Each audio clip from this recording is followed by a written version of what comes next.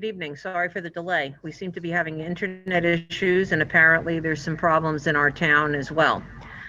The executive session of the Wayne Board of Education regular meeting of January 28th, 2021 was convened in the Media Center of Anthony Wayne Middle School, 201 Garside Avenue, Wayne. The statement of compliance setting forth time, date, and location was read in accordance with the requirements of the Open Public Meetings Act, and the roll call was taken. The meeting was recessed and is now being reconvened. Please rise for a flag salute.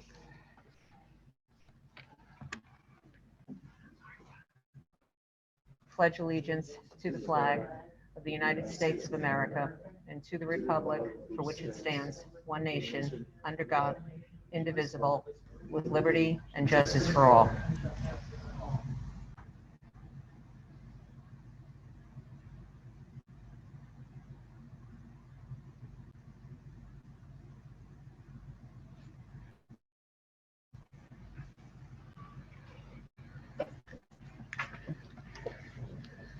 Okay, thank you.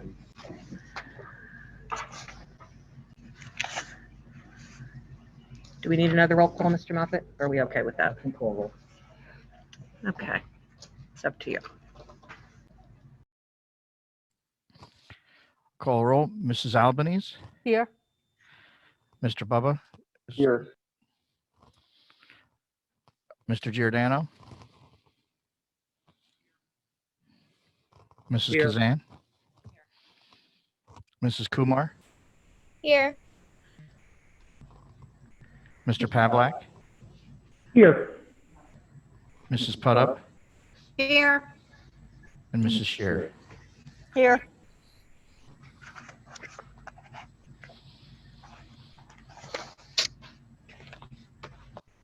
Okay, Dr. Toback.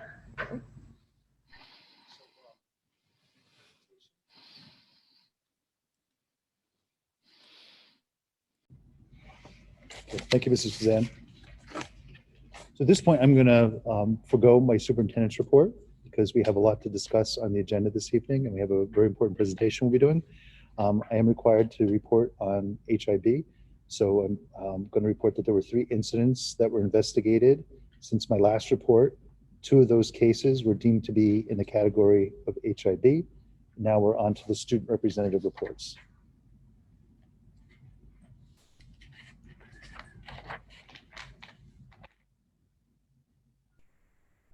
Kathy, you're going to call them I'm sorry, with the student representative reports? are they available? I don't see them on the call. No. All right. There's- Yep, there we wait, go. Here comes Gina. There we go.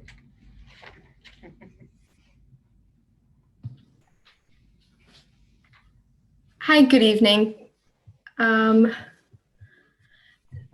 The Wayne Valley ski team is back on the slopes. Julia LaSala came in first out of 25 racers at the NJI SRA Conference C slalom race, leading the girls to an overall first place finish.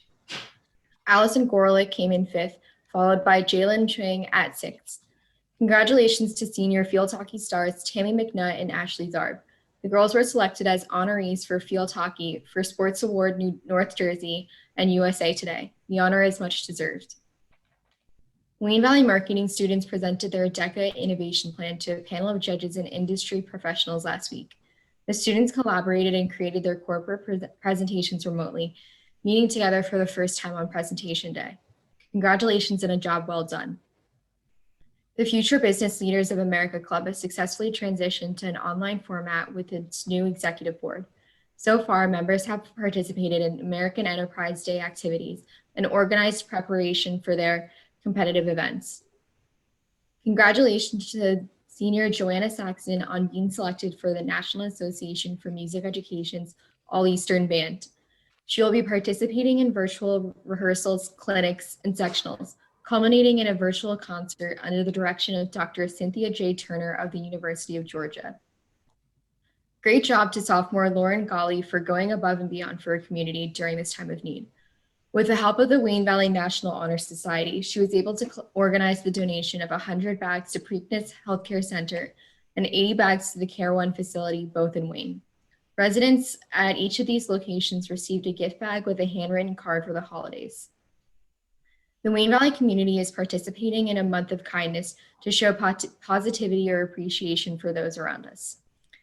The annual third-party compliment project is underway, and in less than a week, over 600 compliments were collected. Collection will continue until February 7th and will be shared anonymously during the week of kindness. Thank you. Thank you, Gina. Joseph? Hi, thank you for having me. Congratulations to Wayne Hills High School band members Adithiram Balahi, Kevin Valencia, Jared Kay, Taylor Keenan, Miriam Gaz, Matt Chialetti, Pratham Kumar, and Ethan Thompson, who will be presenting Wayne Hills High School in our district in the Arts ED New Jersey Solo Festival. This statewide festival encourages students to improve their individual skills and better their school ensembles.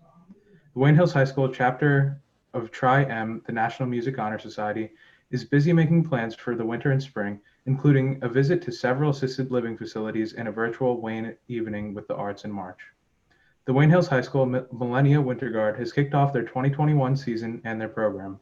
There is something in the attic. The Guard has planned several virtual competitions in March and April and looks forward to being frightening good. Thank you.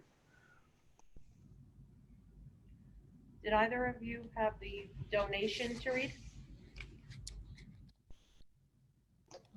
Gianna had the donations. Okay. Gina? Hi, Bruce Hijrita of Trinity International Industries is donating 2 Trinity 6-tier units for sensory bins to Joseph Scarali, Eagle Scout, to complete his project for special education students at Wayne Valley High School. And that's the only donation. Okay, thank you both very much, and we'll see you next month. Thank you. Dr. Tovak? Right, so at this point, we'd I like just to, realized I was on mute. I'm sorry. I was thanking the students and moving to Dr. Tovak. mute thing is sometimes tough. Okay, so no, the mute thing is sometimes it's difficult to do. So at this point, what we'd like to do is we'd like to provide the community with a return to school phase 3 update. So I'm happy to be joined by Mrs. Reichman this evening to deliver this important update, but it's important to point out that the Board of Ed already voted upon a plan for phase 3 for reopening at a last board meeting. So it's important to understand there's no resolution on the agenda for the vote for the board to vote upon tonight. So Dr. Bashar, if we can go to the first page.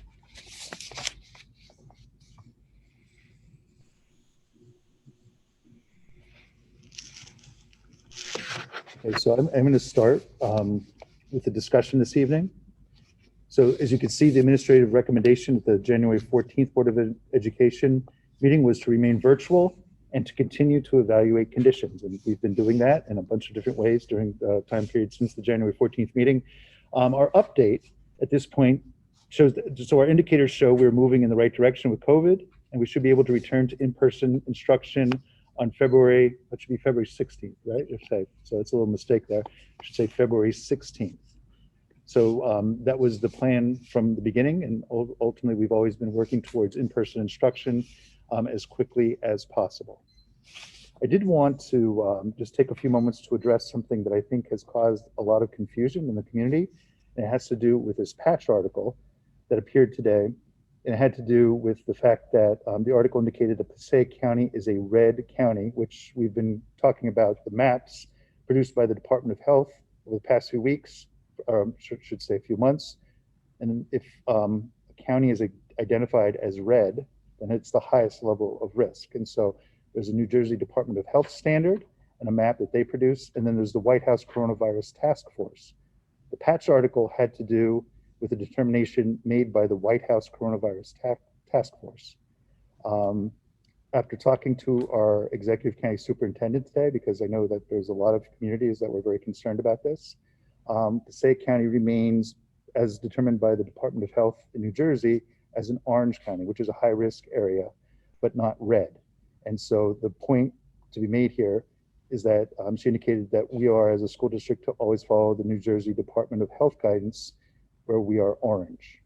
Okay. But she also pointed out that there is new guidance that is expected tomorrow. But right now, according to the White House Coronavirus Task Force. There are 12 New Jersey counties that are in the red zone. Passaic County is one of them, but that does not have anything to do with necessarily the New Jersey Department of Health.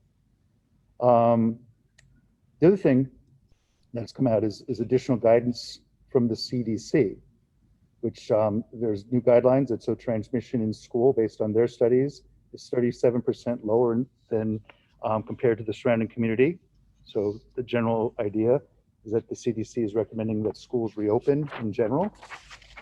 The other thing that the board is taking action on tonight is a resolution calling upon Governor Murphy to recognize school district employees as frontline workers. So if they are recognized as frontline workers, then the expedition, we expect that the vaccine distribution process will look a little bit differently, and teachers will be able to get the vaccines sooner than if they were in group 1B, if they remain there. Also, at our last meeting, there was discussion about vaccines for teachers and what the district is going to do. And there's also discussion about the township. So Mayor Vagano responded with an email and indicated that the employment classification of teacher currently is not listed in the category that would allow them to receive a vaccine, at least right now. And he indicated the township would be following the state's guidelines. He also pointed out really his frustration. The township has requested 25 vaccine doses per week. And at this point, the township only receives 300 doses. But the district will be very happy to set up clinics in our schools to make sure that school employees will be able to receive vaccines as quickly and as easily as possible as soon as they're available. So we'll be working on that over the next few weeks. Okay, so we can go on to the COVID update. Okay. So this is a very a helpful chart that shows essentially where things are in New Jersey, and by extension, Passaic County. The situation in Passaic County is not very different, but you can see that ultimately there is a good trend that we have going in New Jersey. Okay, and you can see the number of cases, all of the numbers are down. But you can see that we're still at an area of relatively high risk. So if you can take a look at mid-December, which is when we were forced, unfortunately, to close down for a variety of reasons, including the spread of COVID and staffing, and you extend that area out into January, where we are now, you can see that we're about where we were in mid-December, which was not an easy time for the district. But ultimately, at this point, we are certainly moving in the right direction. So that's great news for everybody. Okay, we can move ahead. Okay. So at the last meeting, the board requested that we continue to provide the numbers that we've been sharing with the community. And so we did that. So the same charts that you are used to seeing every board meeting are the charts we have this evening. So you can see the COVID-19 totals by school. And so this shows really the differences between our last board meeting. And you can see that's when we started doing this up until from the 26th of October through the 14th of January of 2021, our last board meeting. So you can see what the numbers look like then. And if you go to the next slide, you can see what the numbers look like now on, well, not quite now, it's a few days ago. There were some additional cases, but we wanted to be ready for the this presentation, so it's really to the 26th. But since that time, there are about 10 additional students that are positive and about 2 staff members. Okay, so that's the update. Those numbers were a little bit updated. You can go to the next slide. Okay. So I know over the past week or so, there's been a lot of questions about the closing and maintaining virtual instruction up until mid-February. And I thought this was good to include because this is really an important part of the decision-making process when you look at where we were on January 11th and where we were on January 14th, which was our last board meeting. And that was the board meeting where a determination was made to remain virtual. And you can see just from January 11th, 12th, 13th, and to the 14th, just those few days, you could see just how rapidly the number of cases were growing in the community. And so I think that in the end, when you look at these numbers, ultimately, the Board of Education Administration has an obligation, has a responsibility to all stakeholders. And so at that moment in time, none of our numbers were going in the right direction. So it was responsible to continue at that point our virtual instruction program. If we can go to the next slide. Okay. So now our numbers on January 26th, okay, a few days ago, you can see that the numbers are much better by far. And so these numbers definitely show progress, tremendous progress. Okay. Now, this is the another table that we produce at each board meeting, which is the report from the Department of Health. Okay. So the Department of Health, they report a certain number of cases, and then reported to the schools is another number of cases. In other words, what we have versus what they have. One of the issues that we do believe we have when we have virtual instruction is that we do have a situation where we have underreporting. But you can see the township's numbers are up and down. You can see a high of 62 new cases on the 16th of January. And then you can see a very low number on the 24th, over 7 cases. So sometimes reports come at different times, so they're not always like next day reports. There's some lag time, so it's really hard to say exactly how this all worked out. But the fact of the matter is that we still, in general, are much better than where we were in December. Okay. So now at this point, we're going to get into a staffing update. And so I would like to ask Mrs. Reichman if she could start that report. Sure. Good evening, everyone. There have been many questions surrounding staffing, and just wanted to give an update and example of the most recent staffing situation on January 26th. As you can see, we have 65 teachers who have 504 accommodations in place. They may be working remotely or partially remotely.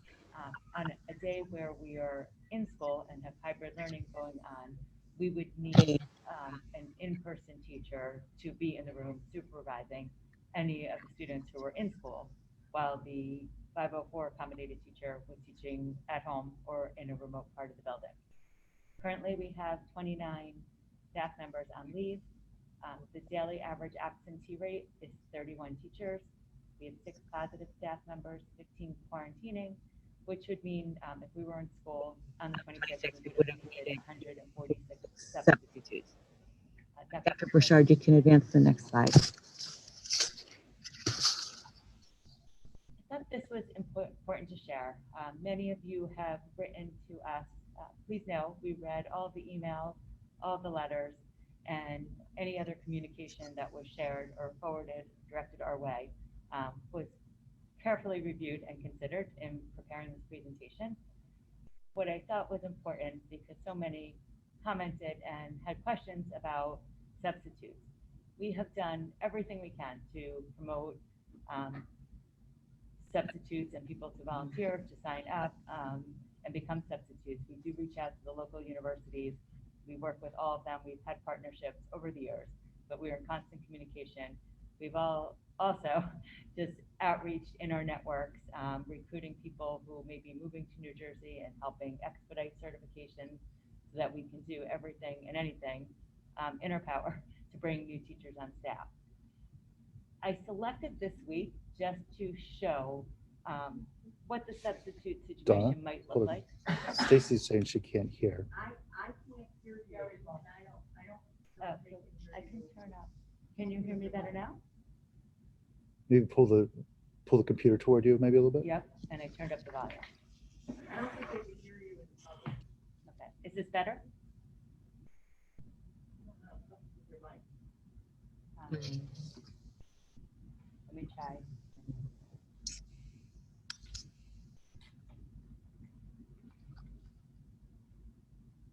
Is this better?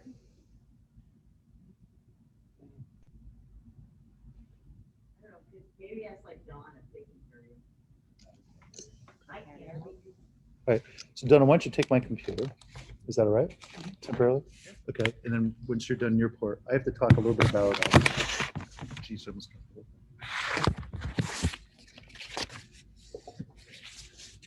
Can you hear me better now?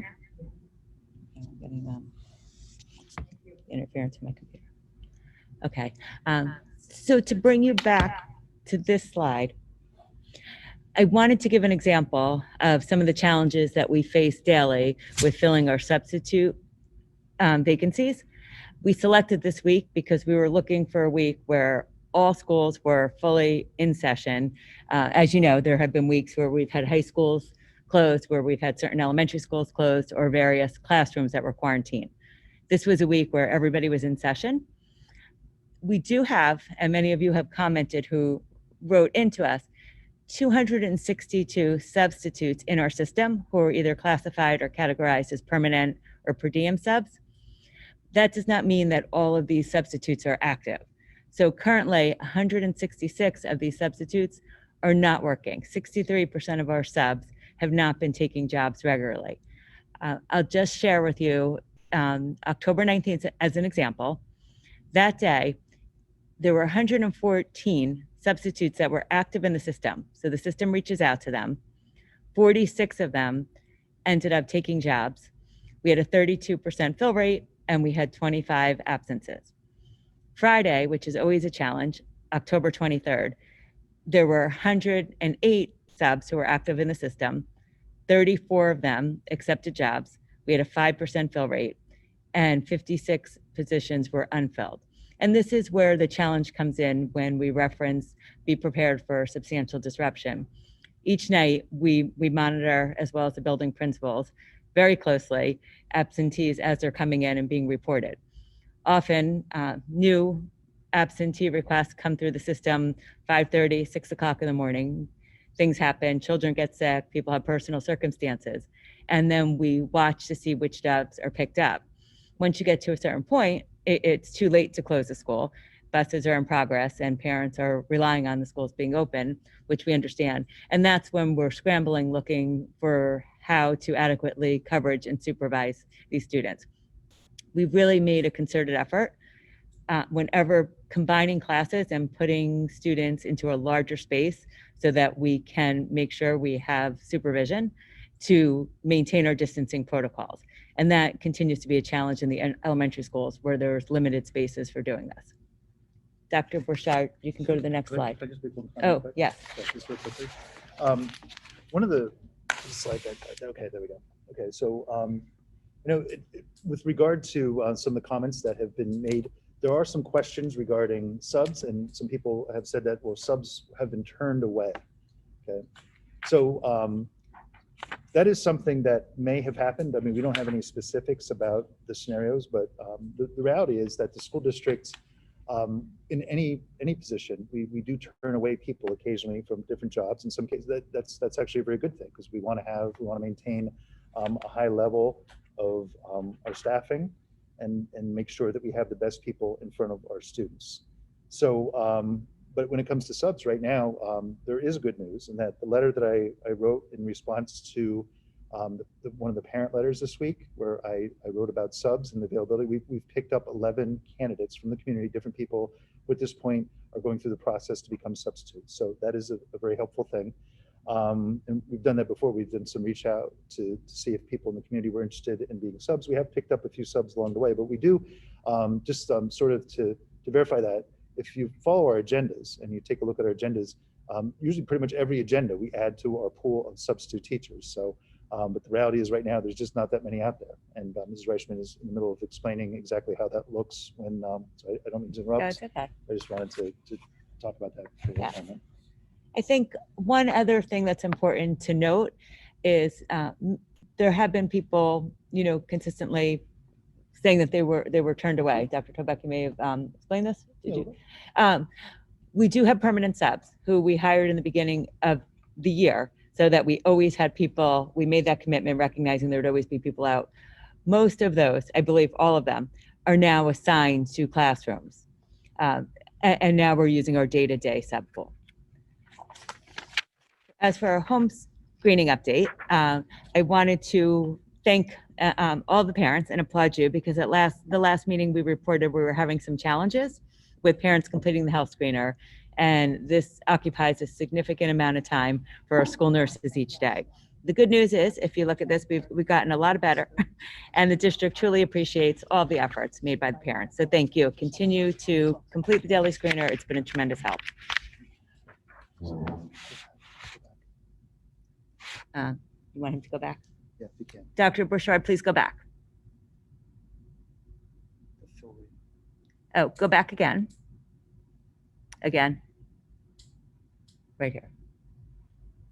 It's 32%, not 5%, right? Oh, it was on, no, right here. I was sharing on, Oh, the 23rd. on the 23rd. Okay. Okay, Dr. Bouchard, you can advance to the voices of the community. And you can go to the next slide. So many of you have written in, and as I shared before, I'm not sure if you heard me or did not hear me. I was having some technical difficulties. We took lots of time this week to read all of your emails and truly try to understand everything that you're experiencing, and we recognize the importance of having kids back in school. Many of the comments and quotes that were on social media were passed our way in an effort, obviously, to be able to be as responsive as possible and understand what you're saying, because your voices are important. We selected a few that we thought might be helpful to reflect on tonight and just provide an explanation. One of the comments you'll see here is that other towns are open 5 days a week. Wayne needs to make a better plan. Kids are doing indoor sports and activities and not wearing masks, no social distancing, and everything is fine, and there's no cases reported. I'm not, and we are not aware of any schools in our area that are neglecting masking and social distancing requirement, but I truly believe that our plan is what opened us on the first day of school and kept us open for such a long period of time. And every community has a different set of facts to consider. We work daily with the Department of Health, with our administrators, and every effort will be made to reopen our schools. That is the plan. That was always the goal.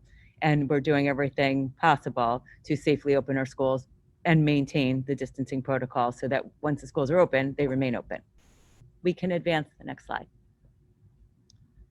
There is no value added for our children at all. 3 to 5 minutes added per block and an hour and 10 minutes in the middle of the day for office hours and lunch. Who's benefiting from this?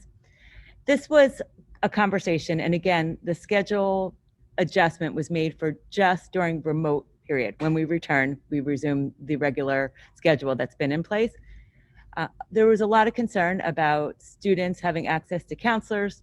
Students, we were told, have jobs after school and commitment to their family, that they've adjusted and become acclimated to the schedule that was in place. Based on all this information, we felt that a midday break would give students time away from their screen, which is another concern, and offer an opportunity midday to get started on homework, studying, seek out extra help, and also work with counselors. The abbreviated day is a concern because our curriculum and pacing was set for the regular full day, which is a 58-minute instructional block. And again, this time, was considering all of those things. The social emotional piece, the mental health piece is a big concern.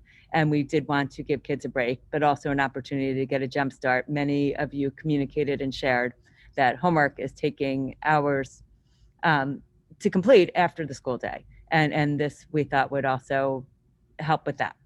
We can advance to the next slide. I won't read all of these to you, but I see this causing my daughter to shut down, and I don't blame her. The presentation will be posted tomorrow. There are links here for all of our wellness resources. We have a link to the wellness homepage. There's all kinds of resources, and we encourage you and hope that you'll take a look at them and reach out to your school counselors if there's anything additional we can do to support you. I think the high school kids are doing okay with virtual learning. This just not seem to be working for elementary kids. They're falling so far behind academically and socially. At the last meeting, I reported out and shared a comprehensive response to intervention plan. Additionally, the what I need period was added at the elementary level to address this concern. Teachers will be meeting with small groups of students to address specific and differentiated need. You should have heard from your teachers, and on different days, students will be assigned to different small specific skill-directed groups to target areas where they can use additional support, or other classes, just to rotate through small group instruction. We can go to the next. Oh, I'm sorry. And that concludes our presentation. I'm going to turn it back to Dr. Toback for some additional comments. Thank you.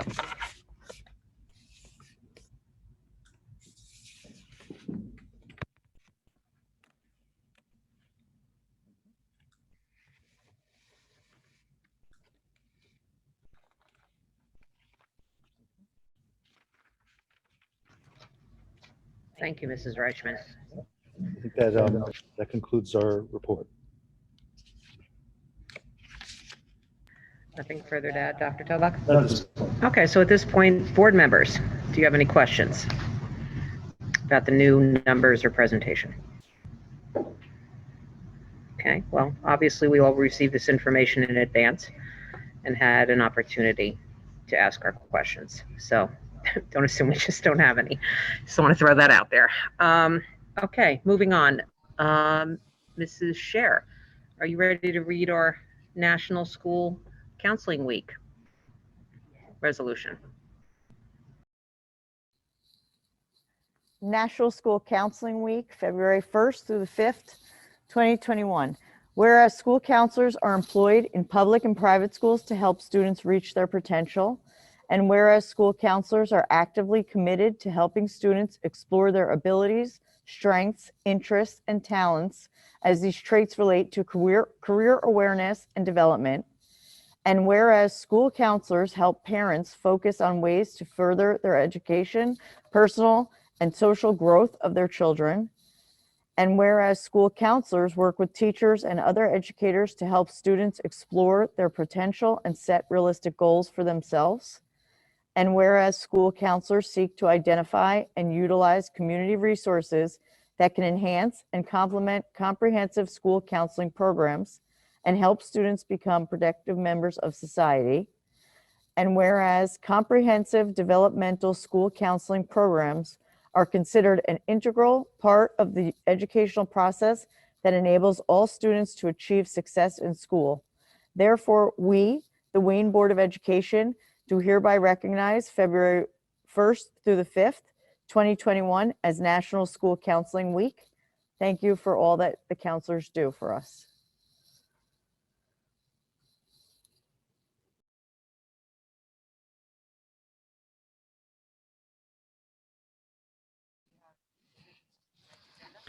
Yes, I do. Tonight we have Sorry, I was on mute. Mr. Moffett is going to read in the revisions. Yes, we have a few tonight. Under M, Human Resources, number 5, approval of extracurricular advisors. Number 5, please change the first name from Anthony to Angelo. On the emergent section, or in the emergent section, under T, Emergent Human Resources, number 1, approval of district substitutes. Number 11, Harrison Bender, to remove name duplicate. Number 2 is more of just some, just a notation for the board members. Approval under number 2, approval of appointment of district staff. Please note that the executive content area was corrected for employee ID number 4699 and employee ID number 3394. And that concludes the revisions to tonight's agenda.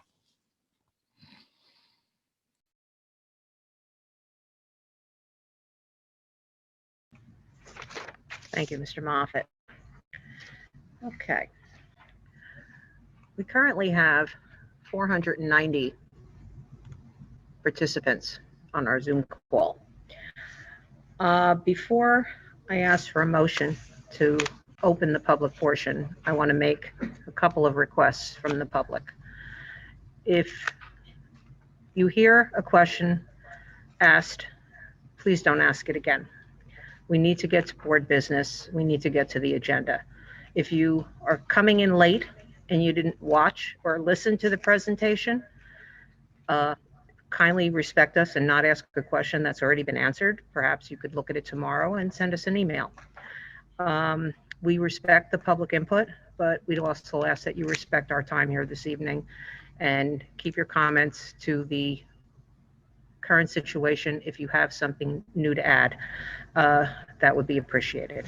Okay, thank you.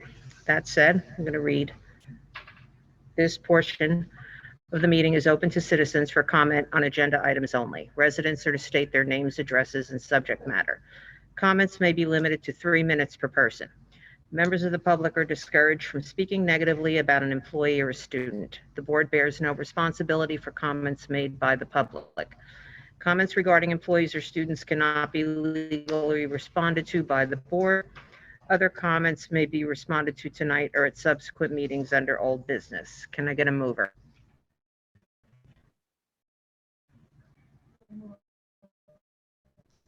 Mr. Giordano, Mrs. Scher. Mr. Bouchard, Dr. Bouchard versus caller.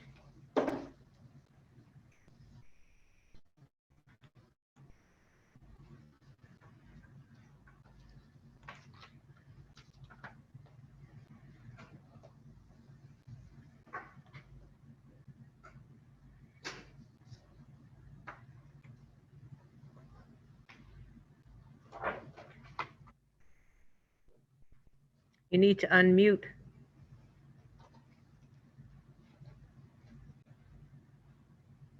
Hello? Oh, hello. Okay, you're on. Oh, hi. How are you? Good evening. I just want to start with my name is Nicole Conti, 79 Old Homestead Road. I have a special ed daughter in elementary school, and I'm just concerned or wondering how or what the district will be doing for the kids in self-contained special ed classes. What more could they be doing for this population? Small groups is something that they regularly had to begin with, so I don't see any extra effort for the special ed population. And also other districts, nearby ones, already the special ed kids have been going in. It's a fraction of the full population. There should be some type of accommodation for these children who are doing related services, speech therapy, occupational therapy, physical therapy, trying to do these therapeutics that they need and require over virtual Zoom class. It's really just an ill-equipped, sad conditions right now. So definitely want to touch on that. And also going back to your first comment for the social media comments, the one about activities, maybe not schools are doing indoor activities. However, my daughter is at the PAL tonight, and there's 60, 65 kids playing basketball, and they're doing indoor sports, and they're not wearing their masks when they're running up and down the gym. And we've had no problems. This has been going on twice a week for several weeks now. So that is happening. So I do agree with that comment. And I think that's it. Thanks for your time.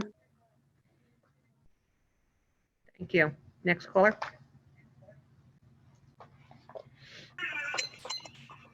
Mario Coletti, 7 Berry Drive. Thank you for the opportunity to speak to the board and the administration. I'm a parent of 2 children, James Fallon, pediatrician and advocate for my children, for which I do everything because I believe it is right in my heart. I urge the board to vote to resume hybrid learning in the strongest possible terms when it comes up for the vote next meeting. Current data shows that cases are declining in the state of New Jersey, and more importantly in Passaic County, not only in absolute number of cases, but also in the more sensitive indicators of the outbreak strength, positivity rate, and hospitalization, both of which have either decreased or remained flat for weeks. The current science and groups that advocate for children, such as the American Academy of Pediatrics and the CDC, as mentioned before, are in full support of having children in schools when safe and appropriate precautions are taken, which have been. Several studies have also demonstrated that schools do not have increased risk of transmission as compared to other areas of life. One such study from Sweden, a country that I would like to remind everyone did not completely shut down businesses at the beginning of the pandemic, showed only similar hospitalization rates and infections among school teachers as the rest of the population since the start of the outbreak, indicating that being in school did not put the staff at an increased risk for contracting the virus. Closer to home in North Carolina, a large school district with more than 90,000 students again show that there was excuse me, that there were, through contact tracing, North Carolina Health Department staff determined an additional 32 infections were acquired within schools. No instances of child to adult transmission of SARS-CoV-2 were reported within schools. The CDC has released new guidance and information stating that the risk of transmission inside schools with proper precautions was exceptionally low, in fact, lower than in the community. We must let go of the assumption that schools are super spreaders, because they are simply not when proper precautions are taken. Given the evidence, as well as according to the New Jersey Department of Health, there have only been 27 cases reported that were traced back to schools in all of Passaic County since September. Not to mention that the positivity rate is also declining, as before mentioned. As presented, there have been cases with staff and students that have occurred while school remained virtual, pointing to the fact that community spread and not necessarily spread in the school is the problem. In this time, we have called on our essential and healthcare workers to step up and meet the demand of this challenge, which they have. Bus drivers, grocery store cashiers, retail employees, just to name a few, have been going to work day in and day out with much more contact and close contact with the public than most of us would experience in the current school format. I argue that teachers are essential and frontline. The education of children is perhaps one of the most essential jobs that can be performed.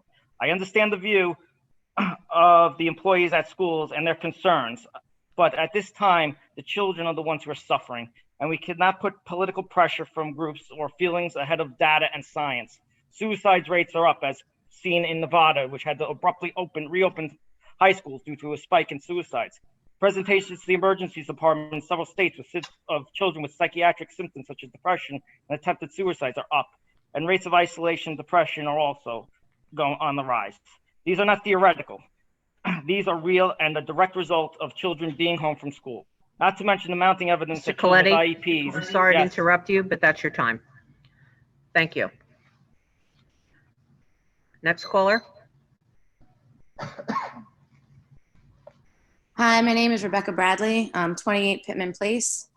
I honestly don't know where to start, only because the goalpost seems to have moved so many times. It's difficult to craft an argument when your argument keeps changing.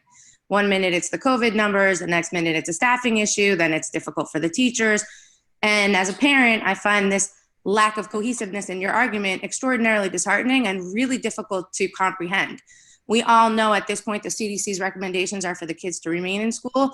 It seems that Wayne prefers to do things backwards. It's recognizing that indoor sports and indoor dining should be limited while schools should remain open. And for some reason, we fight to do the opposite. Dr. Toback, you mentioned in an article that you find it difficult to make everyone happy. And to you and to the board, I say it's not your job to make anyone happy. This is a triage situation. Your job is to prioritize the most vulnerable, which is our children, the voiceless, the most impacted. Stop worrying about making people or the union or anyone happy and start doing what's right and what the science dictates. Mental health issues are on the rise. COVID does not spread in schools. If there's anything one of your charts just proved, it's that. The numbers went up from January 11th to January 14th when we were not in school. So the spread of COVID needs to stop being an issue. I've seen every member of my community, teachers and their family members included, in the malls, in the shopping centers, at Target, food shopping, at sports, at competitions for cheer, in and around town doing everything that they would normally do. Do I understand the fear? Yes, I do. I live in this world as well. But what I'm watching isn't fear of what could happen, but is exactly what is happening. And our children are ill-equipped not only to handle the learning that they're expected to be doing, but the emotional ramifications that are happening. As adults at the end of our very difficult days, my kids who have amazing teachers, amazing, who I absolutely commend from here to the ends of the earth, along with their principal, have been doing everything possible in these extraordinary times. And what they end up doing, like the rest of us at the end of our hard day, is having a well-earned cry, a good hard stiff drink, and sit on the couch and breathe a while until we collect our strength to do this again tomorrow. What do you recommend I do for my 7-year-old who doesn't have the emotional wherewithal to explain exactly what's happening? Stop trying to make people happy and start doing your jobs, which is to advocate for the health and well-being of our children, not the unions, not any adult, but the children who cannot voice themselves how this is impacting them. We can only watch them fall apart. It is your jobs to do what's right. follow the science. If they won't close sports when the numbers rise, if my Target is still open, my children should be able to attend school, socially distant and masked, and their teachers should be able to teach in school. You're having a staffing issue, reach out to the local colleges, not in conjunction with them. The frontline workers brought in medical students to help them. Bring in students. Why don't you work with the colleges to start bringing in student teachers and giving them credit towards substituting? Try that. Have you polled the teachers? Mrs. Bradley, I'm Yeah. sorry. That's your time. Thank you. Next.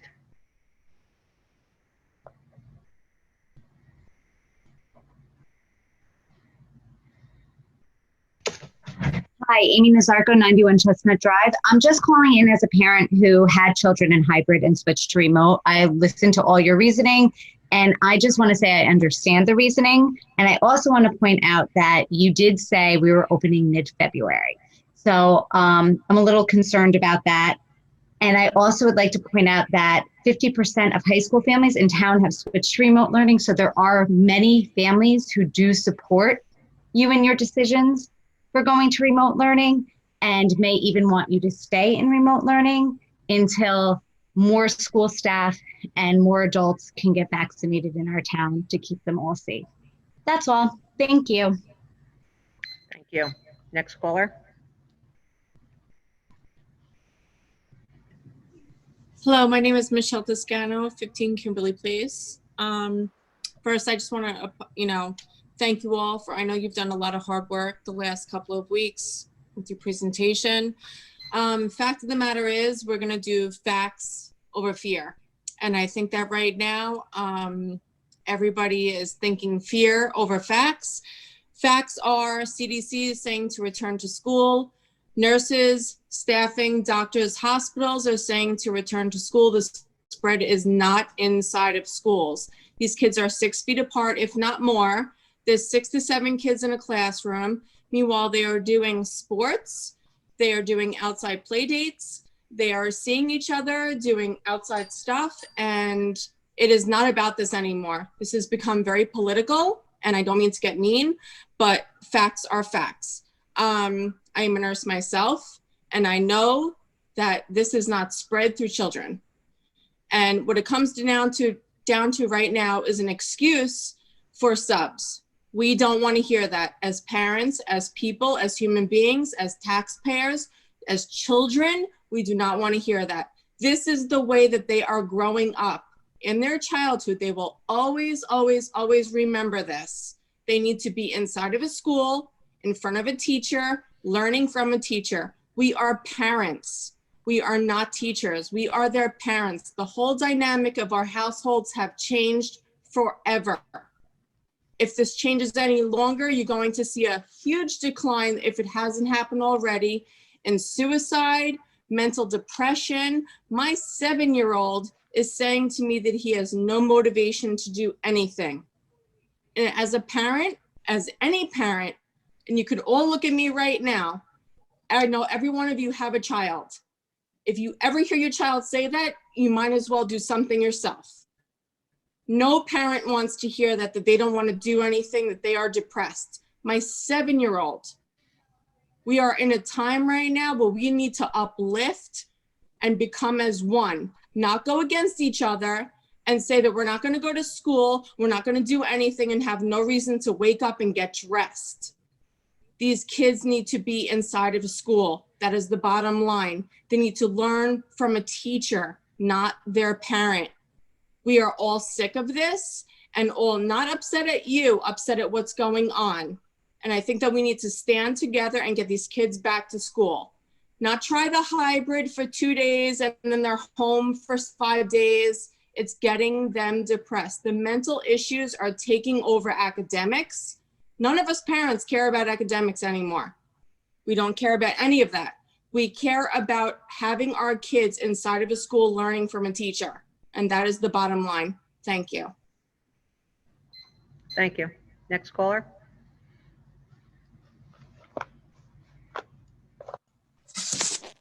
Hi, my name is Rosemary DePalma, 26 Woodlot Road. I'm a Wayne elementary teacher and a parent in the district. I'm happy and grateful for the plan to return to our hybrid model. Thank you. With my students in mind, I feel that we as an educational institution are responsible for the very strong needs of the students and their families in the community. On a daily basis, I'm reminded that schools provide so much more than an education. Our children need a safe and nurturing learning environment. Too many children are currently on their own trying to navigate the virtual demands of their academic day. They are sitting in their basements, they're laying in their beds, they're muted and masked on the screen in very loud and chaotic childcare facilities. Children and parents are reaching a dangerously unhealthy level of stress and burnout trying to keep up with the demanding schedule. So I'm happy that we're returning, thank you. However, as we do phase back to school, I feel strongly in advocating for Wayne to revise the remodel of instruction so that teachers are able to teach in person without the interference of live streaming. We need a model that provides teachers the ability to do what they do best, and that's teach children in the classroom. We need to figure out a way to provide virtual students with instruction without damaging the quality of in-person instruction. It is without a doubt that teaching in one modality is more effective. I think every parent and teacher would agree that the quality of instruction during virtual is an improvement to the otherwise fractured and flawed live stream lessons during the hybrid model. This is a huge problem.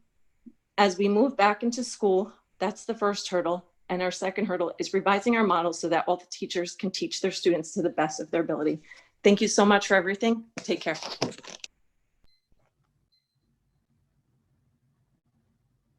Thank you. Next caller. Hi, Christy Barros, 6 Walling Drive. I just wanted to say that, my 7-year-old is a student at Randall Carter. The teachers there have been absolutely amazing. I'm astounded at all of the things they are capable of doing in the short amount of time that they have to do it. I'm watching my 7-year-old have fits, have panic attacks, anxiety attacks, can't sleep at night, and we all feel lost. We don't know how to help our children. And as much as the counselors try, and God, I know they have tried, it's still just not enough. They need to be in school with a teacher. I am not a teacher. I'm a physical therapist. I do not know how to teach math. So they need to be in school with teachers. They need to be with their friends, and they need to be socially and emotionally stimulated every single day. I know this is hard for everyone. I know everyone is scared. God knows I was scared in March. I cried every single day because I did not want to go to work because I thought I was going to kill my family. But every single day I went to work and I worked with my patients, and everyone has been safe. We hear you, teachers. We know how hard it is and how scared you are, but we're watching our kids deteriorate in front of our eyes, and we have no other way to do this than to beg you to please keep our kids in the forefront of this and do not let politics get in the way. Please let them go back to school. At this point, I think most of us will even take the hybrid, though 5 days a week is what we really, really desperately need. I would also really like to hear from every board member what your stance is on this at this particular point in time. It would be nice to know who is being supportive of this and who is not. I would really challenge all of you during the next session to say what is on your minds. Thank you very, very much. Thank you. Next caller. Good evening, Tori Esposito, 47 Woodlot Road in Wayne. First, I want to thank all the board members that are in person tonight at Anthony Wayne for coming out to say hello to the parent rally that we had, 1,300 strong and growing. So appreciate that. Appreciate the transparency. Again, I just want to echo sentiments. We should be moving forward, not backwards. If you don't get these kids back soon, these kids are going to stay in bed on their computers and never want to walk into a school again. School's a controlled environment. You limit the kids, social distancing, wearing masks. If it wasn't working, other districts wouldn't be able to be doing this model. Catholic schools are open. Private institutions are open. People make it work if you want to. Again, thanks for the transparency. I do hope that you vote for more in person on the 12th, that we can do that. And again, fight for the kids, because nobody else will except all those parents that were out there tonight. Thank you very much. Thank you. Next caller. Hi, this is Cheryl Nieberline. Can you hear me okay? Yes. Okay, good. I'm a reading specialist. I've been working in Wayne for about 20 years. I like to speak to the community about the importance of keeping the schools virtual. So we're in a situation that none of us have ever seen or experienced, a global pandemic where every day our health is put at risk, as you never know if you've been exposed to COVID, and if you have, if you will survive. This is a real fear for us teachers. Kids are very perceptive. They feel any outside stress. So especially when their teachers are feeling fearful, worried, and scared, they kind of take that on as well. So I kind of want to talk to the community about the virtual model. It has so many positives, and I really, truly believe that it's working. All of my students have grown in so many ways this year through the excellent, hardworking teachers in Wayne, and their parents for helping as well. The kids have settled into a routine. The benefit of being online together without masks promotes socialization and overall mental well-being. Our job as teachers is to deliver high-quality instruction to the students in Wayne. The virtual model allows us to do just that. It allows us to have all of our kids in front of us at the same time, so we can hone in on the wants and needs of each student. The hybrid model did just the opposite. Teachers were trying to find a balance between the kids in person and the virtual. No educator can effectively teach and focus in two different directions at the same time. This had a huge impact on the students' education, not because of the teachers, but because the kids are not getting 100% of what they deserve. Teachers were forced to kind of act like robots instead of the loving, caring people that we are. Classrooms in December were very, very cold, and we have had the windows open for cross ventilation. Many students and teachers in the elementary school sat on their desks with jackets, hats, gloves, mittens, scarves, boots, and masks, all while trying to work Chromebook. The poor kids by the window were freezing. They were shivering in their seats. This is not a healthy work environment for anyone, and therefore has a negative effect on the education for our students. The virtual setting is just the opposite. No matter where the students are learning, they're in a safe, heated environment without the worry of freezing, especially as the temperatures drop throughout the winter. I had COVID, and so did members of my family. Trust me, it was scary. For 14 days, I didn't know if my loved ones were going to be okay or need hospitalization. The virus is real. We all want things to go back to the way that they were, but until the vaccine is widely available, going back to school is an unsafe place for students and teachers. The virtual model is the safest and most effective way of working through this pandemic. Teachers are equally affected by the virus. We should not be placed in unsafe work conditions. My ask of the community is to think about all the parties involved, not just what is good for the individual. I encourage you to do the right thing by keeping the virtual learning model until it is truly safe to go back. Thank you so much. Thank you. Next caller. Hi, Kristen Krasawi, 85 Lake Trail, East Wayne, New Jersey. I have children, 2 children in the district, both with IEPs. My youngest is 6. And I don't know if you know what it's like to teach a 6-year-old how to type, but it involved a lot of crying. It involved frustrations that we parents are not equipped to deal with. This is hurting our children. The last caller, I understand the fear that she's talking about. We all have fear, but we have to move past that, transcend it, and look at the data. I am a writer. I use data every day at work and in my life. I am a divorced parent doing it alone during the week with 2 elementary school children. Do you understand what kind of a job that is? What kind of a burden that is on the parents, and how unfair it is to the children? Children have a comfort level with their parents. They don't speak to us like they speak to teachers. They know us, they love us, and they fight back for every little thing.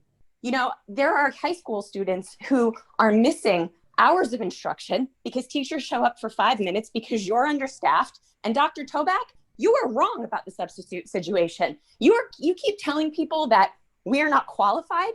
I applied to be a substitute when I lost a job a year ago because of COVID.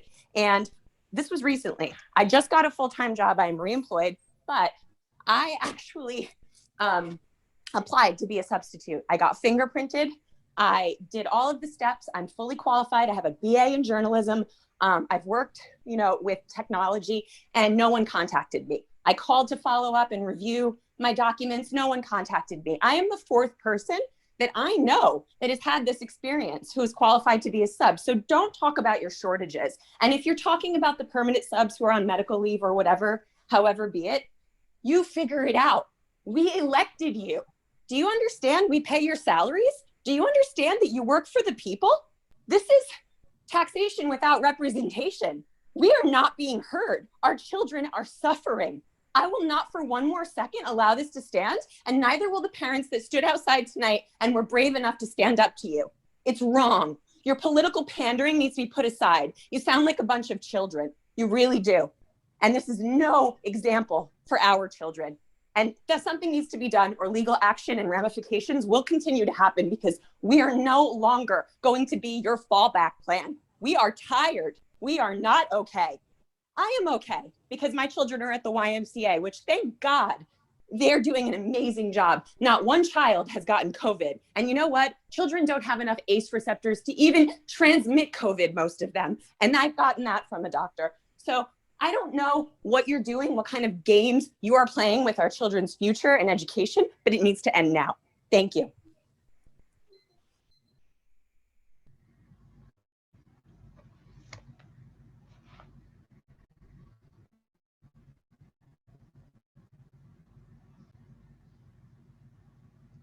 Are you there? You need to unmute.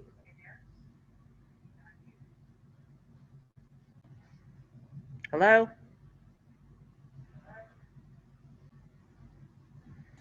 Hi. Next caller. Oh, Yep, okay. sorry. Jennifer Graff, 60 Magnolia Place. I have 4 children that are in the district, elementary, middle school, and high school. And I first want to thank their teachers who have been amazing in helping them. I have 2 kids with an IEP, or 1 kid with an IEP and 1 hopefully getting an IEP. And it hasn't been easy for them. And there have been times where they've had horrible anxiety, and I've had to sit there and watch this happen to them. Thankfully, they've had wonderful teachers who've been able to help, but I am in full support of them being back in school. I've listened to everything that has been put forth, and I find that the substitute process seems very unorganized. The last caller that called in, my heart goes out to her. I can't imagine what so many parents are going through that are doing this alone.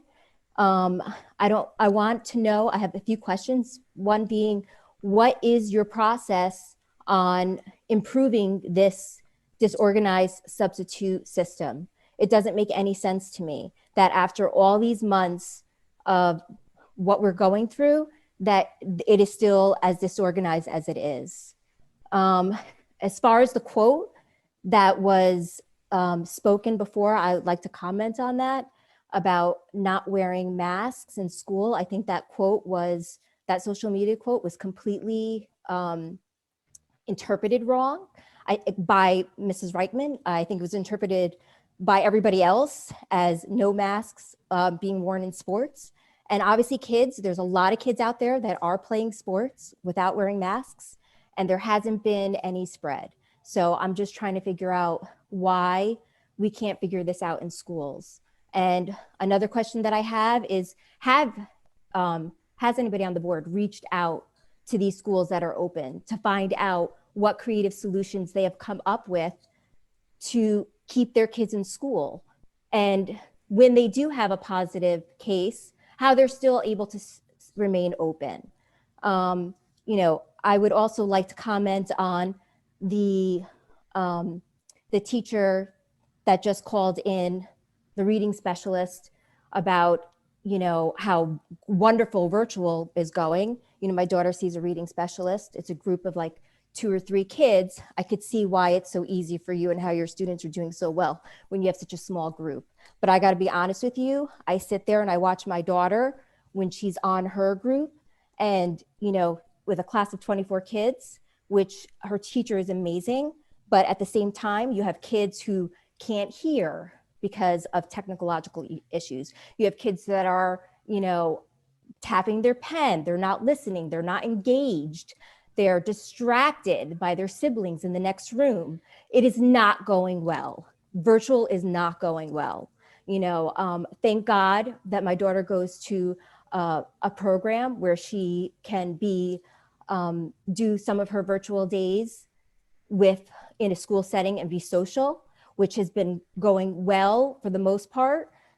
There has not been any spread there. And what I'm trying to figure out, where that school is open 5 days a week, how come our school is not?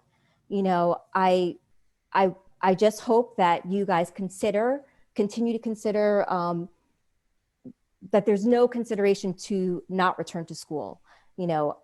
It's so important that they return to school. And I just hope that you're not being influenced by the unions to. Ma'am, that's your time. Thank you very much. Sorry to interrupt. Next caller. Tara Daly, 53 Osceola Road. Thank you all for being here tonight. First of all, before I read my prepared statement, I just want to thank the teacher that spoke, Rosemary DePalma. I thought that was wonderful that you came out and spoke as a teacher in our community and as a parent in the community, and I appreciate you. My children have had many excellent educators in the Wayne schools who have touched my children's lives and contributed to their development. It defies logic that I or any other parent would be asking for in-person learning and send these teachers or our children that we care about more than anything in the world to an environment that was deemed unsafe. This is because the school is deemed safe. The data says so. Real education requires human interaction and connection that cannot be achieved through a screen. Contrary to what the reading specialist called up and said, my third son, he has an IEP. I would be at work receiving emails that my child was not attending class. I would be in the middle of taking care of patients and have to come out and get him back on task while I was at work. How is that equitable? How is that appropriate for working parents? Keeping our schools closed is neither normal nor necessary, and it is hurting all children in their social, psychiatric, and academic development. The CDC released a report pointing to a massive increase in suicidal ideation among young people during COVID lockdowns. This week, another CDC report came out, and a report from the Duke and UNC that reported that there is minimal transition within schools. There are 1.5 million students and staff in New Jersey K-12 schools. To date in this pandemic, the New Jersey Department of Health reports 629 cases of school-related COVID. That is 0.04%. Dr. Toback points to the number of positive cases as a metric for keeping schools closed. Yet, the World Health Organization has announced that a positive test result alone is a flawed metric without a doctor's assessment for confirmation based on symptoms. This is because the test cannot determine if a patient has a fragment of dead virus in their system or an active viral load. During the peak of the pandemic in April, New Jersey was testing 14,000 people per day. The last few months, it has been 85,000 people per day. Of course, you will receive more positive results with such an increase in testing and flawed tests. Surely Dr. Goldberg knows this. So is he not telling Dr. Toback and the board this? The science and data prove that it is safe to reopen our schools. Any other argument for closure is just an excuse at the expense of our children. Thank you. Thank you. Next.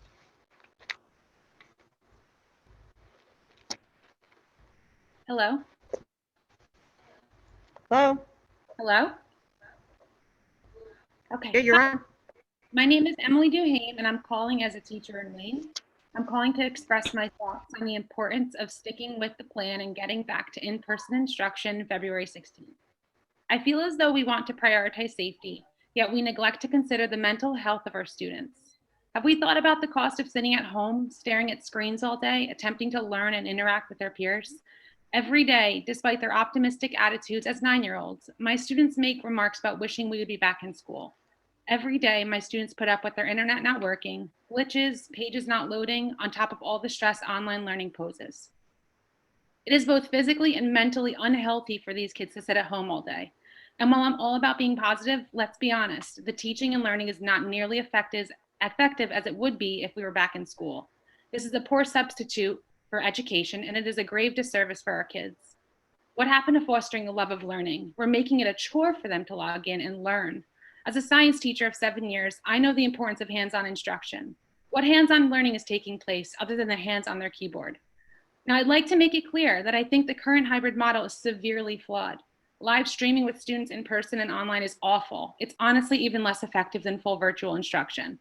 I'm not sure why the concept of having full in-school teachers and full virtual teachers that many other districts have adopted was never entertained.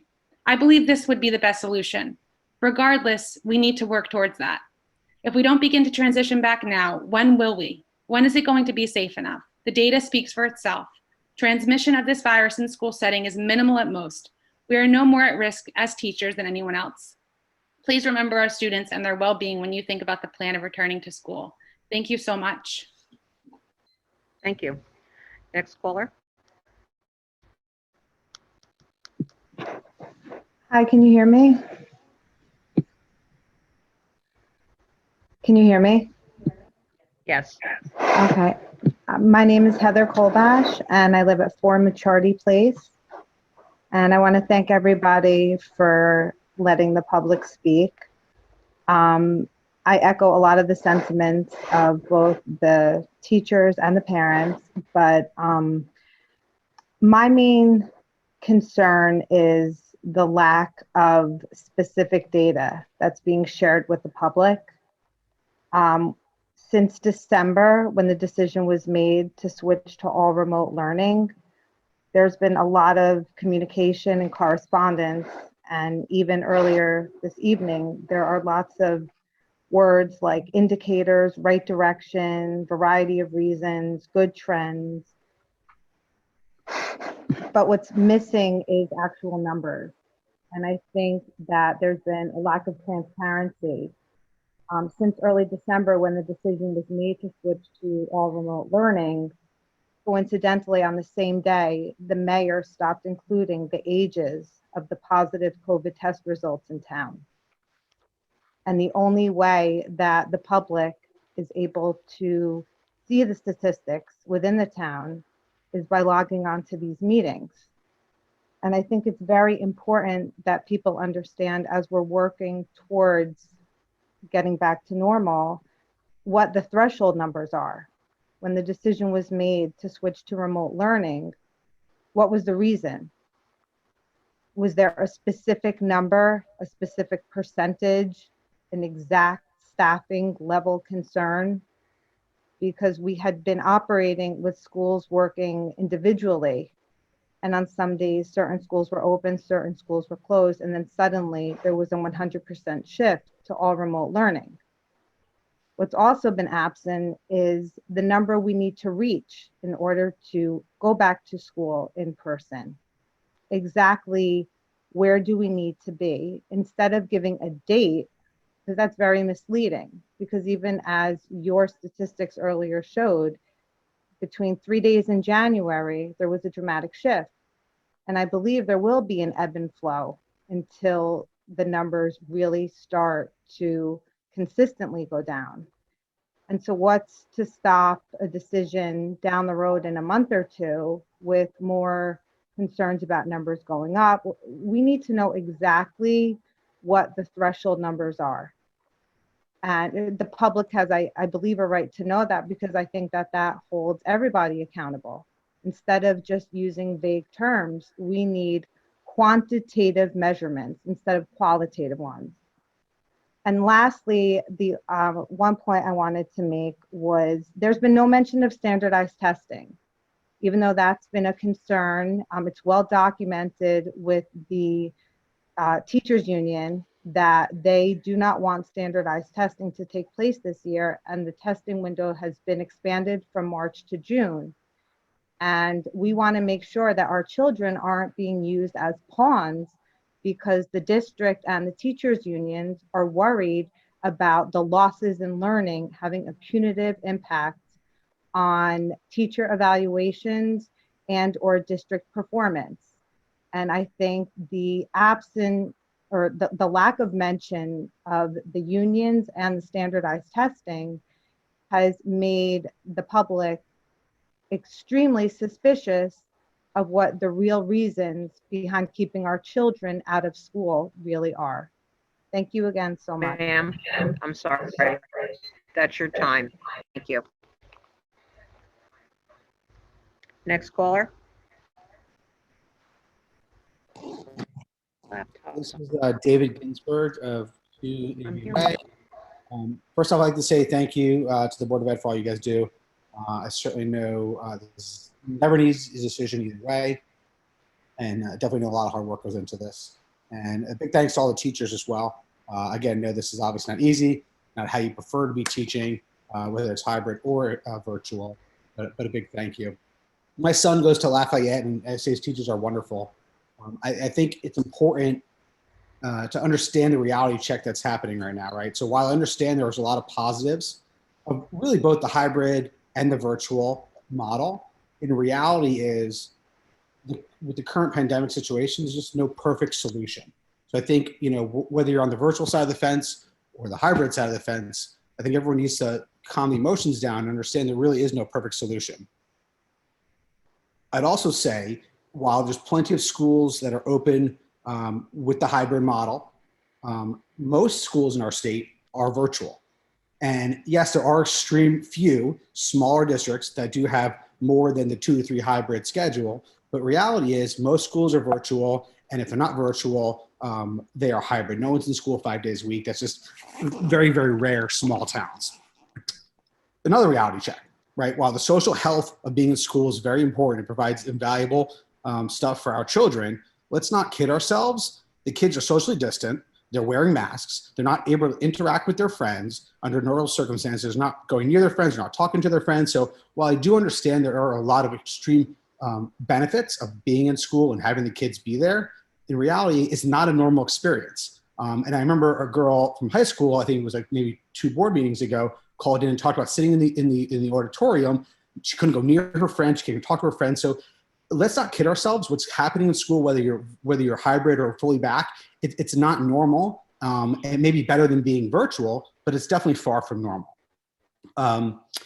One of the benefits I will say, first of all, I really, for my son, really enjoying the WIN and the Spanish and the specials now being live has made a major difference. But I will say one of the benefits for my 7-year-old is he's become a lot more proficient with the computer.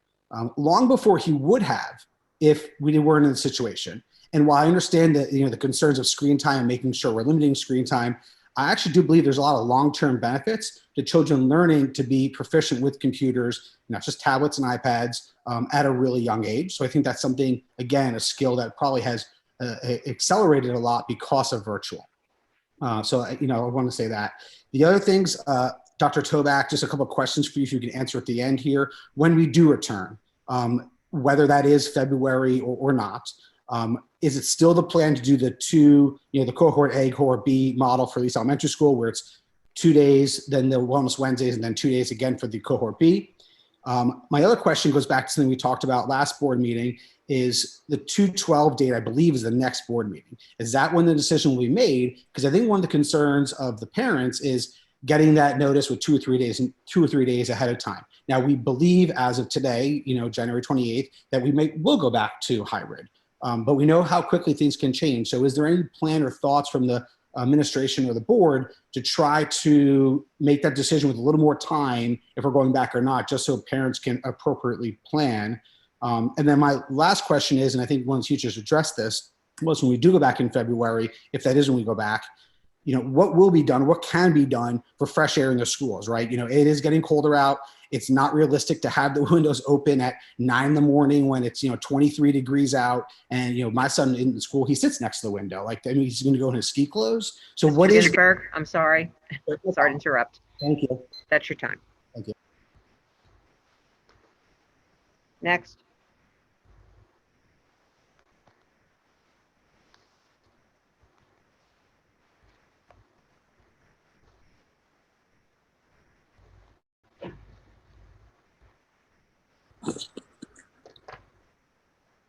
Hello. Go ahead. Hi, good evening.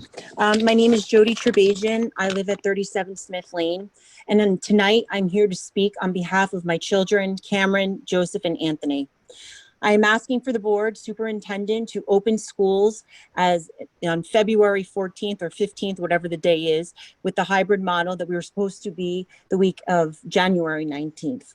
Last week, after the Board of Ed meeting, I could not believe, or excuse me, 2 weeks ago, what I heard and seen presented to the public. National, state, county data used for the district to really basically hide the real problem that was going on. Absenteeism, lack of teachers, lack of substitutes, and political obstruction by the Wayne Education Association. These are a few things that I feel that I need to address today. I feel that the debate about safety today in the classroom can come to an end. We now have data from the CDC, Tony Fauci, numerous studies that all support the safety of our children and teachers in the classroom. In the beginning of the year, we went back to school, hybrid model, which was wonderful, without a vaccine. So I want everyone to have access to the vaccine. That is very important. However, the most at risk currently can receive the vaccine. They can get it today, okay? So I don't feel that it's necessary for every person in the Wayne School District to receive the vaccine before my children go back to the classroom.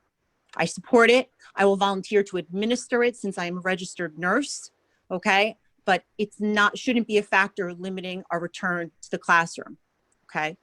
Number two, I'd like to talk about the staffing issues.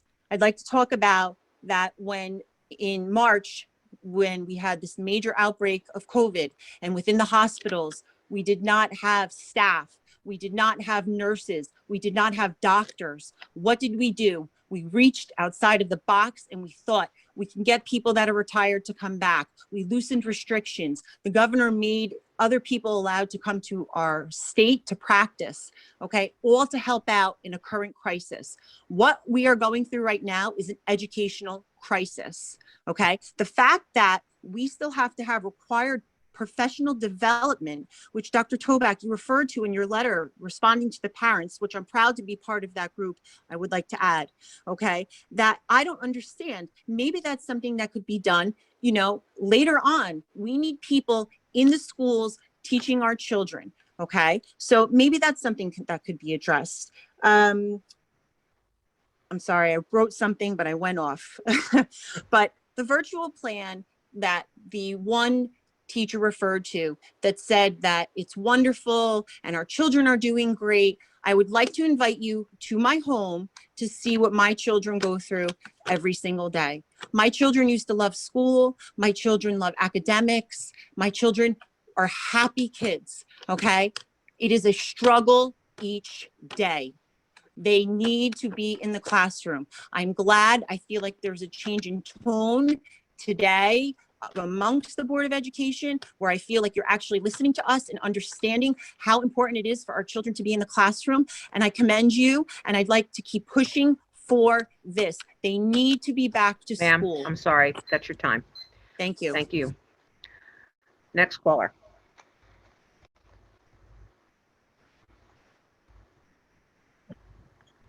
Hello.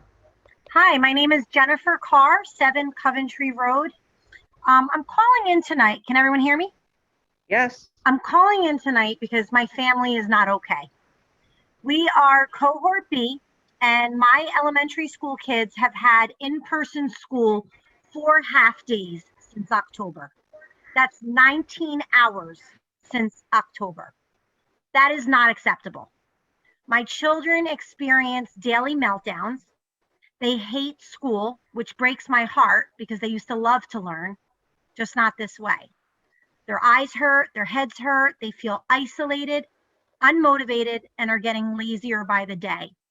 My son's elementary school teachers are amazing. There's only so much they can do through a screen. It's impossible to engage a 7-year-old or my 7-year-old for that many hours in a row through a screen. I completely disagree with that reading specialist that called in and said virtual learning promotes socialization. I have no idea what she's talking about. That's not happening in my house. She's welcome to come to my house tomorrow morning. First meltdown guaranteed to happen before 10 a.m. My sons are checked out, zoomed out, and showing no interest in school. They're stress eating, they're gaining weight, anxious, and not sleeping well. I fear we are going to be paying for the long-term effects of all of this academically, socially, and emotionally for years to come. Our children deserve better. Come on, educational experts, doctors, psychiatrists, scientists, the CDC all agree schools are safe and should be the last thing to close. Our children's mental health is suffering, and our children are behind. I wish everyone would stop saying, but everyone is behind. They're not. There are towns all around us. I'm not talking about other states. I'm talking about right here that have had kids learning in school. Totowa, Little Falls, Haledon, Pequannock, Morristown, Caldwell, Rutherford, Montville. I could go on and on. Private schools, Catholic schools, they have not stopped learning. In a few short years, when my oldest is applying to college, there won't be a box for him to check that will excuse him for not being up to par with other applicants. There won't be no, oh, I'm sorry. We know you went to school in Wayne. We know your parents paid a lot of money in taxes, but you didn't have in-person learning for most of the year. You went to school for a few hours each day through a screen. Come on, Wayne. We can figure this out. I love this town, and I want to be proud to be from Wayne. I don't want to regret that I didn't send my kids to private school. I know they can get a good education in our public schools once we open up schools again and start learning again. Our children deserve this. I'm happy to hear that we're returning to the hybrid plan on February 16th, but we need to do whatever we can to return to school full time as soon as possible. I'm thrilled that they're going to be going back for a couple days a week. I'll take whatever I can get, but it's not the same when their teacher has to teach the in-person students while simultaneously teaching kids at home. Like Ma'am, the lady. that's your time. Ma'am, I'm sorry to interrupt. That's your time. Next caller.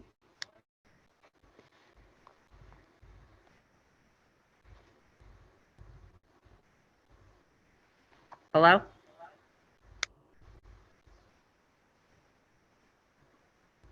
Can you unmute?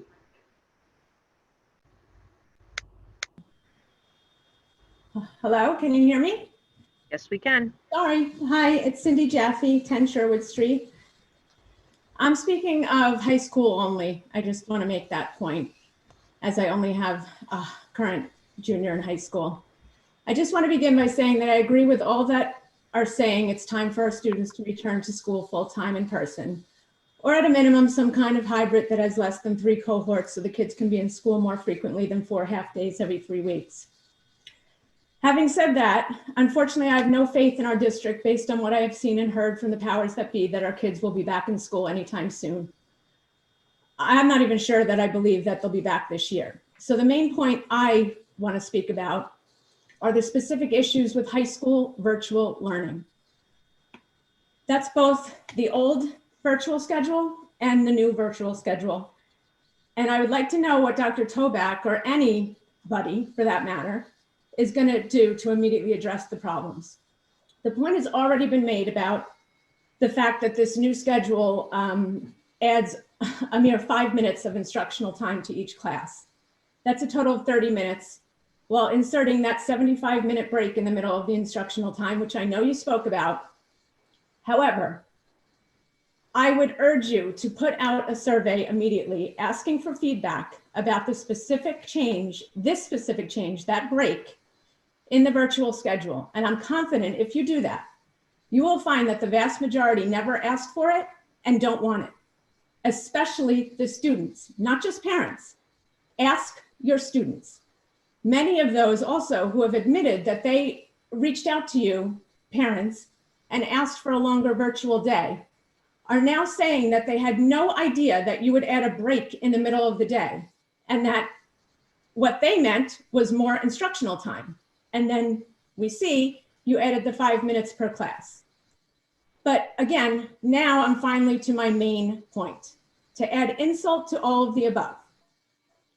For my junior at Hills and so many other high school students, the honest, realistic, and despicable truth is that from day one in September through today, whether it was the original virtual schedule or this new virtual schedule, when they have been all virtual, the Google Meets actually only include 5 to 10 minutes total of teacher interaction or actual instruction per virtual class block time slot.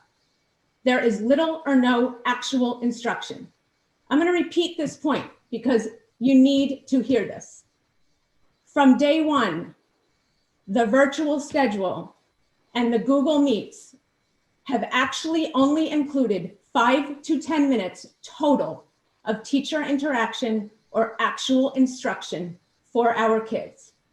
Forgive me for being so blunt, but most of these Google Meets are an actual joke. Most consist of a quick attendance and then an assignment posted that these kids are to do independently. Ma'am, And that's I'm fine, sorry. but the I have to stop you. That's your 3 minutes. Next caller.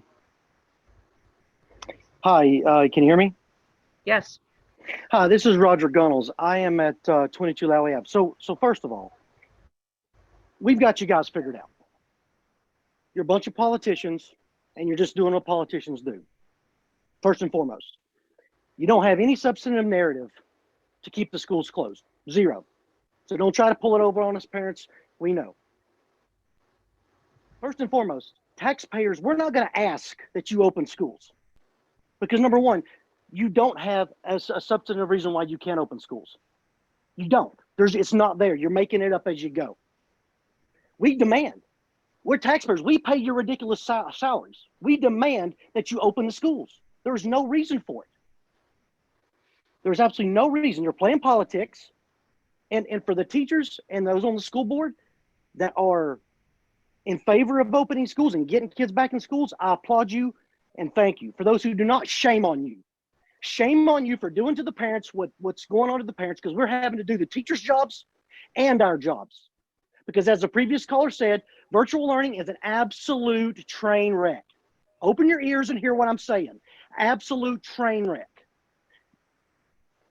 The latent impacts of what we're dealing with now, you guys obviously, look, for you guys to be in the position you're in and not be able to see what's going on and make educated decision is beyond comprehension.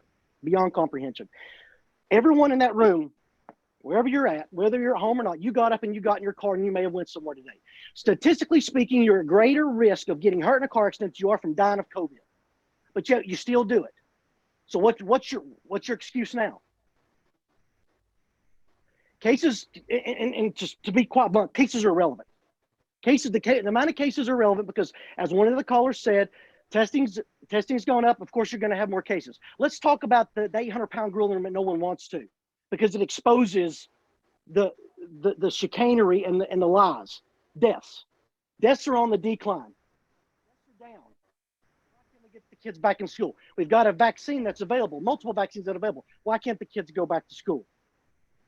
There's no substantive reason why you can't open schools, but you're doing this on your own. And I would like to remind you that you answer to us. We are the taxpayers.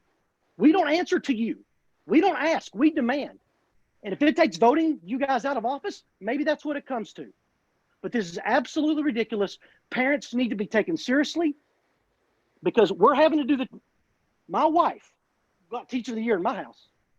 Nobody at school. My wife got teacher of the year because she does her job and she helps our son.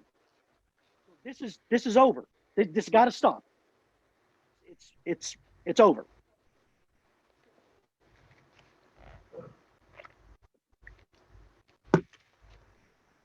I'm finished. Are you finished? Yeah, I'm finished. Oh, thank you very much. Next caller, please.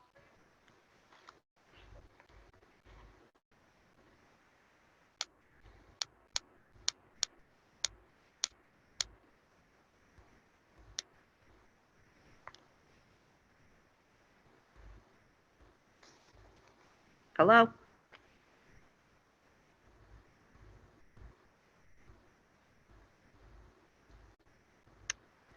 Are you there? Hello?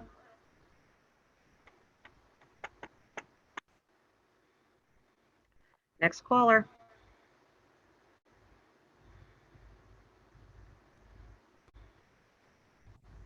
Hello, can you hear me? Yes. Hi, good evening. Roberto Mendez, 31 Mayfair Drive. Good evening, Dr. Toback and members of the board. I want to address concerns regarding the district's failure to provide appropriate accommodations for our most vulnerable population, our students with disabilities. I believe we can agree that most of our children have, to some degree, experienced some level of aggression during COVID-19, with the back and forth between virtual and in-person instruction, whether that be academic, socially, emotionally, and/or behaviorally. Our students with disabilities who learn differently and have a wide range of needs based on the severity of their disability would benefit greatly from in-person instruction. With the district's decision to elect for continued virtual instruction, the district is failing to meet the obligations of students with disabilities. As per the New Jersey Department of Education, the road back, continuity of learning, ensuring the delivery of special education and related services to students with disabilities. Districts must continue to meet their obligations to students with disabilities to the greatest extent possible. Specific strategies and considerations for students with disabilities must be critical points of discussion for every return to school scenario. I am urging the superintendent of schools and the Board of Education to strongly consider offering students with disabilities with in-person accommodations.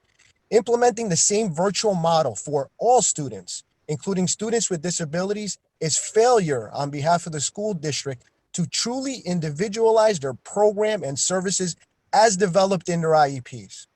There are many school districts across the state that have identified the need to accommodate students with disabilities. For example, offering students with IEPs with 5 days of in-person instruction, coupled with the opportunity to implement related services in person if the parent allows for it. I am also asking the district strongly consider the unique needs of each school when considering returning to hybrid and the need for the youngest children to return to in-person instruction. According to the American Academy of Child and Adolescent Psychiatry, children between the ages of 2 and 5 should limit screen time to 1 hour per day, making virtual instruction for preschoolers completely inappropriate. The Preakness ECC has extremely small in-person class sizes, minimal COVID-19 impacts. Therefore, there is no valid reason as to why the youngest students of the district cannot be afforded with daily in-person instruction, especially those with disabilities. Approaching the district as a one-size-fits-all model is an extreme disservice to all students. Each school that can open for in-person instruction should open for in-person instruction.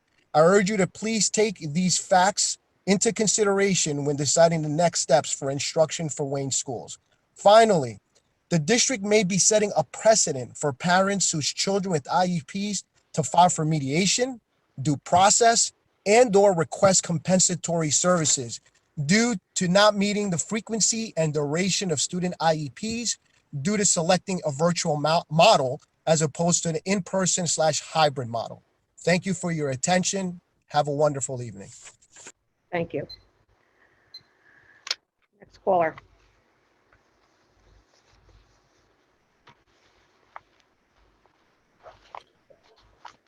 Hello? Can you hear Go me? ahead. Hi. Go ahead. This is Charlene Gorski. I'm speaking as a parent as well as a colleague of the Wayne Board of Education, a professional educator. I would like to point out one of the, before I begin, I want to thank the board for presenting their, the data relevant to the current situation. I also wanted to point out one of the positive aspects of remote learning very briefly. With remote learning, all materials are available to parents online, which gives the opportunity for them to see what their child is learning. It also keeps homeschool connection current with parents so they can see what their child is learning within the classroom setting. And again, I speak as a parent. I have 3 children in the Wayne education system, 1 in high school, 1 in middle school, and 1 in elementary school. And that is all that I have. Thank you for your time and your consideration. Thank you. Next.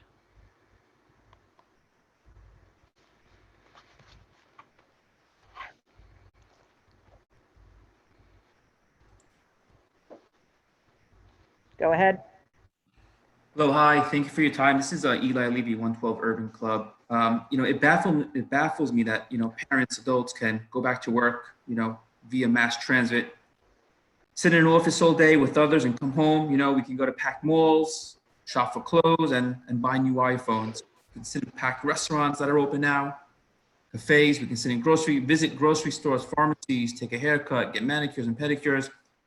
I mean, we could book a family vacation on a plane to and from, preschools, kindergartens, dance schools, karate schools, all open with proper precautions.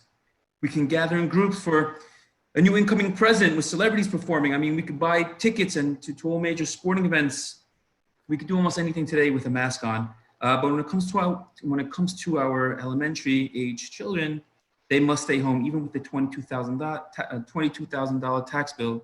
They stay home. My question is, private schools have been operating amazing. Why? What are they doing that we're not doing? Do you think it's best to meet with private schools to get some pointers? Why are they allowed to operate and we can't? Is it a money thing? Are they more privileged here? Maybe this is a all union and they need to be brought to justice. Maybe reduce the taxes or give us a credit so we can send our children to private school as well.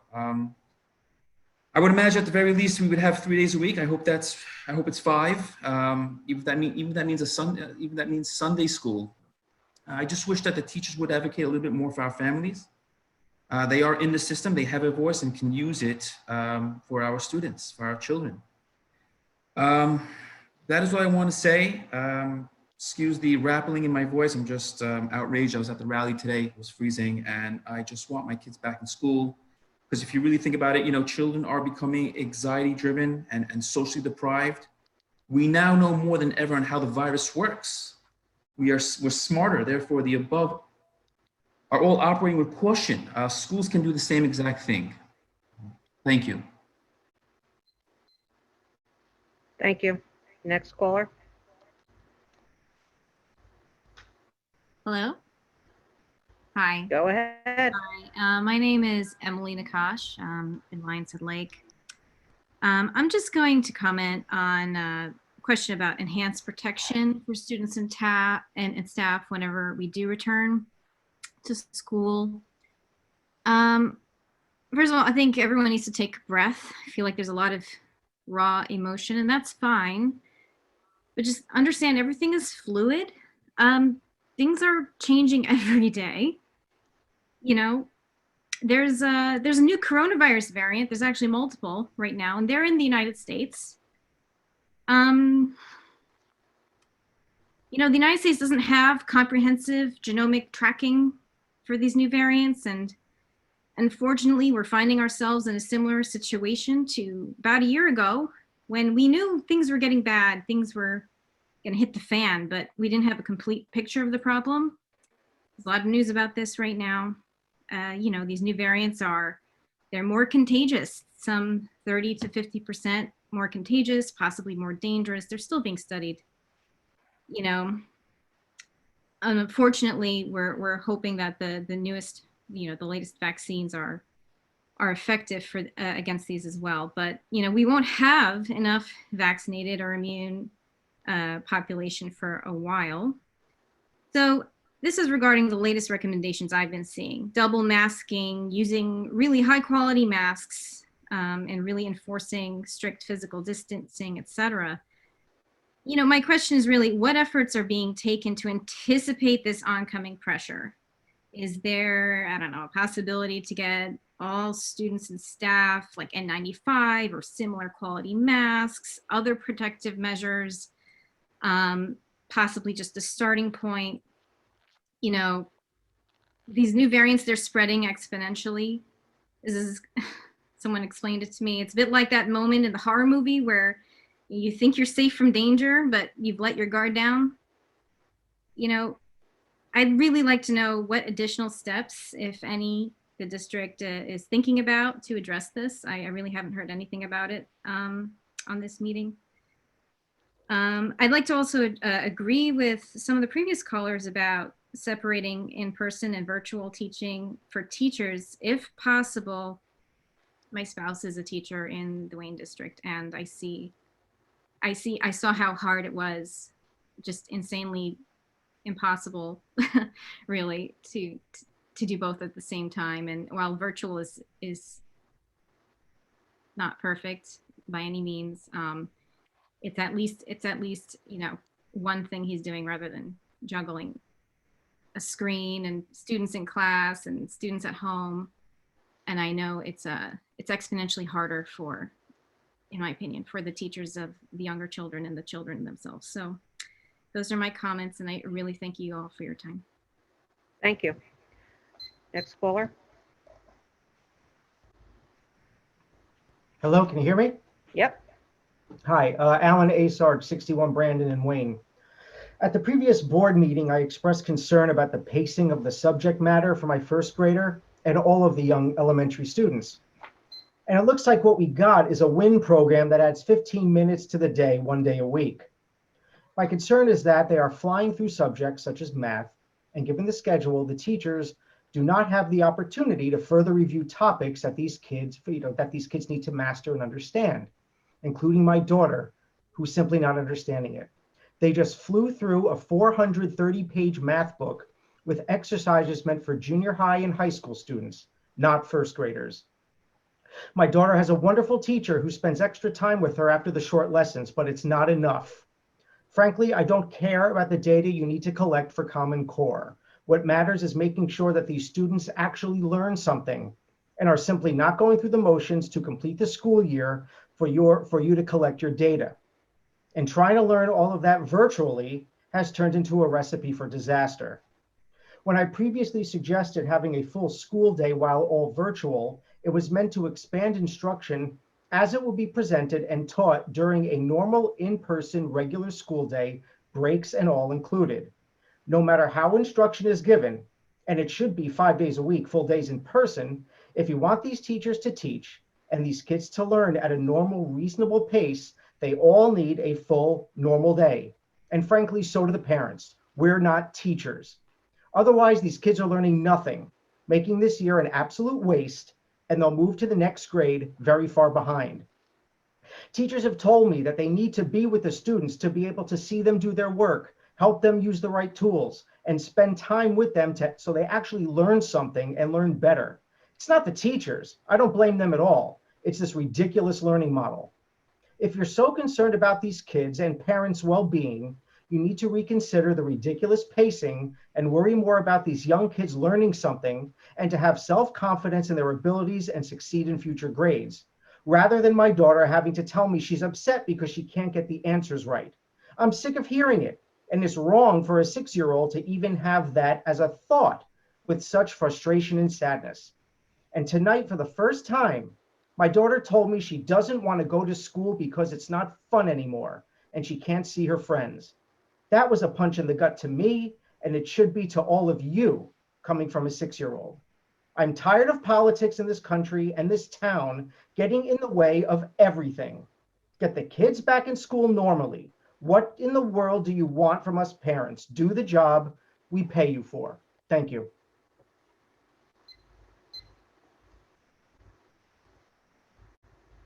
Next caller.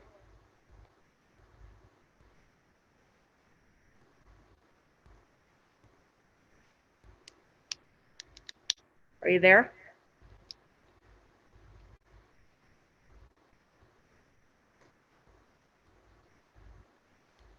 Next caller.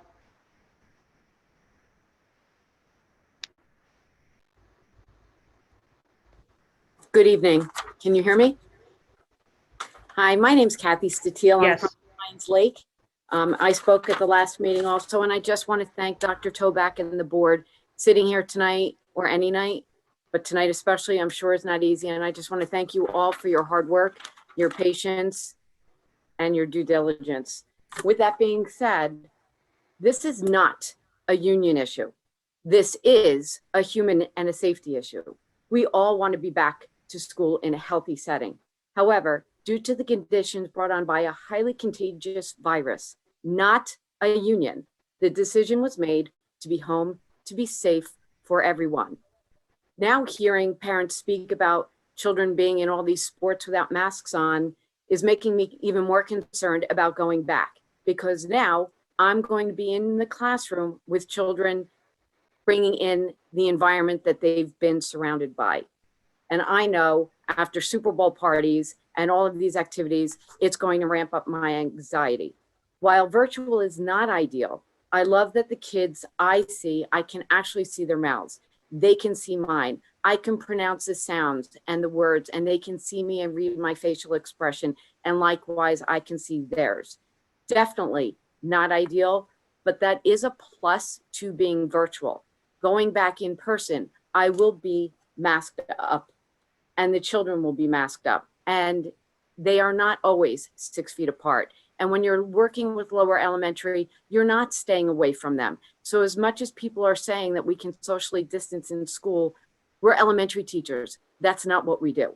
Well, we're going to help our kindergarten children. We're going to help our first graders.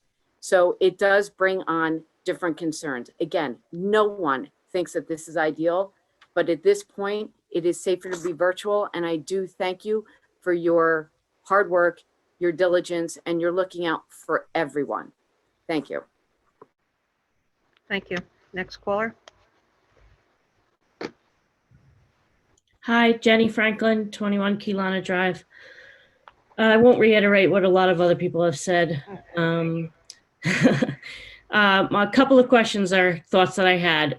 For the teachers, the 65 teachers that are on the special accommodations based on their health, I know that for a fact that some of them are getting vaccinated now, which is awesome. Are they going to be asked to return to the classroom once they're fully vaccinated and their 28 days past their second vaccination is in place? When you talk about the Department of Health guidance regarding the county of Passaic being in orange, red, whatever the day brings, I'm wondering if there is a way to separate out Wayne from the rest of the county so that we're not lumped in with Patterson and Clifton and towns like that, where my suspicions are the rates would be higher. Or is the county report the only thing we get? Mrs. Reichman, I applaud you for dealing with some of the comments on social media. It's been a crazy, crazy week.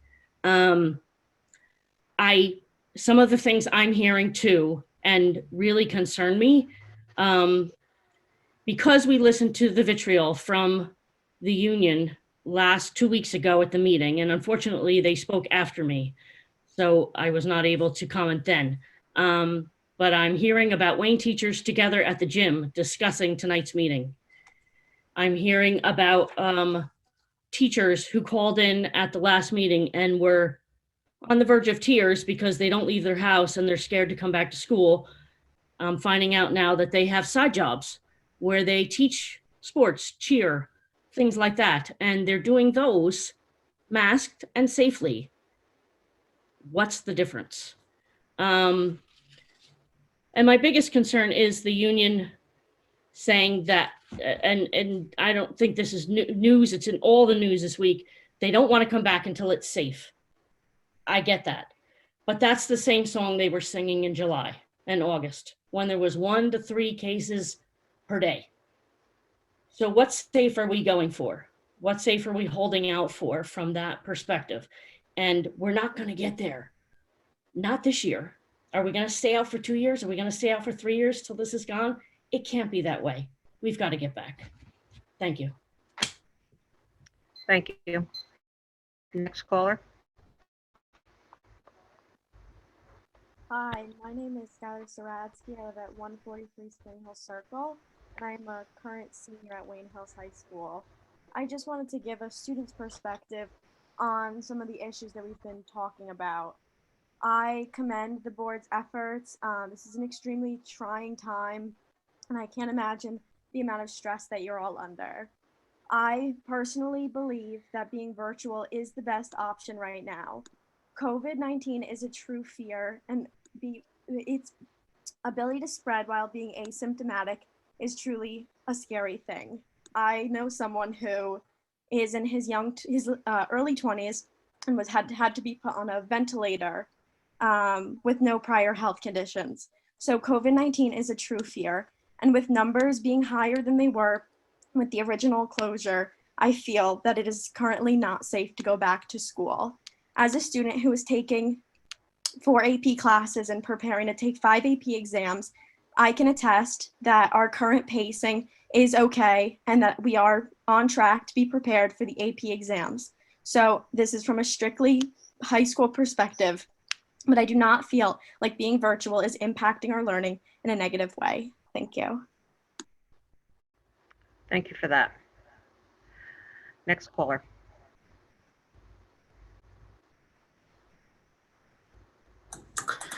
Hi, my name is Christine Cordera, and I'm the school counselor at AP Terhune Elementary School. Let me start off by saying that I miss my students and the amazing staff that I get the privilege of working with. COVID has had me forced me to think about how to best support our community during this difficult time. Excuse me, I'm nervous. This is my first time calling in. I've been thinking a lot about Maslow's hierarchy of needs, a theory I learned in graduate school.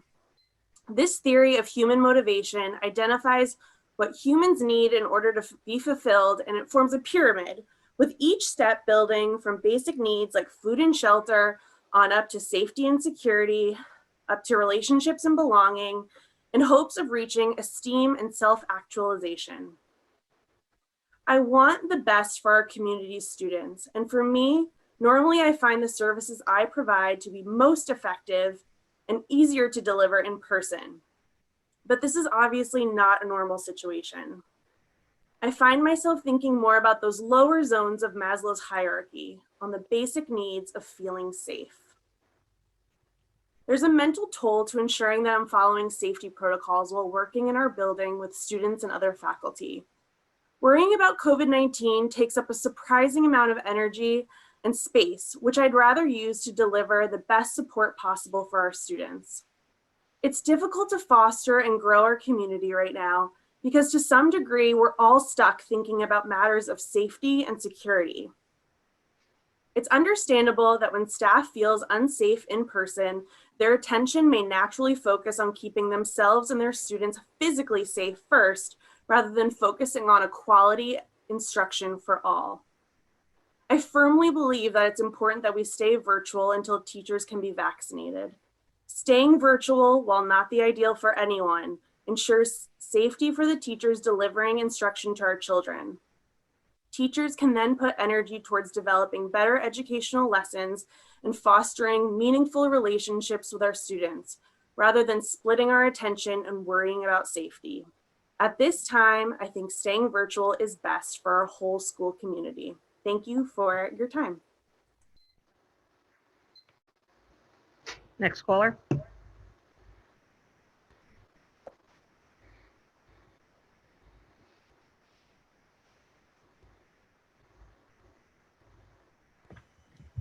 Hi, I'm Kathy Maslowski. I live on 23 Seminole Ave, and my son goes to Randall Carter. I have a first grader. I don't want to talk too long. I think a lot of the points I originally was going to make have been said already. One thing I just want to go off of, though, is I know I hear a lot of people talking about the people who are saying they would like to stay all virtual. You know, the parents that are calling about that, obviously that's always an option that they can always stay all virtual. I just want to get back to what we were at before, where we had the hybrid model. The teachers could do the virtual. I know people have also brought up the suggestions about having, you know, maybe separate classes, one class that is all virtual. I know maybe it's too late in the school year to kind of do this, but I know my 6-year-old, he's suffering his emotional health and well-being is very discerning to me. And I've had numerous conversations with his school counselors and his teacher, the staff at Randall Carter. And I'm actually having a call again tomorrow with the counselor there, because he's at a point where I've completely lost all control of him, and it's not good. I have to work. My husband has to work. We've had to go into work this whole time. I don't really see, like they said, the data and everything has been showing that it's safe actually to be in school. I'm not, I don't want to waste your time. I think a lot of the points I wanted to bring up already have been mentioned. So I'll just let you just one more comment though, just to say, I really, hope we can get back, and I appreciate you guys taking the time and listening to all our comments and feedback. And hopefully we can work something out. Thank you. Jennifer Romelin, there's something wrong with your Zoom. Either refresh your computer or try another one. We can't admit you. Next caller. Hi, Eileen D'Amico, 29 Manor Drive. Since August, I've been a proponent of opening our schools. And so for one, I'm thrilled to hear that we're planning to move back to in-person instruction in a few weeks, albeit hybrid.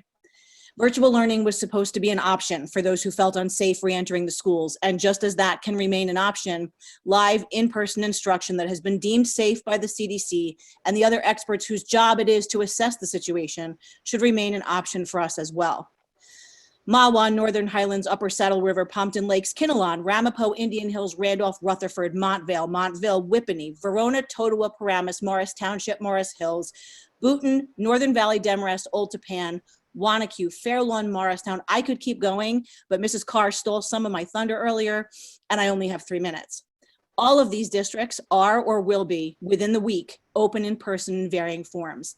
These districts relied on facts, not fear, and made decisions to have some form of in-person learning because they knew that even modified in-person is better than none.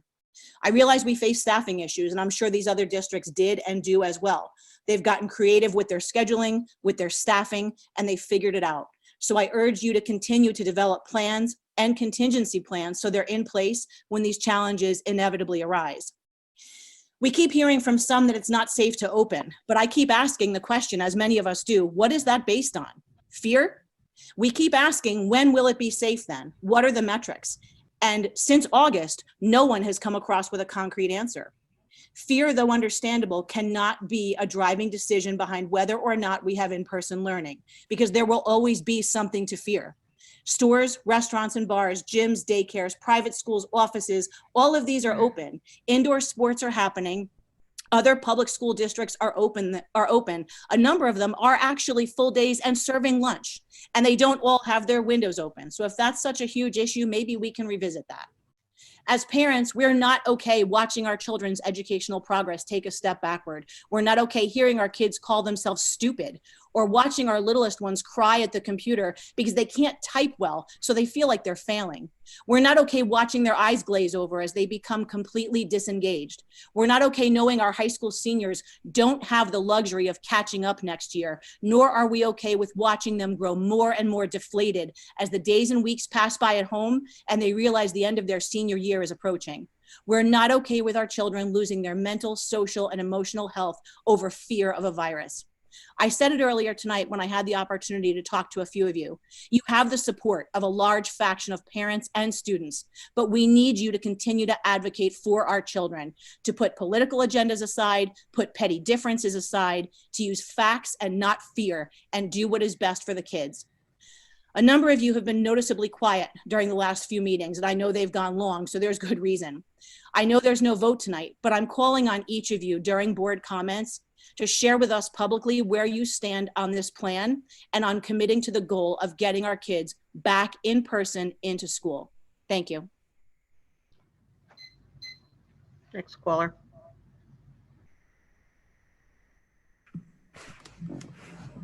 Hi, my name is Evan Zubiari. I'm a teacher at Schuyler Colfax. I just want to piggyback on some of what the other teachers have said tonight. That, another benefit of remote learning is that it can improve researching skills. Kids do not necessarily need to memorize items, but are given more time to research for information they need to complete each task. This way they can complete and develop a skill that will help them in the future. I also want to say that my children's district, which is Booton, on the list that someone mentioned, just opened last week for the first time. And now my son's school actually just closed again. So some of the kids were only in for 3 days and they had several cases. So, I mean, that's scary to me. That's basically all I have to say. So thank you. Thank you. Next caller.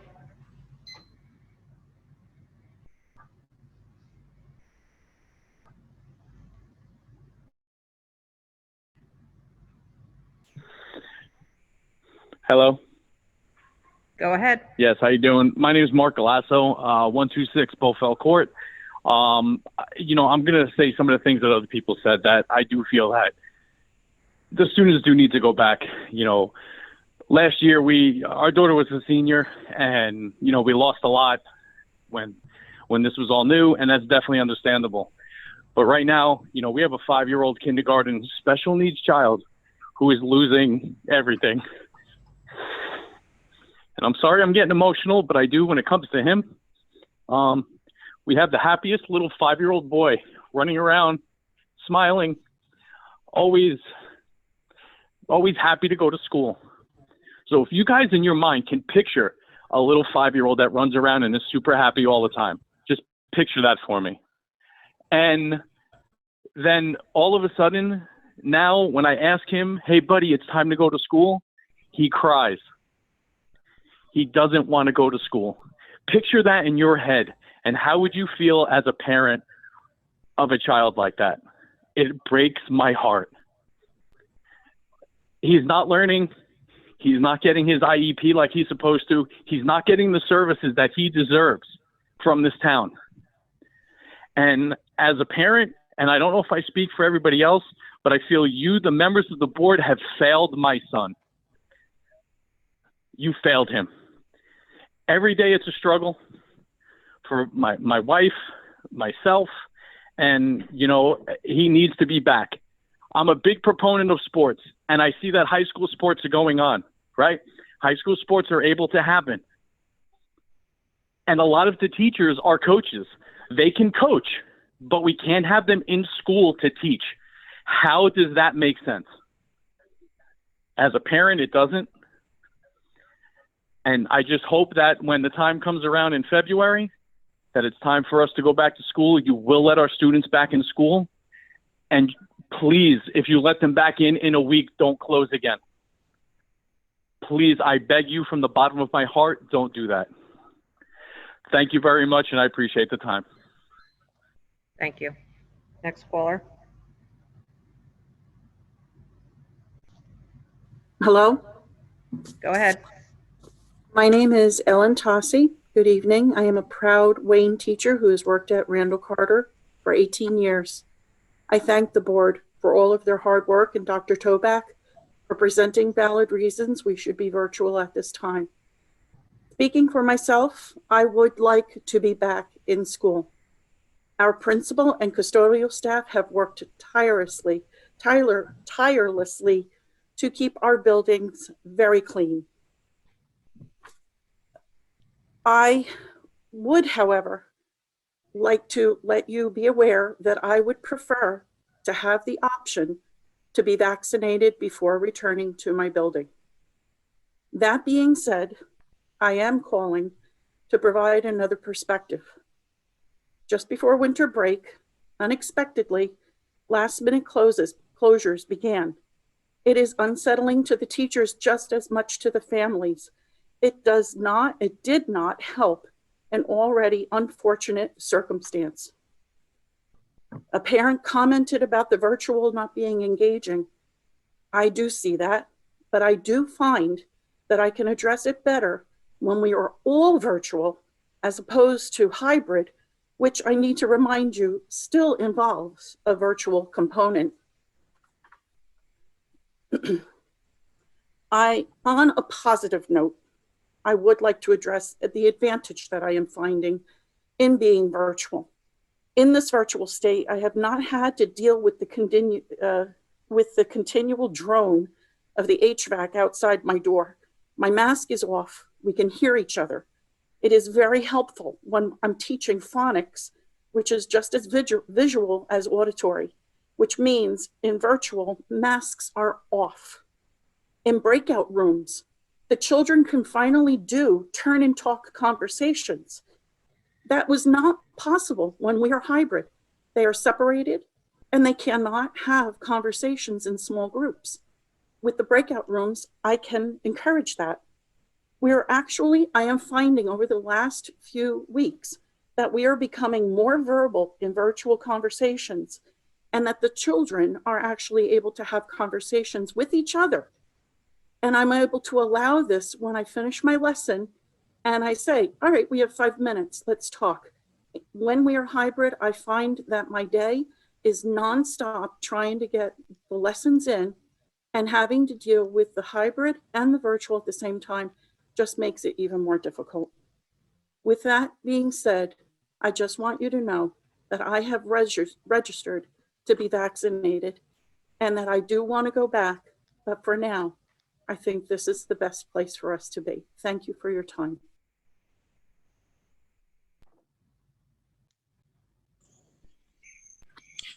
Sorry, I don't know why you were cut off. Next caller. Yes, hello. Yes, go ahead. Hi, my name's Amanda Walker. I live at 146 Balsam Road. I have a 5th grader at Pines Lake Elementary. I first just want to commend her teachers, both the mainstream and her IEP teachers. They have been wonderful. We have heard a lot about IEP. I just want to be specific with my daughters. She has a diagnosis of ADHD impulsivity type with a comorbidity of a severe anxiety disorder, specific learning disability, and sensory processing disorder. She has already had a lot going on before COVID, and it has gotten a whole lot worse. I cannot afford pod learning or private school. I am a single parent with sole custody who does not receive child support, so everything is on me.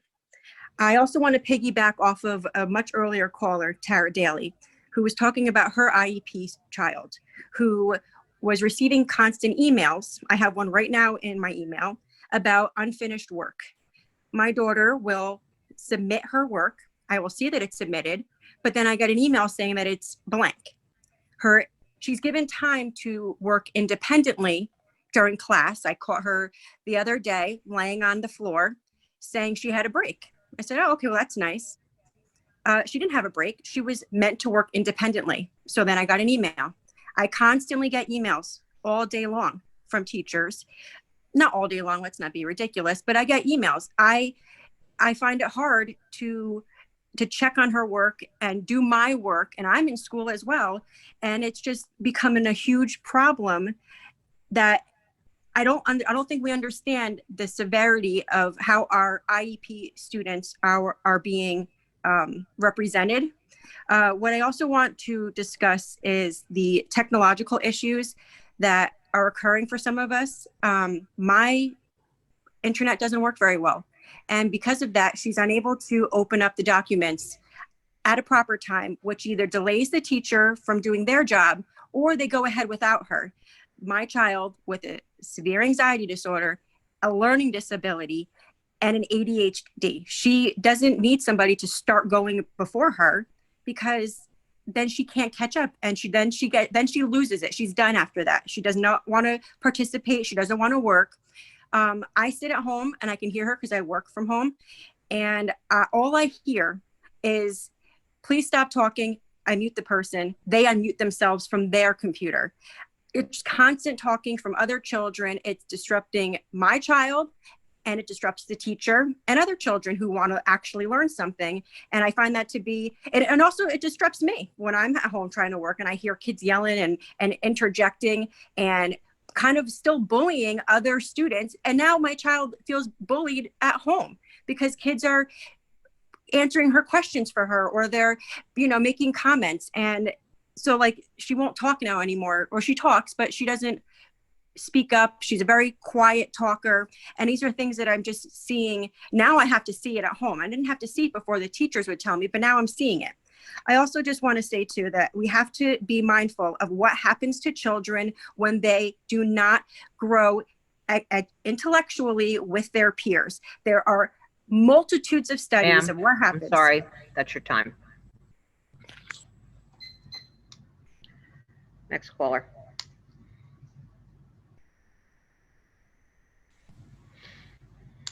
Hi, good evening. My name is Ida Ferrante, and I am president of the Wayne Education Association. Over the past few days, it has become quite apparent that a small portion of this community has actively gone after the teachers in an aggressive and ugly manner over the district's decision to remain virtual. And yes, the union are the teachers. We have seen and heard from parents make accusations against teachers. We have also heard them backpedal to their own children and say, but you're doing a great job. Well, you can't have it both ways. This is the most challenging time in our careers. You can't bash our teachers all over social media without doing damage to our teachers' efforts to do their jobs. Your children's teachers have seen your nasty posts. Unfortunately, for all concerns, they cannot be unseen. While there are many, many health reasons why schools should remain virtual at this time, there are also academic, social, and emotional reasons as well.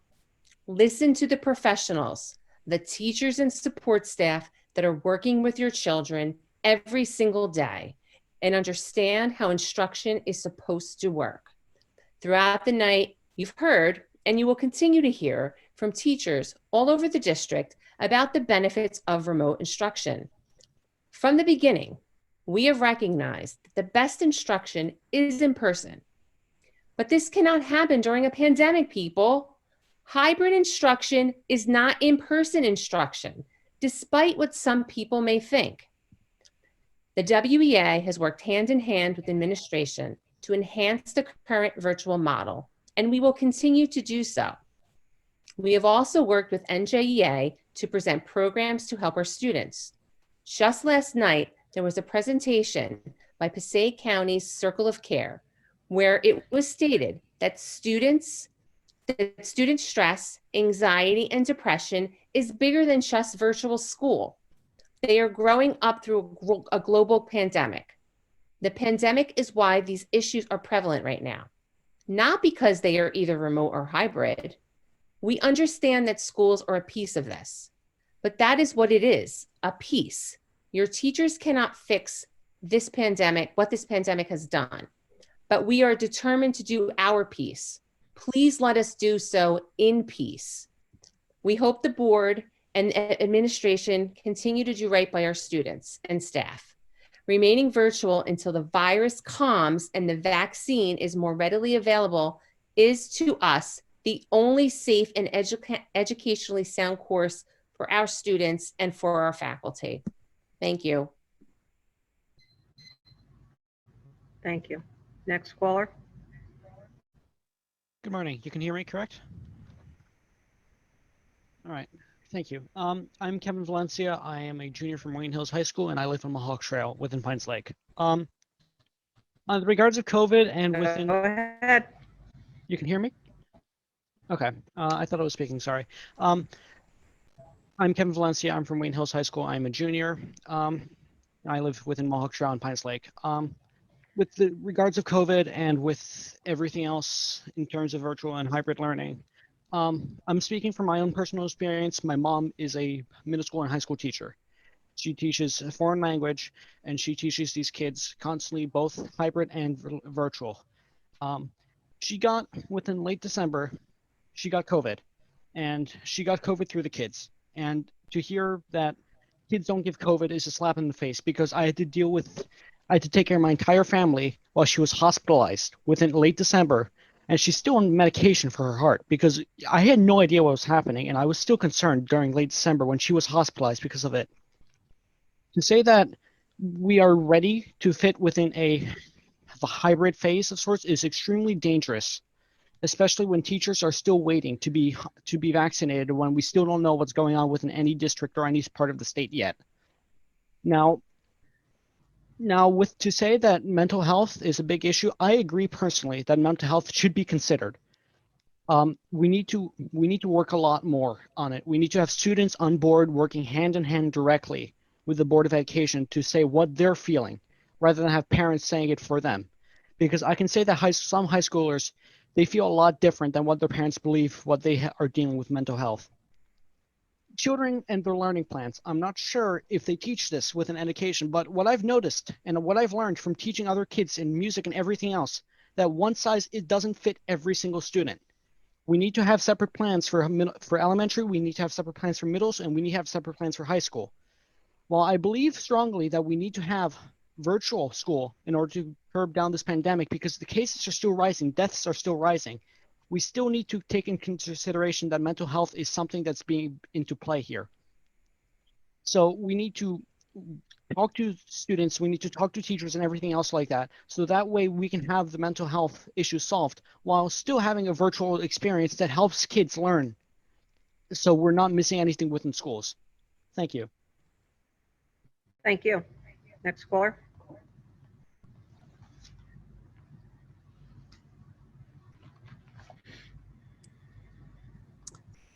Hi, Alan Tempescu, 41 Gibbs Drive. With the vaccines, I have a couple of questions for Dr. Toback or Ms. Reichman. With vaccines being given, what is the Board of Ed policy as to whether or not all adults entering the school building will be required to be vaccinated once eligible to receive a vaccination? Specifically, will teachers, principals, custodians, staff be allowed to decline the vaccination, or will proof of vaccinations be required for adults to be able to be in the school building at some point? My second point, on your agenda, you have the use of school facilities policy listed as a topic. Your policy lists certain youth sports organizations and refers to the issuance of permits for the use of school athletic fields. My question for Dr. Toback or Ms. Reichman is about the athletic fields. Whether or not schools are virtual, hybrid, or in person, are the Board of Ed athletic fields being made available by permit to youth sports organizations of the community? And finally, I had made a suggestion previously for another meeting when so many callers had called in. I believe you adopted such a modification at that time, and it worked well. Can questions or comments be answered and addressed after every 5 callers? In this way, people do not have to wait for the answers to their questions or responses to their comments until what could be dozens and dozens of callers phoning in with questions in a public comment session. Thank you.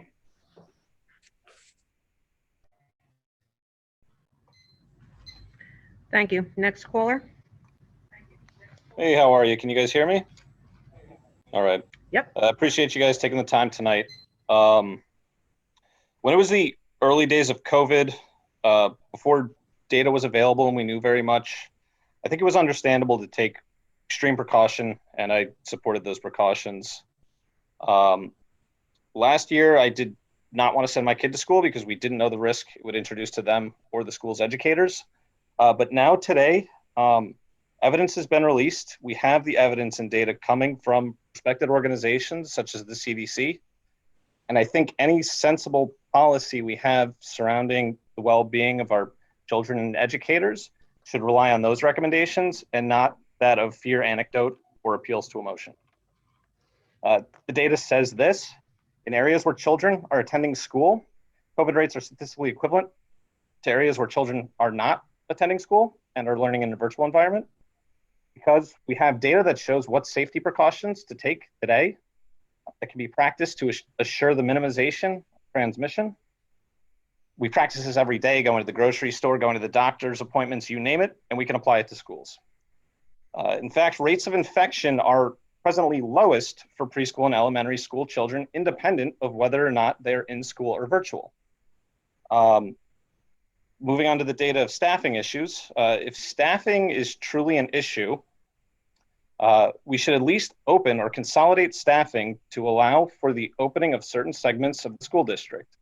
Preakness School, for example, does not have known staffing issues and has extremely limited class sizes. We should address schools that can open on a case-by-case basis rather than resolving to keep them all closed. My son's class, for example, only has 2 other children in it, and has 2 teachers representing those 3 children.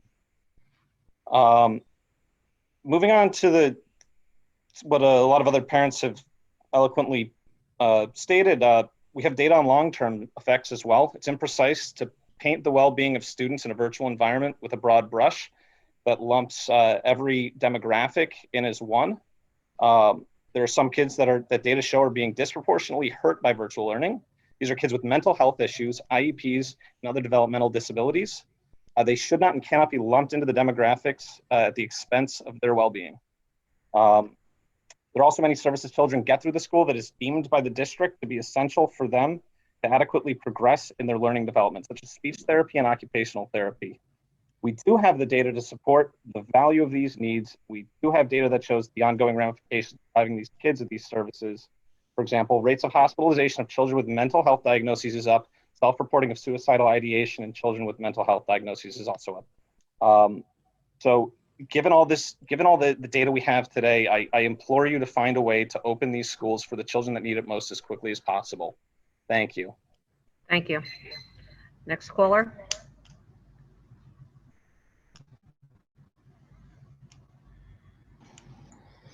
Good evening. My name is Donna Reaver, and I'm a teacher at James Fallon Elementary School and the first vice president of the WEA. We have heard many claims tonight, and we've seen many claims on social media presented by various members of the community. While we know that these are the views of a select few, we also feel the need to set the record straight. So here's your own personal fact checker. There was a claim that teachers were receiving a $40 incentive for going to work. So Dr. Toback, if my paycheck has been wrong since September, I would be more than happy to accept the corrected one. Maybe it's with the board members' paychecks that the caller mentioned earlier, right? The truth is there is no such bonus given to employees for going into the buildings. There are claims from parents regarding consistent lack of instruction from teachers. These claims were sent to Dr. Toback and the board without going through proper chain of command. The principal. Our administrators are responsible for the teachers and the instruction that takes place in their buildings. But there have been claims, or rather complaints, about teachers not live streaming, where I can cite specific examples where these complaints came after one day of no live streaming. There was not a, oh, I hope the teacher's okay, or is Mrs. So-and-so sick? Not one comment of concern, not one compassionate remark for a teacher. A pregnant teacher who was actually sent to the hospital with COVID. No emails or calls of concern, just complaints that the students had to work one day independently. If you do have a concern about your child's teacher, call your principal. We promise they will address your issue. There have been claims that the statistics presented by Dr. Toback regarding the number of teachers that need to quarantine are unacceptable. There are claims that these teachers need to quarantine because they've been out socializing in public and it's their own fault that they can't come into the buildings. Truth be told, teachers are people. We have teachers that live with parents who may be doctors or nurses and have brought the virus home. We have teachers who are married to police officers or EMTs who may have brought the virus home. We have teachers who are volunteer firefighters and are exposed because they put their own lives on the line to help others. These are the facts. So please, to this small group of parents, please stop posting accusations. Please stop slandering teachers. Please just stop. We are already drowning, and by doing this, you are doing nothing more than throwing us an anchor. That's all. Thank you. Next caller.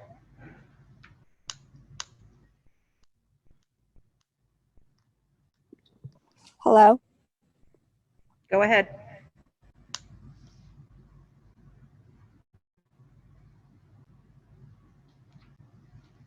Next caller. Hi, can you hear me? Yes.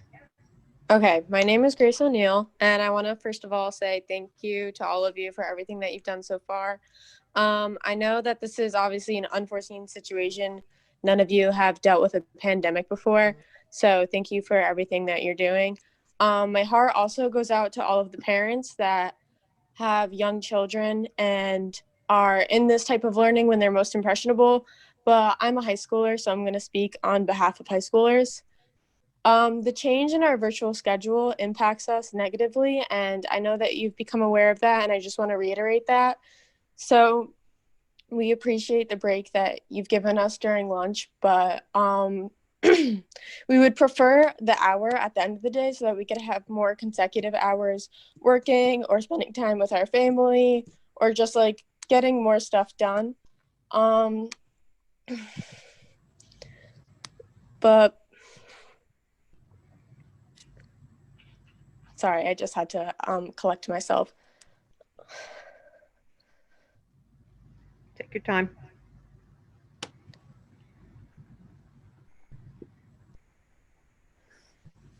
Basically, it's just not going to work for us. So we would appreciate it if you reconsider and just add that onto the end of our school day.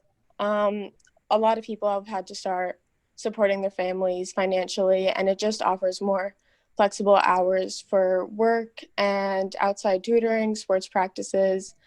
Many people would rather have that hour at the end of the school day rather than at the lunch break, because most students just take it to use naps, and some people actually need to support their families. So thank you again.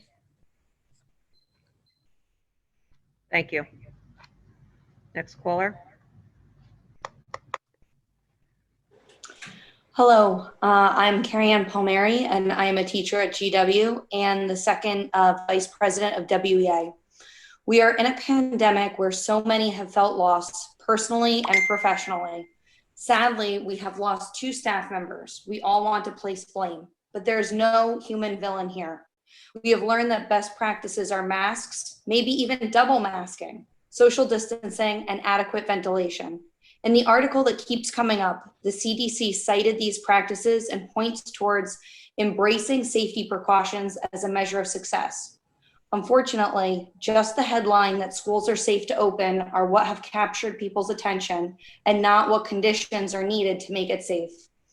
The CDC outlined guiding principles to keep in mind. We had a successful hybrid model in the fall during which those best practices, we followed them. Those haven't changed, and neither has the source of ventilation, which is to open the windows.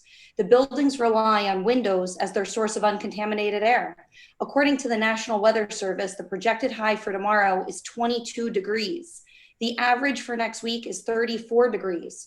Our custodians are top notch and they monitor the boilers closely, but windows letting in 22-degree air will lead to a very cold classroom.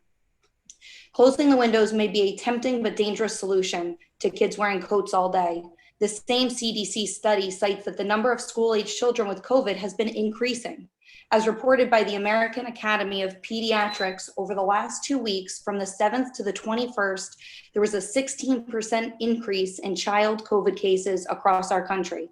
That's 376,946 new children infected. The Journal of the American Medical Association published an article on January 26th with data and policy to guide opening schools safely. The article was encouraging overall, but large outbreaks have occurred with apparent transmissions in schools. One such outbreak cites a contributing factor as continuous air conditioning that recycled air in closed rooms during a heat wave. So the windows would really need to stay open even if it was 22 degrees out. Community spread is another indicator of safe reopening. As the CDC said, if levels of community transmission are low, the risk is low. A look at the COVID activity level index, which breaks down information for our region, shows we are still orange with a ranking of high. Our case rate is 40.33. Our percent positivity is 10.41. Although these numbers are finally moving in the right direction, we aren't out of the orange yet. The mayor's page for the first 25 days of January reports 851 cases, and the vaccine supply is still extremely low. The last source, the COVID risk assessment tool, indicates that in an event size of 100 people, we would be at an 80% risk level of someone in the building having COVID. Some of the CDC indicators are in place, but some are not. In order for this CDC study to be fully applicable, we need to be meeting the criteria for safe opening. I just wanted to also thank Dr. Toback and Mrs. Reichman for addressing the concerns on social media. Thank you so much for your time.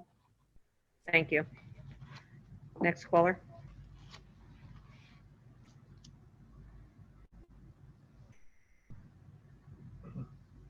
Hello?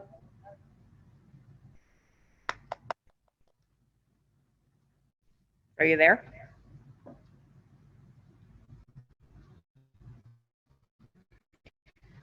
Next caller, Dr. Chard.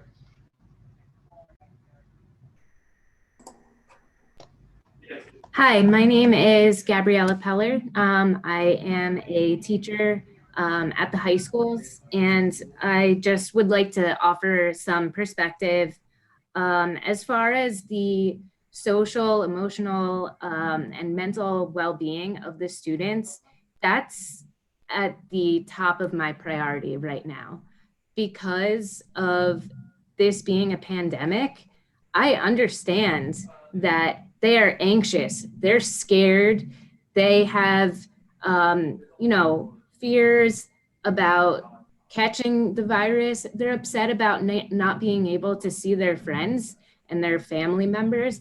I have these same things. So I constantly tell my students, if they need someone to talk to, I'm there for them. And I have had valuable conversations with students virtually about things that don't necessarily relate to what I am trying to teach them at the time, but are meaningful conversations about what's going on right now. So I think what everyone needs to remember is that this is a pandemic. It's something that we've all never experienced before. So it's new to everyone, and we're all trying to make it through the best way that we can. And people who are saying that the students need to be back in school because it's the best for their social well-being, it's not. If we're going back to the hybrid model, it is not what you think. There might be 3-4 students in a classroom, sometimes even 2, and they're sitting far apart from each other, they're masked, they're not having social interactions. As a teacher, I'm trying to focus my time on the screen and also have interactions with the students or in the classroom. So it's, them going back to a masked and social distance hybrid model is not going to do what everyone thinks it is going to do as far as improving their mental well-being. I really think that there are other ways that this can be addressed, and I would be happy to do that. I mean, I'm an art teacher, and I always talk about how my class should be a place where they can de-stress and decompress. And I think it is helping, because I've had students tell me how much they enjoy my class and look forward to it. So I do want to say that virtual learning is happening and it is working. And by switching back to hybrid, there's still going to be the computer component. Students are still going to be on their computers when they're at home, when their cohort is at home. So, going back into school is not going to be completely safe until we are all vaccinated. Until then, we're doing the hybrid model, and it's going to be a few people in the room at a time, socially distanced and masked, because that is what we are being recommended to do by science. Sorry, that's your time, ma'am. Thank you. Thank you. Next caller. And again, I want to reiterate, a lot of these calls are sort of repetitive, and we do have an agenda to get to. So if something's already been said, we'd appreciate wrapping this portion up soon. Thank you. Next.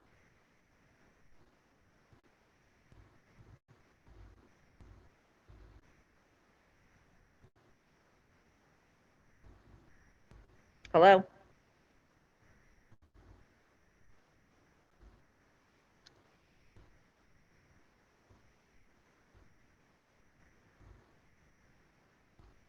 Are you there? Next.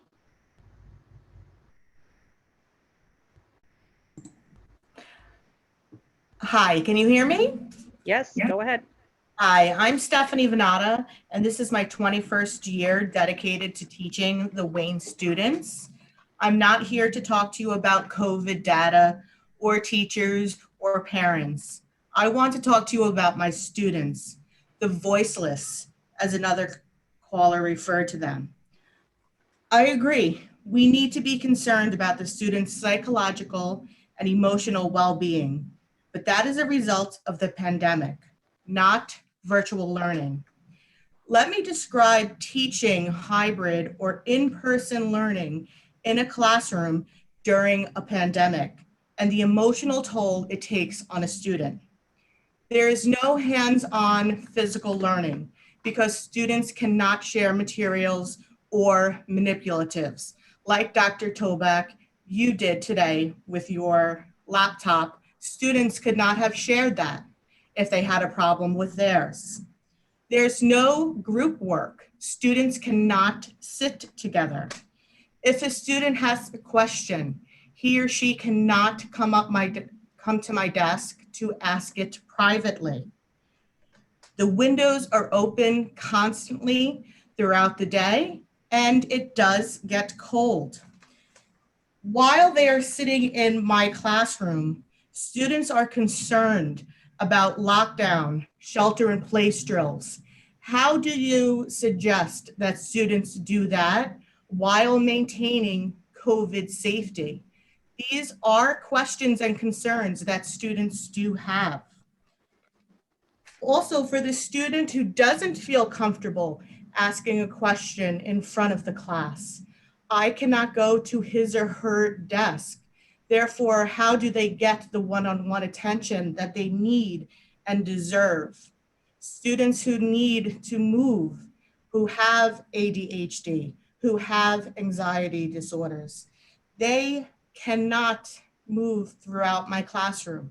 They are restricted to that one singular seat with a piece of yellow tape that they have wiped down.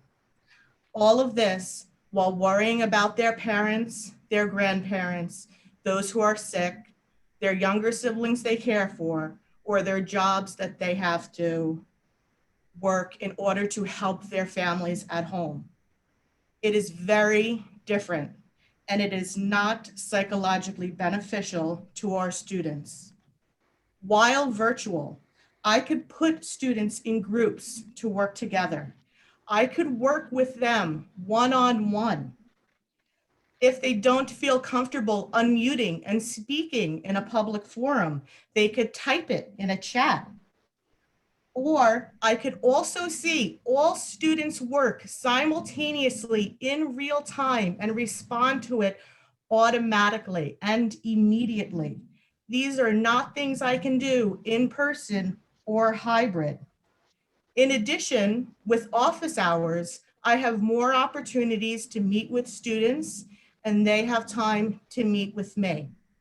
Without masks, I'm able to read my students' facial expressions and their body language to see who needs more time, more attention, or just a little bit more help.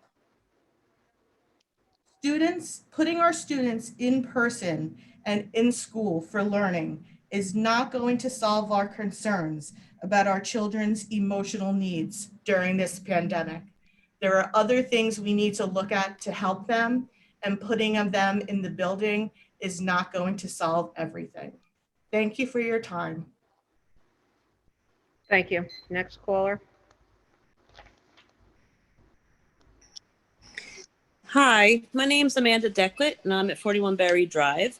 And I just want to say that I've heard the group that I belong to referred to as relatively small.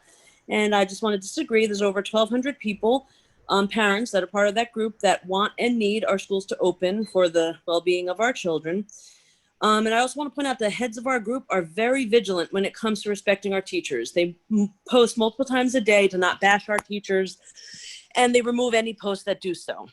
I just wanted to point that out. So our group is actually trying to be very positive and affect change in a real way. Mario Coletti, who was one of the first speakers, a doctor here in Wayne, he pointed out to a lot of, really necessary facts and things like that. So I just want you to know that's where we're coming from. So it seems to me the hybrid schedule seems to be a big issue for a lot of the teachers, and the parents are fighting for this hybrid schedule only as a stepping stone to full day. So if the hybrid's really an issue, let's move to full day, 5-day virtual. Full day, 5-day in person, and offer the all virtual option for those who want it, teachers and students. From what I hear, the hybrid classes were not at capacity. There were 6 people, kids in each class, and there could be up to 12. So I think there's a way to combine the cohorts and do 5-day in person. I think that's the best direction to go, especially for elementary schools, which I feel need the most in person, performance there, and different schedules for the other schools. I want to say the pandemic is stressful overall.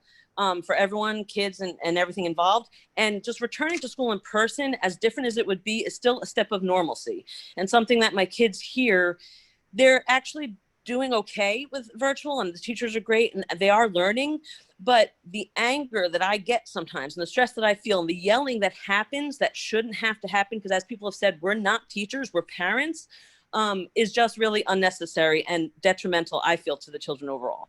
I want to say just again, I appreciate all the work the Board of Ed, the teachers and staff, and the kids and parents have been putting into this. And I think there's creative ways that we can juggle some of the teachers and figure out full-time virtual, full-time in person, and move from there. Thank you. Thank you. Next.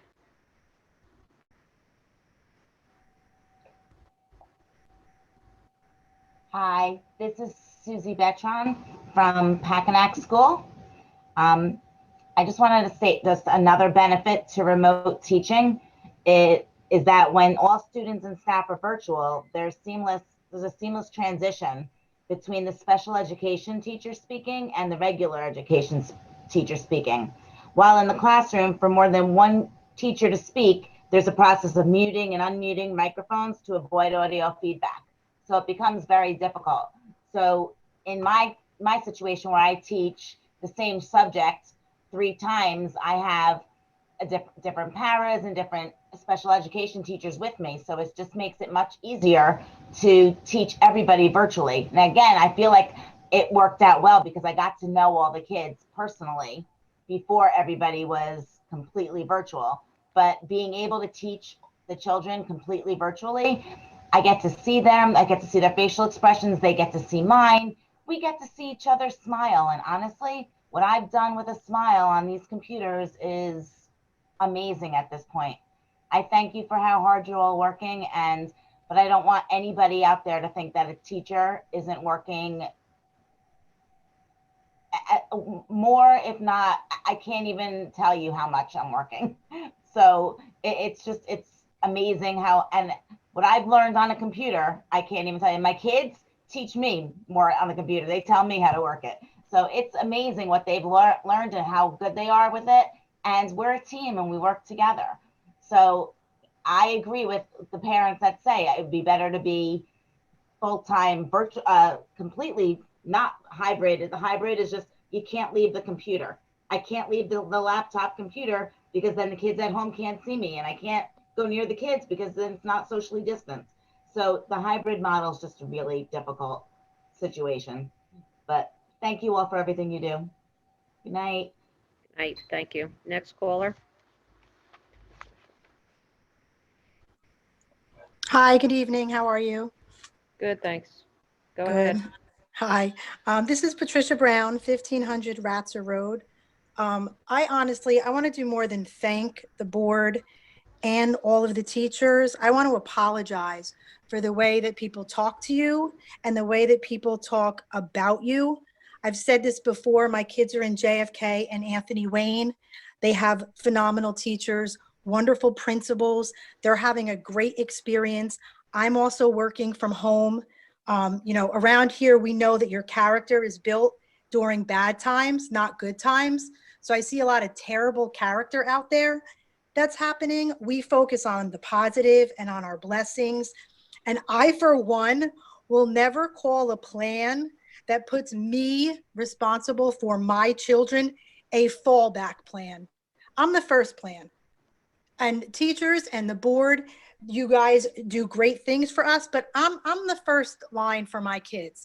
And I find it ironic that we can bash teachers, but then basically talk about how our lives are over because the teachers don't have our kids right now. That's amazing to me. They're so horrible, but yet your world is falling apart. You're talking about, and in the letter they sent to you, that's one number I'll talk about, by the way, because we don't need all these other numbers, because I didn't realize the district hired Mario Coletti to do your numbers. I think you guys have trusted, qualified professionals giving you numbers that everyone doesn't have to report them to you from every Google site. But I'll give you this number. 1,300 parents came out, and you have about 9,000 students. So do the math. When we say it's a small group of people, that's what we mean. It does not represent all of us. And first of all, did I miss something where you guys like shut school down for 7 months? Like Christmas break, we were supposed to be closed 2 weeks after Christmas, and then it got extended because in January, there were 80,000 cases. So I'm missing where the parents are so upset. Like you guys have been keeping their kids from an education since September. I'm so confused where you guys are making kids stay home appropriately as the numbers went up. Somebody said, look at the numbers that went up in January you showed, and the kids weren't even in school. Yeah, thank God you guys were smart enough to look at the numbers and say the kids should not be in school. So I'm kind of missing where kids listen, there are people out there who I know are in horrible situations and their kids are having issues. I get it. But when you write things in that letter, like our level of patience and sanity, how are we supposed to help our kids when things are crumbling for us? That sounds like a parent problem who wants to get their kids out of their house. And since everybody is either a teacher or a board member and they can't say it, I'll say it. Parents lie. And they don't tell you guys when their kids have COVID. And I don't know if you guys get the reports from the state, but if you don't, parents are lying.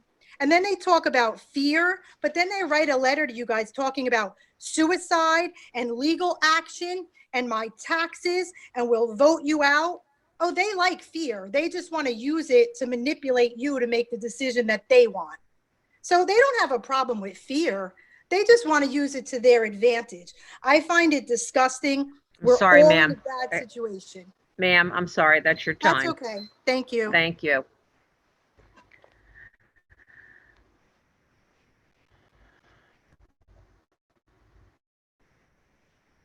Go ahead. Hi, can you hear me? Yes. Yeah, I just want to thank everyone for their well-prepared statements this evening. I think they all made great points. To the teachers, the selfish teachers that just want to remain home, they are a disgrace and they are destroying our children's lives. Dawn Kumar, wake up. You're at work right now. I'm sorry, sir. First of all, can you tell us your name? This whole Excuse thing me. is a farce. Excuse me. I don't mean to interrupt you, but I don't think your name is Christine. Can you state your name and address, please? Are you there? Hello? Next caller.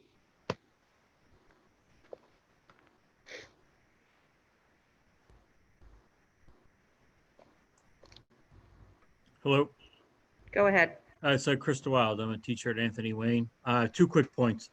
The first point I'd like to make is just actually as a parent, and I want to thank our administration and the board for actually providing facts. I wouldn't say where I live, but I could tell you my district, since this all started, and I have 2 kids in the district, I've never seen a chart. I've never seen a fact. All we receive is a letter 4 to 5 times a week with the multiple cases within the district. So I think a lot of people would appreciate all the info they're getting from you guys. So thank you for that. And it is very helpful. The second quick point is basically another benefit to teaching remotely is increased inclusivity. A shy student is definitely more likely to raise their hand on a computer screen than in person. And I've seen that happen like daily, 3 to 4 times per class period. In a classroom, so a child raising their hand is very intimidating, especially if they are shy, when there's going to be 20 other heads turning toward them. In this virtual setting, a Google Meet is a lot more comfortable, kind of makes them feel a little more at ease and willing to participate. So hopefully that helps. Thank you guys again. Have a good night. Thank you. Next caller. Hi, good evening. This is Anna Stepnowski, 42 Osceola Road. I'm not going to repeat a lot of the comments or facts or non-facts that were stated tonight. I do have a couple of points that I would like to make, and I have a few questions. As a healthcare worker, I've dealt with COVID patients from the beginning. I understand facts as well as understand fear. Myself and my colleagues have been scared to come to work when we didn't know what COVID was and what COVID did and how it affected people and how it was transmitted. But I feel like the stigma of COVID is not what it used to be. I feel like we're much better prepared to take care of patients. I think we're much better prepared when it comes to what PPE is required for I'm so sorry, I just came out of work, to be able to be around other people. Working in a hospital, we have the lowest number of inpatient COVID since October. The numbers are going down every single day. So my question is, with the numbers, with hospitalizations, with deaths being lesser than they were, why are other districts making it work and allowing kids to go back to school, whether it was September or now, and we can't figure that out when we live in such an amazing town with so many resources, with other towns that don't have all the things that are available to us, and yet they're still able to open. My kids have been going hybrid. My daughter, who is in 2nd grade, has been signed up for a private school the 3 days that she was unable to be in school here. And her school never shut down. There's never been COVID cases. They follow all the appropriate protocols. And she does not want to go back to Pines Lake because she feels like she's not in school. If you ask her to go to school, she goes, where am I going? Am I going to private school, or do I have to be at school at home? So really it comes down to, what are we going off of to decide why we can't or why we can go back to school? Thank you. Next.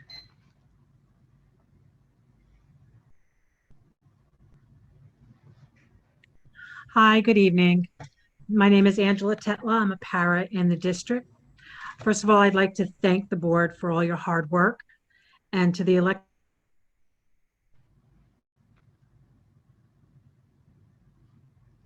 What happened?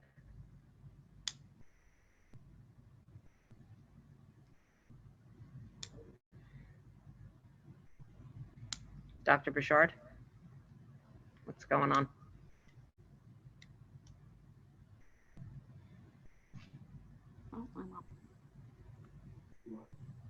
Go ahead. Hi, how are you? My name is Jennifer Romlin. I live at 64 Fisk Road. I have 2 children, a James Fallon and a third that will follow in the future. I really just want to commend all of our teachers. They are going above and beyond to really try to make this work for our kids. And the problem is not with our teachers. The problem is the systems issue. And everything that they're doing does not work virtually over a computer screen when children have been designed to learn in a classroom. I'm a pediatric nurse practitioner, and full disclosure, I had COVID in March and April of this year while I was 7 months pregnant. And I am back to work with a mask and a face shield and goggles to see my patients at the bedside, because I just cannot give them the best care over a telemedicine visit that I can when I'm at the bedside. And that is the same thing that we're doing for these kids. You can't teach a science experiment over a computer screen. We're losing our kids and their academic drive. They deserve the very best of us, and sadly, they're not getting that from any of us at this point. These kids are just trying to get their work done, to get it submitted. They're missing out on that praise for their academics and their behavior in the classroom. And, you know, it's just not facilitating their education. I just had a couple questions. One is that we know that there's an enormous difference developmentally between a second grader and a 12th grader, yet we're expecting them to learn in the same capacity.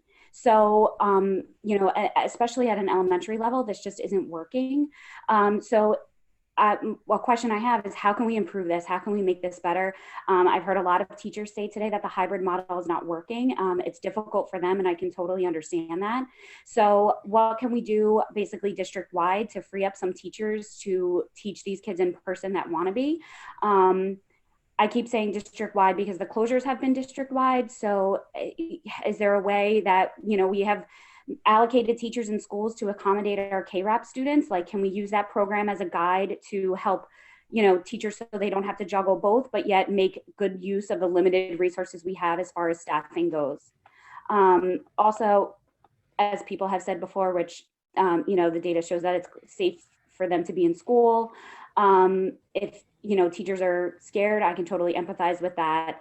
But if they're wearing their masks, and I propose adding eye protection as another, you know, barrier of their mucous membranes for added safety, that they should, you know, definitely feel more comfortable. But we also have to lead based on what the science is telling us and not how we feel, even though I totally understand and am empathetic with the feelings of fear. I also just want to say that, you know, we just can't say that we just can't do things. That's just simply not okay. 10 months into the pandemic. We have to try and make it work for these kids. And comments of returning to school when the virus calms without any scientific basis behind it is really just not acceptable. I totally support our teachers. I think they're amazing. They're doing their absolutely best that they can. And as a medical professional, I am totally for everyone getting vaccinated as soon as possible. But my second question is this, is what Ma'am, is I'm sorry, that's your time. Next caller. Hello, good evening. I'd first like to begin. My name is Renee Hine. I'm a teacher at James Fallon School. I would like to begin by thanking each and every one of you for your hard work through all of this craziness. I'm speaking tonight as a classroom teacher as well as a parent, and I would like to speak on behalf of the virtual model. There are benefits to the virtual model. One benefit that I see on a daily basis for the virtual model is that all students have the same attention put on each and every one of them. All students have the same seat in the classroom, for a lack of a better phrase. There is no sitting in the back of the room. There is no sitting next to someone causing a distraction. Each and every child is on a level playing field when it comes to remote learning. My class currently that I'm teaching has been amazing during this virtual model. They have time to be social with their peers. I have time to sit and have daily chats about things going on in their lives. I have time to put them in breakout rooms where they can work with their peers and work one-on-one and discuss and have conversation and social time. I am proud of each and every single one of them, and I hope that some of their parents are still on this meeting so they can hear how proud of them I am. Their students have stepped up to this challenge at 9 and 10 years old and have been beyond successful in everything that they have done. I applaud all of my fourth graders, not just my homeroom, all 3 classes that I teach. Everything I've said to you about the virtual model, I see with both of my children as well. My youngest at Randall Carter, his teachers go above and beyond. I hear them. I hear the discussions. I hear the socialization. Same with my son at George Washington. The same thing happens in his school. His teachers are communicating. The children are communicating. Everyone has the chance to speak and work together. Thank you again for everything that you are doing. And again, one more time, kudos to my Fallon fourth graders. Thank you. Thank you. Next caller.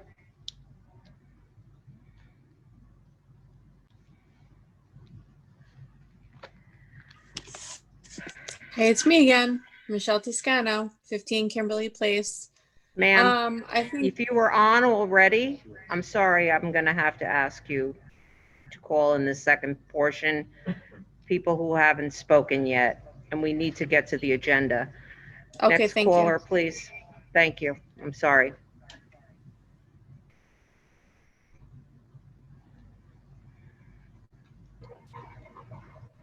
Hello? Go ahead. I guess I'm on. It's David You are. Bonsanto. It's David Bonsanto, 25 Mountain Ridge Drive. There's probably, as one of your board members knows me, I can speak for hours, but I only have 3 minutes. Hi, Don.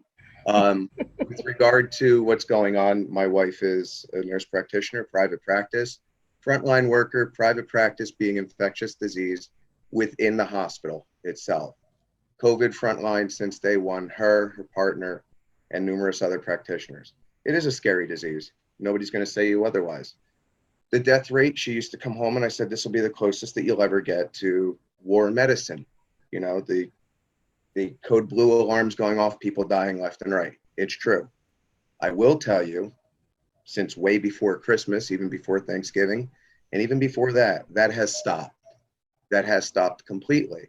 You'll get 1 or 2 here and there that die a day. Those are extremely sick people. There are treatments out there preventing people from getting sick, people that use their brain when they're sick or they have problems, they go see their doctor. There's treatments out there to protect them. There's a vaccine process that's going on right now. With regard to that, I also work for the police department. I'm stuck in the communications bureau, surrounded by everybody. Fortunately to say, both myself and my wife have been COVID negative and no antibodies at all due to PPE. Wonderful things, put on a mask. I also ride the first aid squad in township, 27 years. It's amazing. You have a lot of people that are teachers, volunteer firemen, first aiders. That's great and very respectable. If they're scared about bringing it home and bringing it to their children, they should not ride the fire truck. They should not ride the ambulance, as we were not allowed to in the police department while we were working during the top end of this breakout. With that all being said, a lot of the people, a lot of the teachers have spoken, okay? The elementary school teachers that my kids go with, which is AP Terhune, both of them, first grade and third grade, wonderful teachers, awesome teachers, and even you guys. I'm not going to say a negative thing about anybody, and anybody that goes out there and bashes you on social media, for lack of a better term, is a jackass, because they don't have their story straight, they don't have their facts straight. But people do need to rely on the science, and the science says that the kids do not spread this. I'm not saying the kids in middle school, high school, where they're bigger, they're going around. If you're going to cancel school, you have to cancel it all. You have to cancel sports. Stop the sports. There's no need for sports. We can't have school, we can't have sports, okay? The older kids, fine. They can go to school, they can go to high school virtually. Maybe they can digest it. Maybe they're to the point where they grow out of their ADD or their IAP, or they're starting to get better at it. Kids at the level of first grade, kindergarten, elementary school, it's not the fact of that. My kids, I'm on them. They hate me as being a teacher because they're not getting away with anything, and they're gonna do above and beyond. I'm fortunate, and the way our job schedule is between myself and my wife are fortunate. However, there are a lot of people out there, both parents with undiagnosed and diagnosed mental health history and issues, which their children also have. And by putting them all together in the same mix-up, and again, the kids do not spread COVID. The little kids do not. The chance of you getting COVID from a little child, unless they're taking them out and gallivanting all over the world, are not spreading it. The middle schoolers, maybe towards the high school range, and definitely high school, they are partying, they're having fun. And yes, the possibility of transmitting it is possible. And there have been almost no cases. But going on beyond that, and I know my You're right, Mr. Bonsanto. You can talk. That's your time. Yep. I'm sorry. Next. And if you've spoken already, please put your hand down. We need to get to the agenda. We're not taking second calls in the first portion. Go ahead. Hi, Melissa Castamasina, 95 Robin Hood Way in Wayne. I'm going to start out, and forgive me for being a little fragmented because I've been crossing out a lot of things and rewriting, and I'm going to try not to repeat too much, but there is going to be some repetition.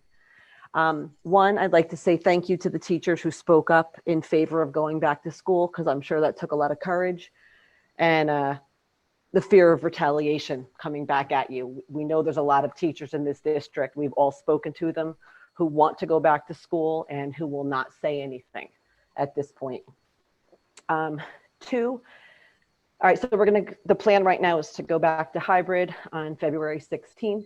My question is there a plan to go back to full in person? What's that going to take? What's the data? What's the metrics, the factual stuff that's going to get us back to in person? Is that a possibility at some point?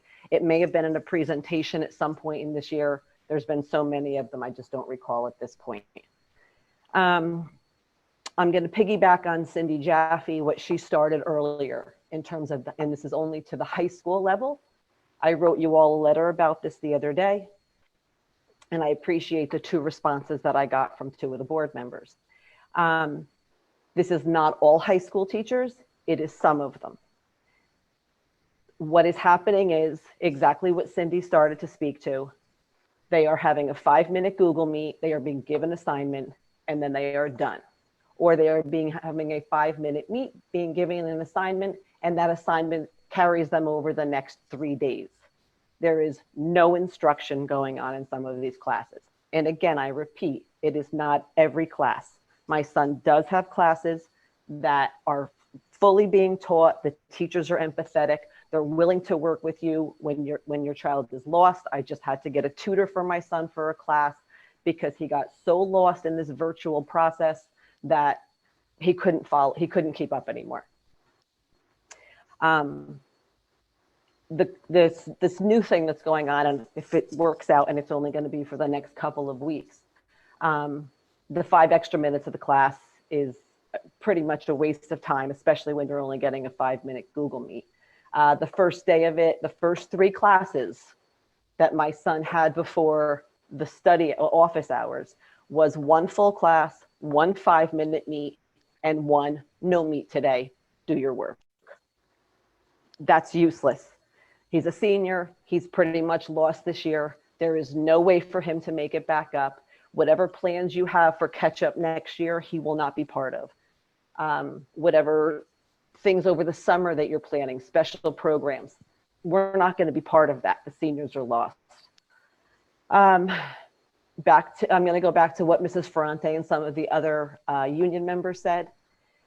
This is not a small group of parents. This group on Facebook was started about a week ago. So to have 1,300 people involved already, that's a pretty big group. And not everybody is on social media, and not everybody's vocal, and not everybody's willing to speak. And again, to Mrs. Ferrante's point, I'd like to understand how a 5-minute Google Meet is being considered instruction. I did bring it to the school principal, and I actually spoke to one of the assistant principals in the school. And what I was told by them was, well, perhaps there was a quiz given, or perhaps there was a personal emergency. And that's all fine and well, and that may be the case. And the assistant principal said she would get back to me after looking into it, because we spoke to the specific class. I'm sorry, that's your time. Thank you. 3 minutes goes fast. Next caller.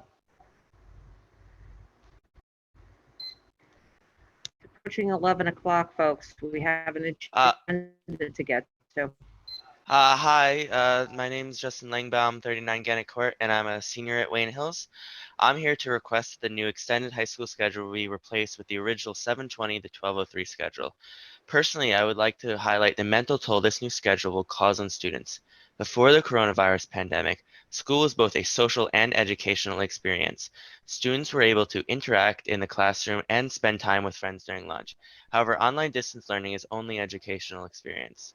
This lack of social interaction is damaging to the mental health of students like me.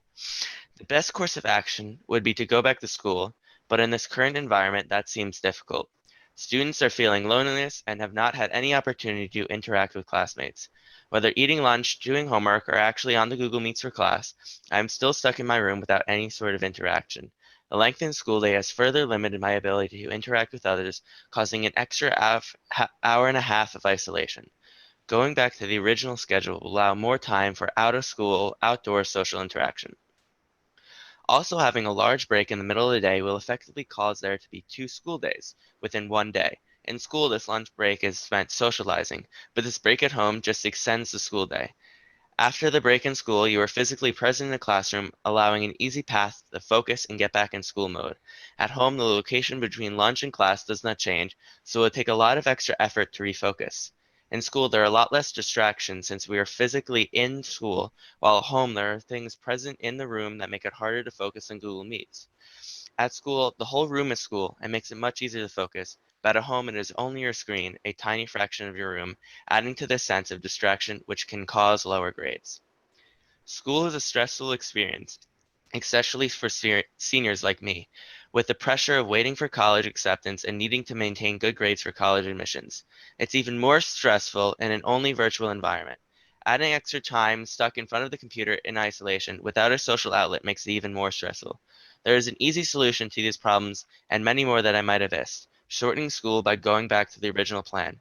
The best solution would be to go back to school where it is easier to socialize and focus, but this current environment, it seems difficult, and for the foreseeable future, distance learning is the only option. That's why students want to go back to the original plan or shorten the school day in some way, like getting rid of the lunch if adding time to learning is so important. Personally, adding 5 minutes will not do much in the way of adding additional instruction. However, the real problem is the hour and a half extension of school, threatening the mental health and well-being of the students. Finally, the students were not involved in the adaptation of this plan. The entire education system purpose is to help the students, so our opinion should have been considered before a decision that negatively impacts the students are made. Thank you. Thank you. Next caller. Hi, Ashley Blitzer, 49 Princeton Place. I'm a senior at Wayne Hills High School calling in, but I wanted to start off by thanking the teachers for all their hard work in trying to make this year as good as possible. And we know you are doing the best you can, and we appreciate it. Teachers are not selfish for wanting to stay home. They are terrified for their lives and the lives of their families because you and your children refuse to stay home. In regards to the new schedule implemented for high school and the letter response from Dr. Toback, when the letter said, "We are rapidly approaching the time of year when important standardized tests like SAT and ACT exams are on the minds of many students," it makes no sense because the high schools have never offered any type of SAT or ACT prep. So we are talking about how stressful it is, but then we're adding more hours of school, meaning there will be less personal prep time. And most colleges have eliminated the SAT and ACT requirements. I've been accepted into 5 doctorate programs without test scores. There are many hypocritical points in the letter. For example, it talks about how lunchtime is a great way to have a break from electronics, but then goes on to say it's an opportunity to catch up on homework. All of our homework is on computers except for math. The decision that directly affects students and teachers is in the hands of people who do not attend school.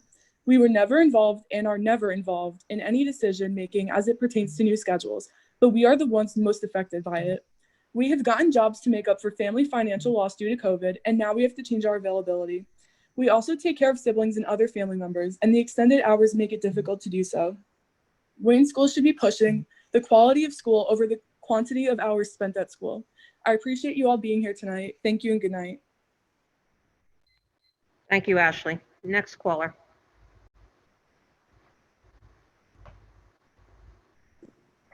Okay, good evening. This is Greg Panis, and I teach at Wayne Hills High School, and I'm also the treasurer of the Passaic County Education Association. I notice that students with anxiety are more comforted by pets and other items in their home that comfort them. At home, students with anxiety are able to hold pets while they learn. My students know my cat. His name is Sam. That's all I had to say. Thank you. Next.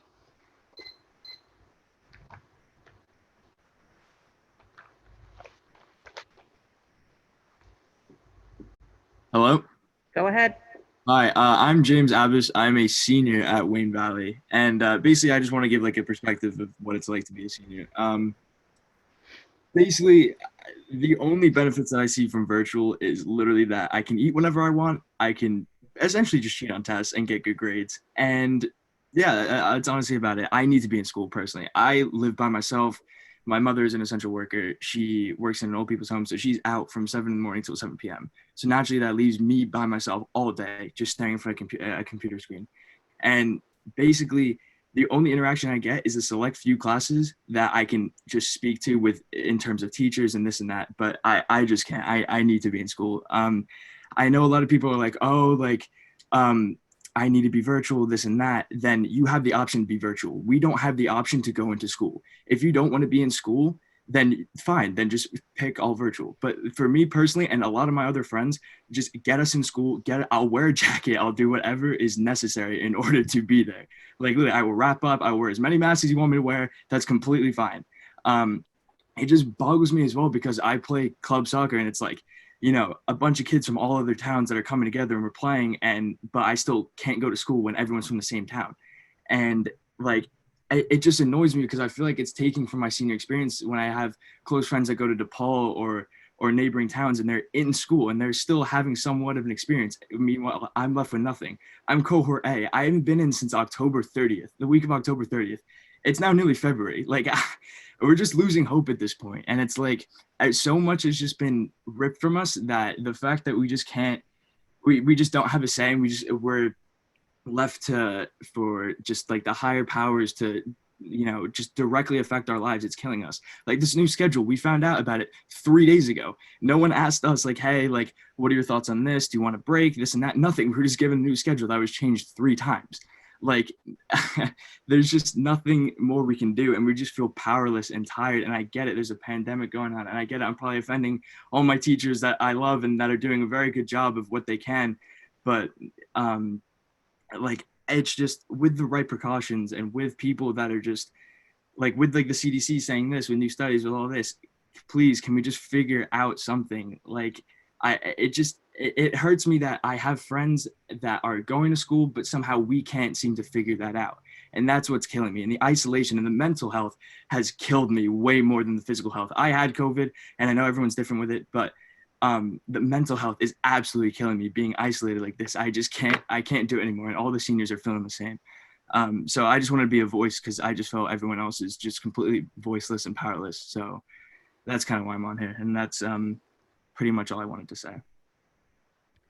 Thank you very much for sharing. Next caller. Madam President, if I can interrupt for a second. Mr. Duffy. As we see the hour seem to turn after 11 o'clock. I'd like to make a motion that we have heard the rhetoric of everybody. We know the concerns of the people of the town, and we can all appreciate their issues and respect all of their concerns. But we do have an agenda that we need to move.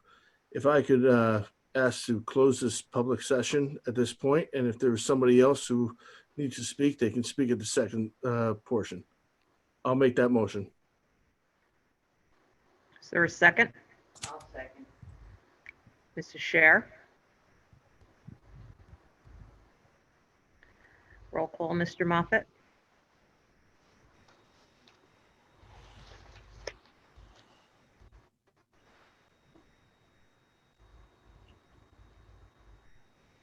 Mrs. Albanese? No. Mr. Bubba? No. Mr. Duffy? Yes. Mr. Giordano? No. Mrs. Kumar? Yes. Mr. Pavlak? Yes. Mrs. Putup? Yes. Mrs. Shear? I'm going to vote yes, but I'm also going to say that the public needs to realize we're not cutting them off. We need to get through an agenda, and it's already 11 o'clock, and we're still at school. So we will have another public portion after the agenda. Thank you. Mrs. Kazan? Yes. Motion carries. Okay. Let's get to the agenda.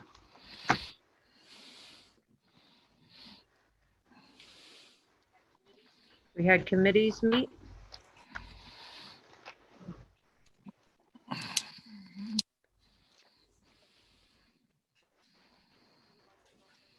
Who would like to go first with the committee report?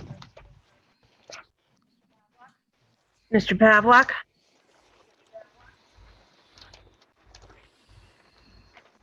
Thank you, Madam President. The Facilities and Transportation Committee met tonight. Was myself, Mrs. Kazan, Mr. Moffett, Mr. Blanchard, and Mr. Skibitsky. We reviewed the agenda items for the meeting. We spoke about the Alyssa's Law grant, which we received from the state, which we'll be doing a walkthrough with the architect tomorrow to determine the feasibility of the security upgrades we're going to do. We spoke about the 21-22 budget as far as facilities and transportation goes. I'm happy to report that the kindergarten classrooms are being painted and being prepared for full-day kindergarten starting in the fall. We also spoke about emergency backup generators to take care of our schools should we have a power outage, to maintain the infrastructure. Spoke with the transportation department. Basically, we looked at the replacement plan. We're going to have to replace some buses next year because they aged out, as the buses only have a life as required by law. That's it.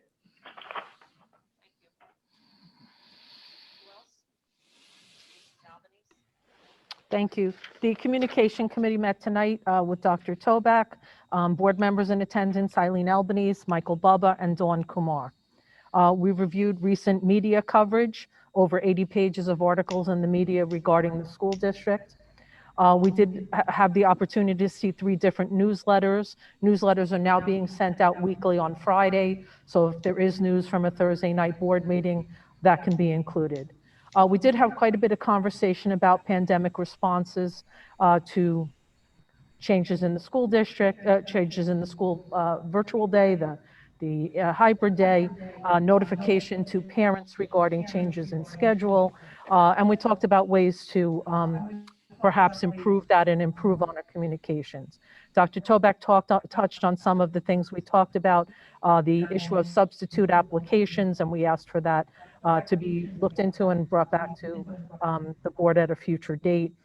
He talked about the confusion between whether or not Passaic County was a red or an orange district, the reach out to the Department of Health regarding vaccine for teachers, communication with the mayor that rightfully he will follow state guidance on the issue. We talked about asking our infectious disease doctor to communicate with parents, perhaps at our next meeting, and Dr. Toback was going to look into that. And I think that was it from our meeting. Thank you.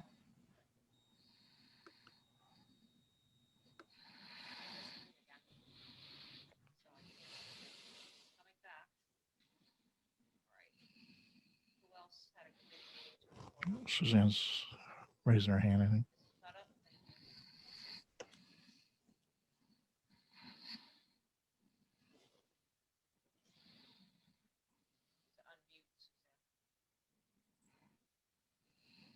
I need to unmute. Go ahead, Mrs. Butter. Thank you.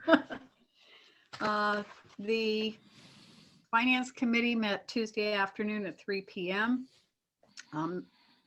Mr. Pavlik, Mrs. Kazan, Mr. Moffett, from our business administrator, and Mrs. Leidig, his assistant, and myself met at that time.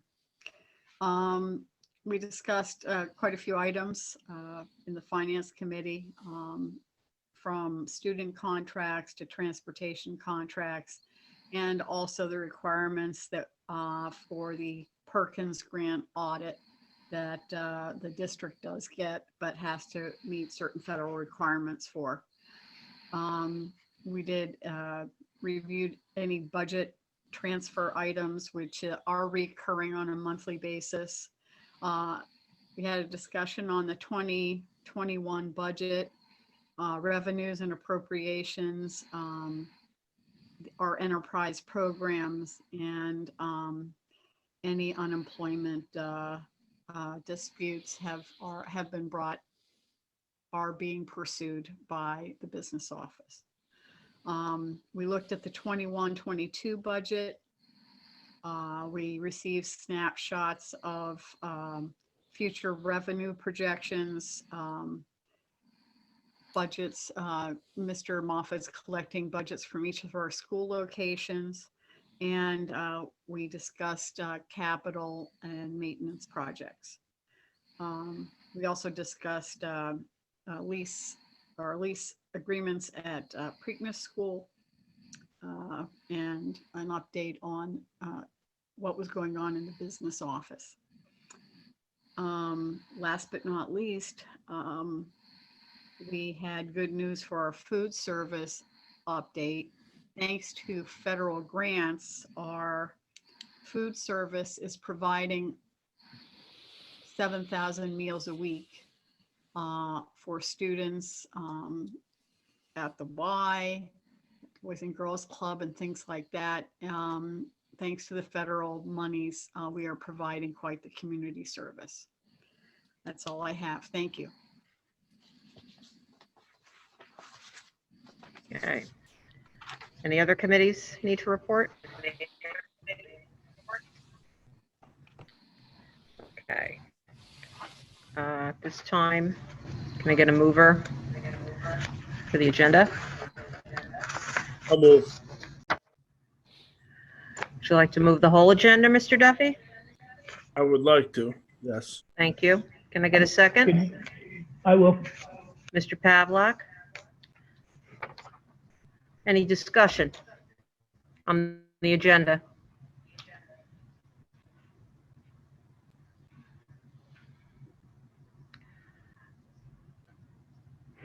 Mr. Moffett, roll call, please. Yes, ma'am. Mr. Bubba? Yes. Mr. Duffy? Yes. Mr. Giordano? Yes. Mrs. Kumar? Yes. Mr. Pavlik? Yes. Mrs. Putup? Yes. Mrs. Shear? Yes. Mrs. Albanese? Yes. And Mrs. Kazan? Yes. Motion carries. Yes. We have some further business to get to. Thank you. Retirement.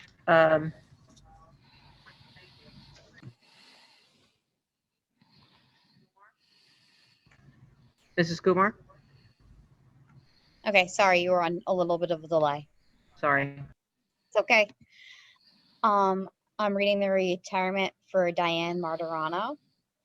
After 15 years in research and development for the Exxon Corporation, Miss Diane Martirano dedicated the next 25 years of her life to the education of the next generation of scientists. For the last 20 of those 25 years, Wayne Valley High School has had the great fortune to have her as our AP chemistry teacher. Much more than that, she has been a leader in our science department and has advanced the quality of science education throughout the district. By providing guidance on the latest best practices and standards in science, she has become a mentor, coach, and the go-to person for science educators in Wayne Township. Her passion for science is infectious and has greatly influenced the lives of her students and colleagues. It is very hard to imagine the science department at Wayne Valley without Mrs. Martirano. She is always willing to help and provides invaluable guidance for the other teachers. Not to mention her generosity with the tremendous amount of baked goods she has supplied over the years, along with the good advice and the conversation that made the science department a cohesive unit. An example of her passion. In this crazy time, this close to retirement, she could have been content with converting her current lessons to virtual classes. But as one of her colleagues put it, she is just not wired that way. Instead, she organized group meetings, researched best practices in virtual science education, and proactively designed lessons that she could share with other chemistry teachers. Even with all this, The most impressive attribute that would be missed is her dedication to her craft and her students. Her success as an educator is measured in the amount of students' lives she has touched, but with her fair but firm teaching style. She took a difficult subject and made it so students could relate to it and see how chemistry was an important part of their lives. She did this without sacrificing the rigor and making sure when students left her tutelage, they left truly understanding and loving science more than they had before. As if all of this was not enough, her family also contributed to our school with donations that made it possible to upgrade science labs and equipment. We have recently upgraded room 212, a small group special needs science lab with funds donated by her sister. This week, we will be dedicating the room to Mrs. Martirano with a plaque that reads, "Her love of science and excellence in teaching inspired countless students. No words said here are more fitting." So we would like to thank her for her service and dedication and wish her luck on her new adventure. We hope that she and her husband will get to travel to all of the presidential libraries and go on far more adventures. We will miss you deeply and hope for your success and happiness. I just would like to say that as someone who worked with her through different professional development, she was always someone that was very dedicated, as was said. And as a younger teacher coming in, it was always inspiring to see someone who had been there for so long, but continued to have that dedication to their students and really cared about where they were going. So as a younger teacher, she is definitely someone who inspired many of us within the district.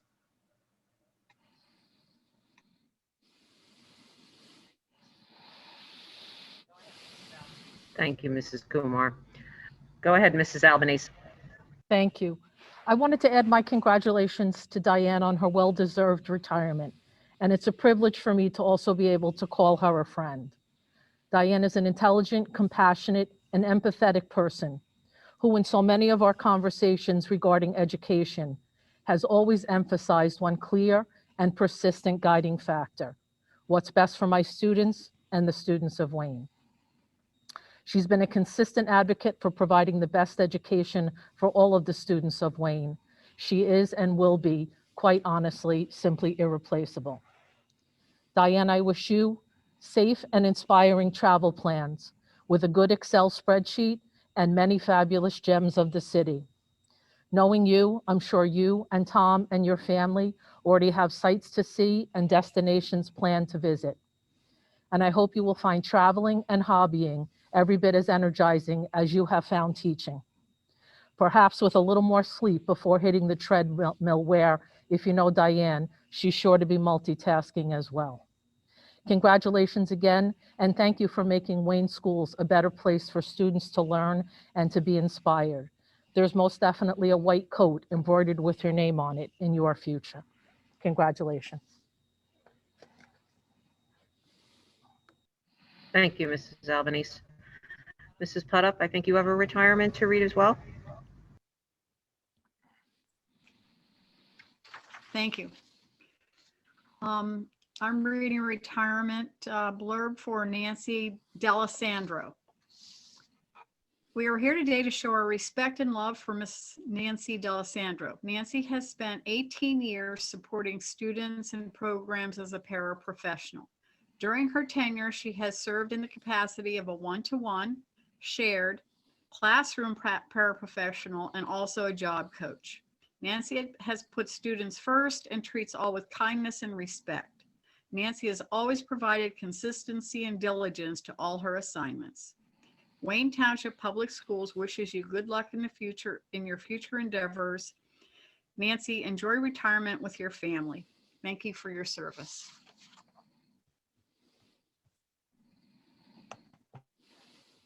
Thank you.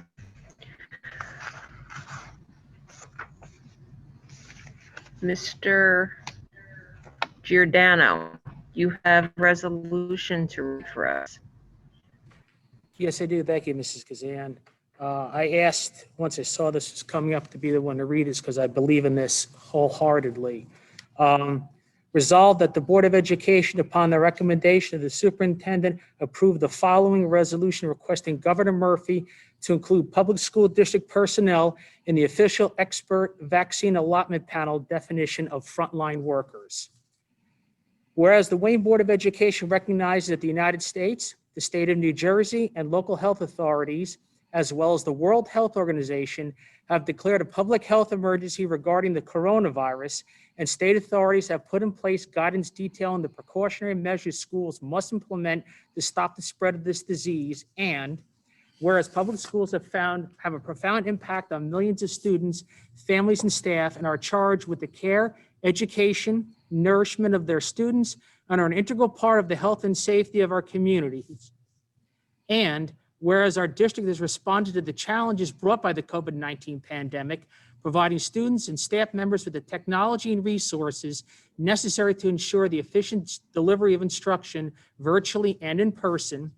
And whereas the board has substantial public interest in protecting the health and safety of its students, staff, and community, and ensuring that the district can provide staff and students with a safe and effective educational environment that supports student achievement. And whereas the board recognizes that this health emergency made it necessary to close schools and reinvent the educational programs in a virtual setting, and that this may have an adverse impact on student achievement and the emotional and social well-being of students. And whereas the COVID vaccination plan published by the state of New Jersey Department of Health prioritizes the availability of vaccines to essential workers in phase 1B of vaccine protocol. And whereas school district staff at all levels are essential to the day-to-day operations of this district, responsible for the thorough and efficient education of all students and their social and emotional well-being, are crucial for the vital and in-class instruction and are essential workers.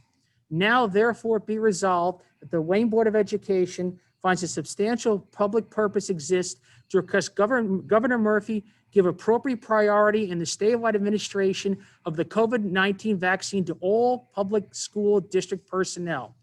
COVID-19 vaccination published by the state of New Jersey, we found at the State Department Health site. Resolved that a copy of this resolution shall be forwarded to Assembly Speaker Craig Coughlin, Senator President Stephen M. Sweeney, Governor Phil Murphy, and to the New Jersey School Boards Association. Thank you. Here, here.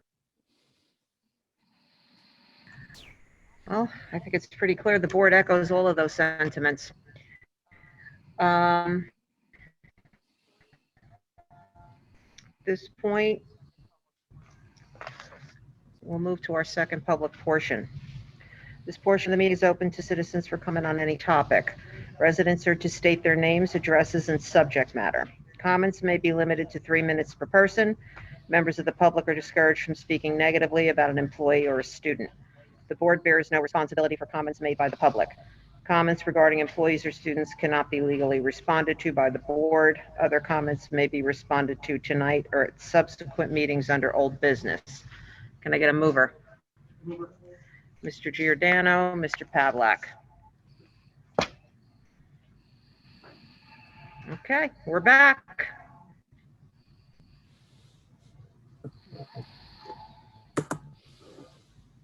Go ahead.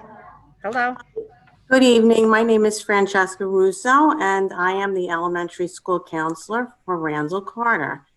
I wanted to share with the board that my colleague, Denise Malone, school counselor for James Fallon, and I have both volunteered this year to be FAST representatives for the Wayne Education Association. FAST stands for Families and Schools Together and seeks to provide parent engagement that supports families to help their children thrive. This year, given the extraordinary circumstances that COVID-19 has brought into the lives of our students and their families, the FAST committee of the WEA organized an event last night for our school community to address the mental health needs of our students and their families at the middle and high school levels. Circle of Care for Families and Children of Passaic County a nonprofit organization that provides free comprehensive care management services for children across Passaic County and their families, presented information on the signs and helping strategies for stress, anxiety, and depression in teenagers. It is my pleasure to report that 257 members of our Wayne community registered for last night's webinar event. In fact, many of those registered had multiple family members listening in and participating with specific questions and direct requests for assistance on the webinar. A recording of this webinar and a copy of the slide deck will be shared with all registered participants. A copy will also be shared with all secondary counselors to then share with their school communities. We are grateful to Circle of Care for sharing their professional insights, valuable information, and community resources to directly help the students and families of the Wayne School District. Thank you. Next caller, thank you.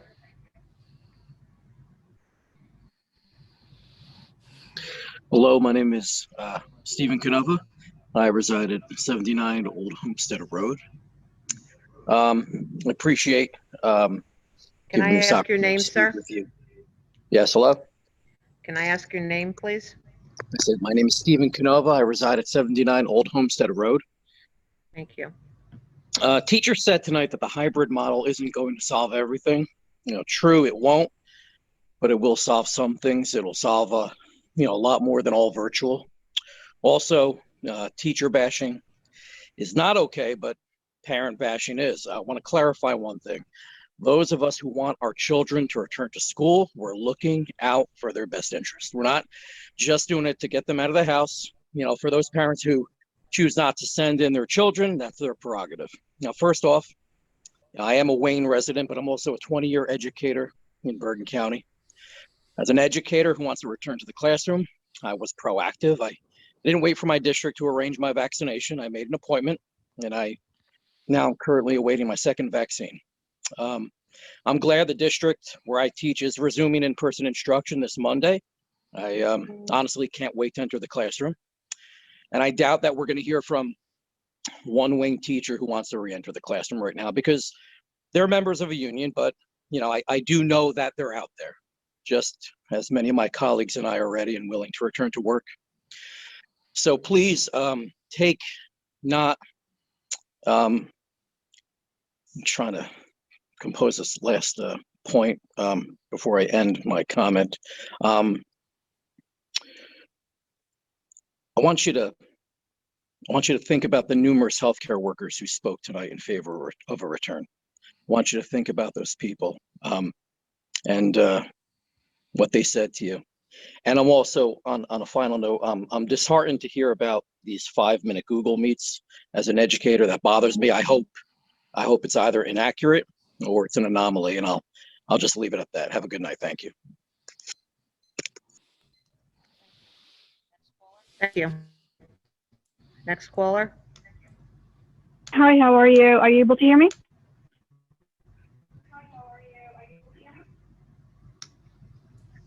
Hello? Are you able to hear me? Great, thank you. Now I can. My name is Luba DeGrode. I live at 112 Maplewood Avenue in Wayne. First, I just wanted to thanks to Board of Ed and teachers and all the parents who care about their kids, and obviously our community that stay up so late and call into the meeting to express their opinion. I strongly feel about my kids returning to school for all the reasons that were already stated by the previous callers.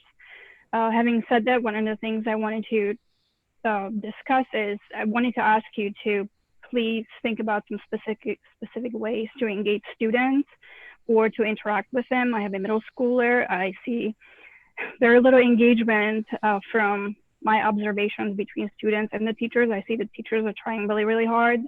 So kudos to them, but the teenagers are teenagers, so it is very difficult. On the other hand, elementary students, I see they are a little bit more engaged and talkative. However, they're not able to keep up with all their emails on top of the Google Meets, and especially if they get email about incomplete work. There has to be a better way to communicate with an 8-year-old or 9-year-old that their work was not completed, and not having to expect them to check dozens of emails a day. So those are a couple of points I want to discuss. Office hours, if the teachers are seeing students falling behind, let's set up office hours for specific students, not just hoping that they're going to call in from their own initiative. Not everybody is as motivated. Consider bringing back honor roll or high honor roll for students after each marking period. Maybe that will keep them a little bit more engaged if they see there's some sort of award after every marking period.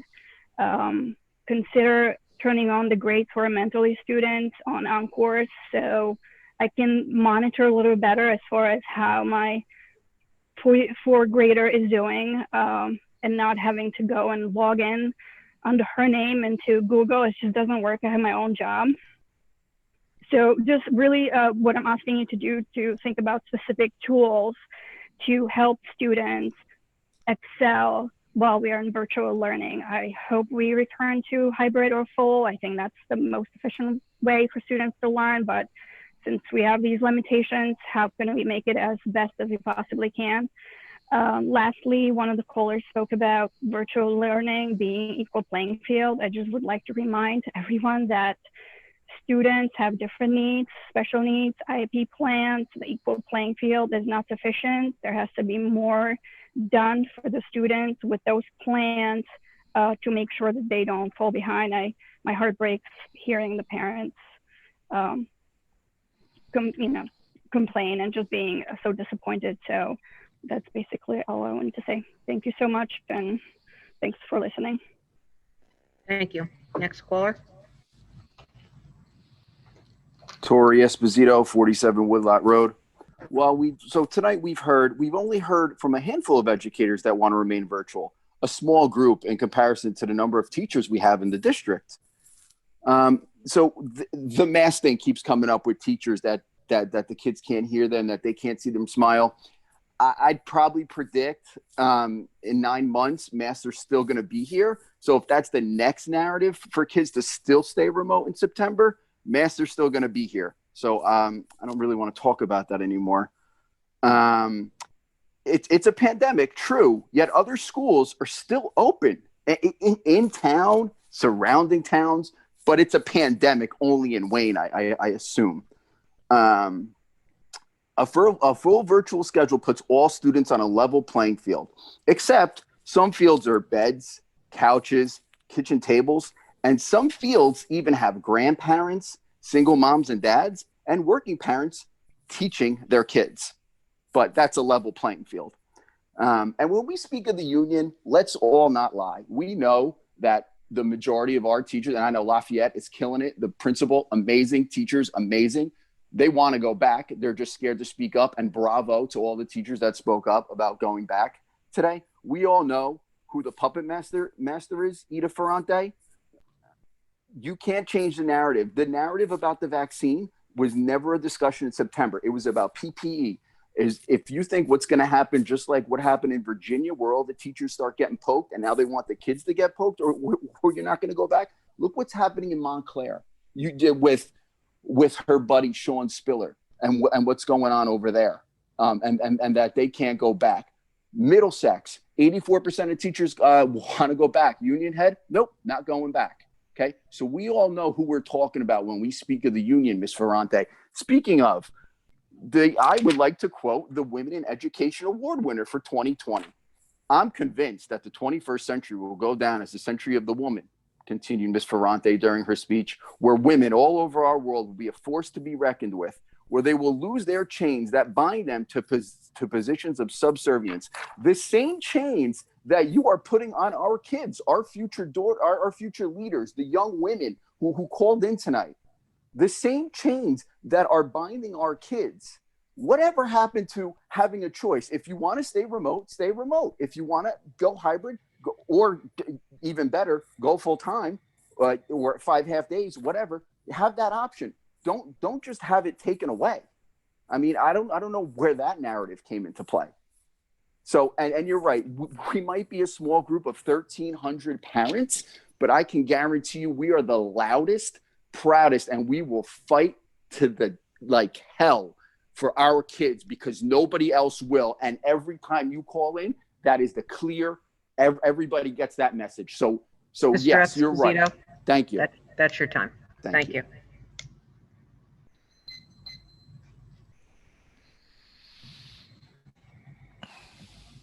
Hi, Alan Topescu, 41 Gibbs Drive. This meeting began 4 hours ago. It began with an informative presentation by Dr. Toback and Ms. Reichman, but many teachers and parents and students had comments and questions. A public session then began. There must have been 100 different comments and questions. Different perspectives from students, parents, and teachers, all worthy of feedback from administration. Then by vote, the public session ended with some callers not even being heard.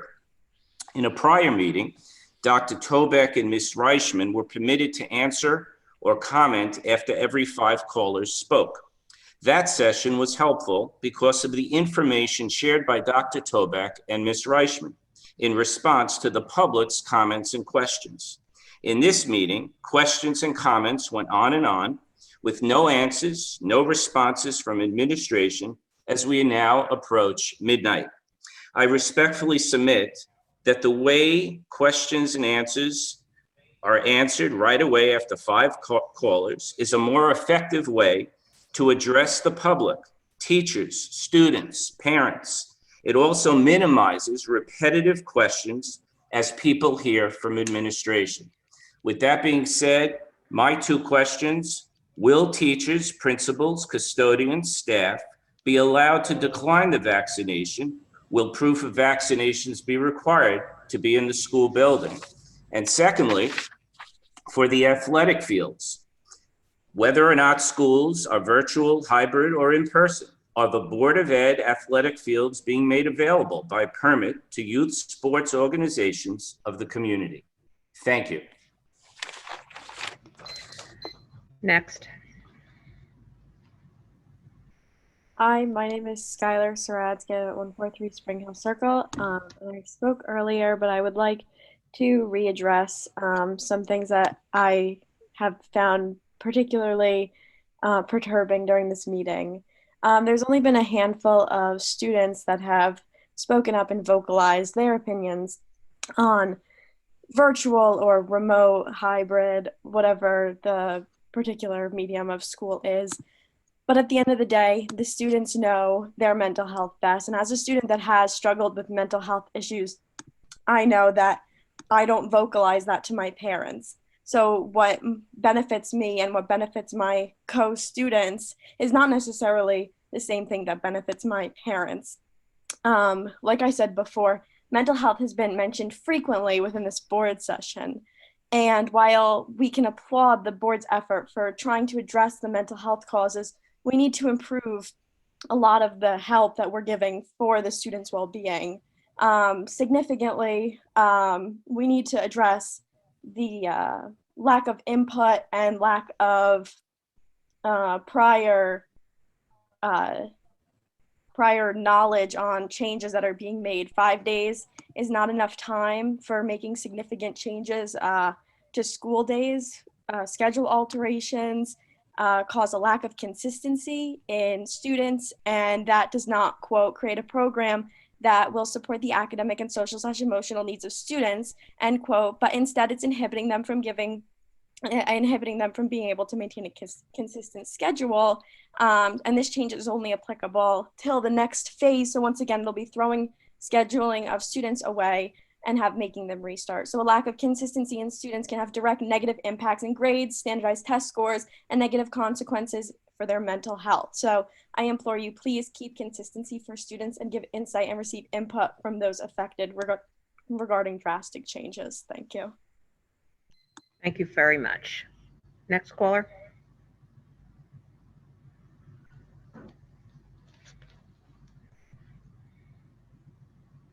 Hello, Hello. go ahead. I've already spoke before, but at this point, I think that everybody's still listening. Who cares? Really, it just brings us back to, I'm Michelle Toscano, 15 Kimberly Place. It just brings us back to facts. Where are the facts? It's facts and these kids' mental health, K through 12. I don't think that there's really any more to say about being academically, like I've said before. I know myself, I'm dealing with a lot of issues every single day as a parent, as a mother, as a wife, as a human being. My son and my other daughter who's being ignored because once she's home from preschool, that functions at full capacity, with masks on and, you know, precautions being taken, and they're on top of each other. And my son is home alone in his room, being isolated. My daughter comes home. I rush to go get her. My daughter comes home and I am back on with Zoom. And, you know, I applaud the teachers because the teacher that we have is unbelievable. The work that she has done is beyond exceptional. And I applaud her and I am so thankful for her every single day. However, what's happening in my household cannot happen anymore. My 5-year-old daughter is being ignored for 3 to 4 hours a day, ignored. I bring it back to the dynamic of our family. The dynamic of my family has changed, and I know I'm not the only one. And it brings me back to when I was a child and wanted to have children and a family, and this is not the way we want it all to happen. And unfortunately, right now, we don't have control of what's going on with everything outside of our house. But inside of my house, I would like to think that I have control over that. And what's going on once my children are inside of my house can make nobody happy, including myself. It is very depressing. It's upsetting. It's controlling and consuming our entire lives. And I think all of us as parents, as human beings, as social workers, teachers, whatever your profession may be, we can all say that we all feel the same in this instance, and things need to change. Things need to change for the more positive and not remain the same and get worse, because what's happening emotionally to these children is not good, and it's on a quick decline. And for my, I'm gonna bring it back to my 7-year-old. To hear my 7-year-old say words that come out of his mouth is unheard of. Your time, Mrs. Toscano. I'm sorry to interrupt you. It's okay. Thank you. Next. Eileen D'Amico, 29 Manor Drive. I wasn't going to call into this part, folks. I'm sorry, but I have to say it. How dare anyone try to tell a parent what their child is feeling or why they're feeling that way? How dare anyone claim to be so all-knowing as to know what's best for my child or anyone else's for that matter? Have you heard none of the parents who called in tonight, who shared their children's struggles and issues, who broke down and cried in some cases because of what their child is going through? We are their parents. We know what's best for our children. And when we have questions and need assistance, we consult the experts when it's appropriate to do so.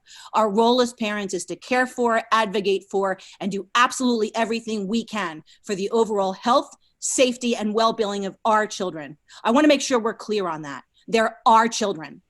I won't speak for anyone else, but I can say with absolute certainty that when I speak of the union, I do not in any way speak of the teachers.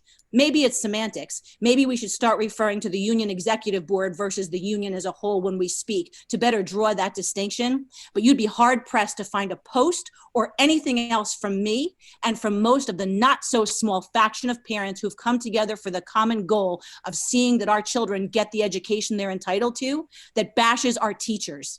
As a matter of fact, there's a constant concerted effort to ensure quite the opposite.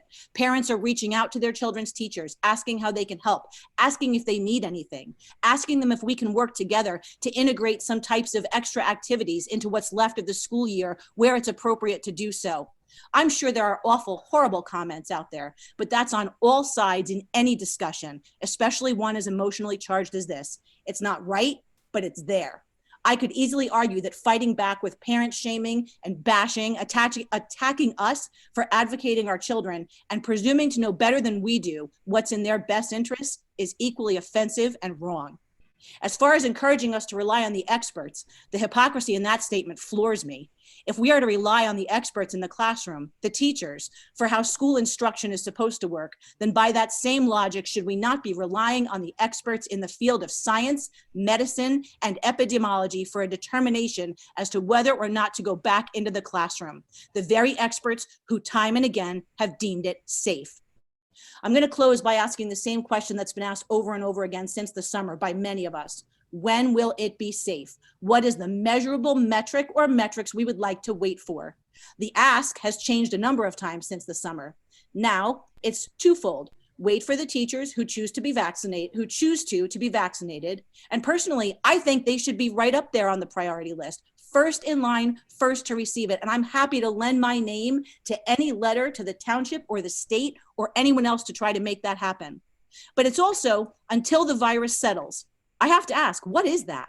How does one measure when the virus settles?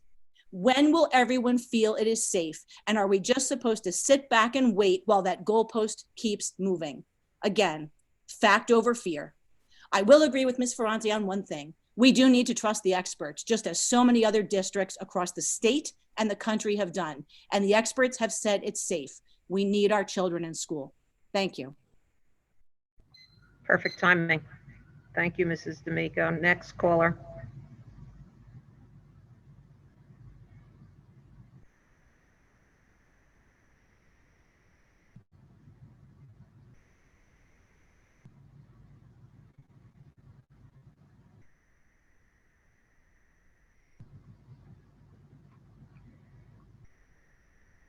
Hello? Are you there? Can you hear me? Can you hear me? All right, sorry. My name's Ethan. I'm a junior at Wayne Hills. I feel like a robot right now. I'm literally just waking up, going to my computer at my desk, Yes. and not Your doing name, please? anything. What? My name's Ethan. What?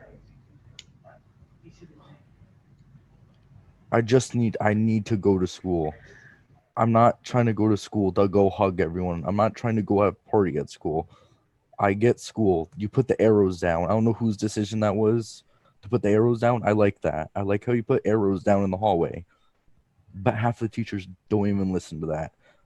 They yell at us to follow the arrows, but half of your people that you hire as educators don't even do that. And there's so many good teachers there, but half the teachers don't. And it just annoys me. I have not seen my friends in a while. I haven't even seen my friends. And it really disappoints me. I feel like I have no one right now.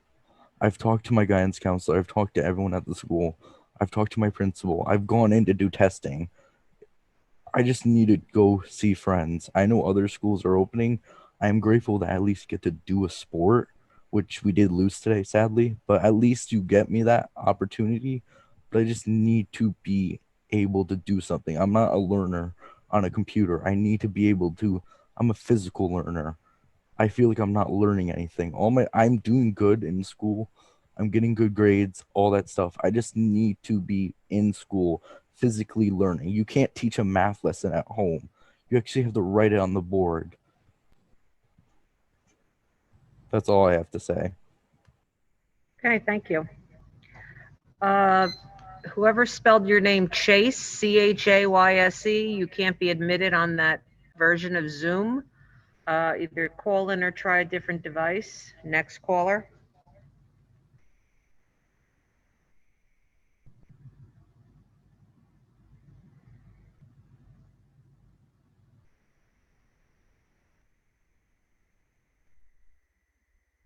Hello? Hello, can you hear me?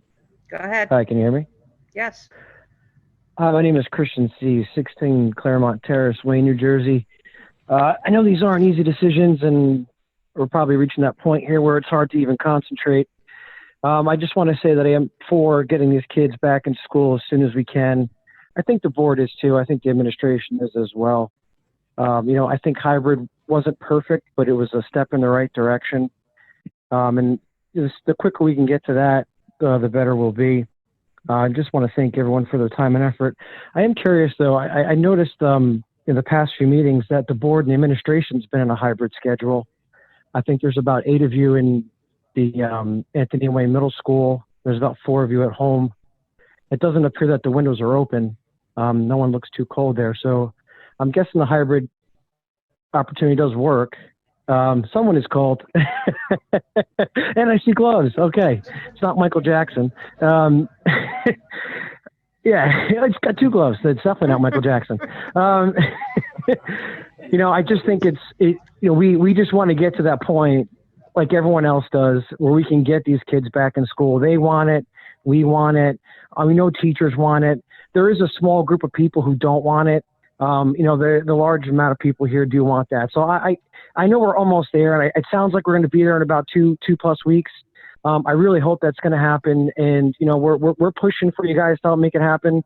And I really feel like you are too. And let's just make it happen. Thank you very much. Next caller. Go ahead. Hi, can you hear me? Yep. Sarah Gaber, 1051 Rasser. This has been an interesting board meeting. I am glad to see a lot more of my fellow students speaking up about a lot of what we're experiencing right now. I feel like the board doesn't get to hear enough of that. But I am super appalled at the way that I see several board meetings become a constant bickering between teachers and parents. Sorry, give me 1 second. It's heartbreaking because we know you all have our best interest at heart. We know that there is no one who cares more about us than our teachers and our parents. So to see you guys go at each other with so little grace in these meetings is even more stressful to your students who simply tuned in to get a feel for what was happening in their community. So I'm asking you all, if you're only coming to these meetings to delay them so that the board can't even get to their agenda at 11 p.m. and has to stay in Anthony Wayne, please stop, because it's very unproductive. As Kathy Kazan, please don't show up to repeat the same exact points. We get it. We all want to go back to in person. No one is having fun here. Trust me. But at the end of the day, there's nothing really we can do. A lot of you are saying that people are saying it's open to, that experts are saying it's safe to open under certain conditions, like other callers have pointed out. There's not much that we can do to meet them. And there's not much that we can do to meet them and that solution not become part of the problem. We don't want to go to school in a snow jacket, okay? And I know some people, that's still important for them, but at the end of the day, we're still not gaining much from in-person learning, from in-hybrid learning. And we really do care about our teachers most of all. And as other people have shown, that their students and their kids are in other activities outside of school. So no matter what, students are continuing to spread COVID amongst themselves and amongst our community. Our teachers are not part of the Wayne community. Some are, but some aren't, and we can't put them at risk like that. I also had a question about possibly making the help desk for technology issues more efficient at responding to them. It's become a lot of the issues with online learning can be rooted to that, like having your mic not work, having your camera not work. It's really frustrating. And when you submit a ticket to the help desk, it takes forever for them to respond, if they respond at all. Thank you and have a lovely evening. Thank you so much, Sarah, for sharing your student perspective. Next caller. Hi, good evening, almost good morning. My name is Angela Tetla. I am a para in the district, and I'm hoping you can still hear me. All right, first I would like to thank you all for your hard work, especially on the resolution. I can tell you it's appreciated. My cousin is an educator in the state of New York, and they were in the first round. So thank you to that. To the elected Board of Ed members, thank you for volunteering your time to the student of this district. It seems to be a thankless job these days. I have a few questions that were based on some of the comments that were made this evening. I am curious as what the average age of our substitutes are. Is there a lot of retired substitute persons on our sub list? Because if so, could that be the reason why there's such a low turnout, because perhaps they're at a higher risk for COVID? And isn't it true that if we were to reach out to the colleges for students to use as subs, that they would need to be certified as well? So it's not a quick fix, correct?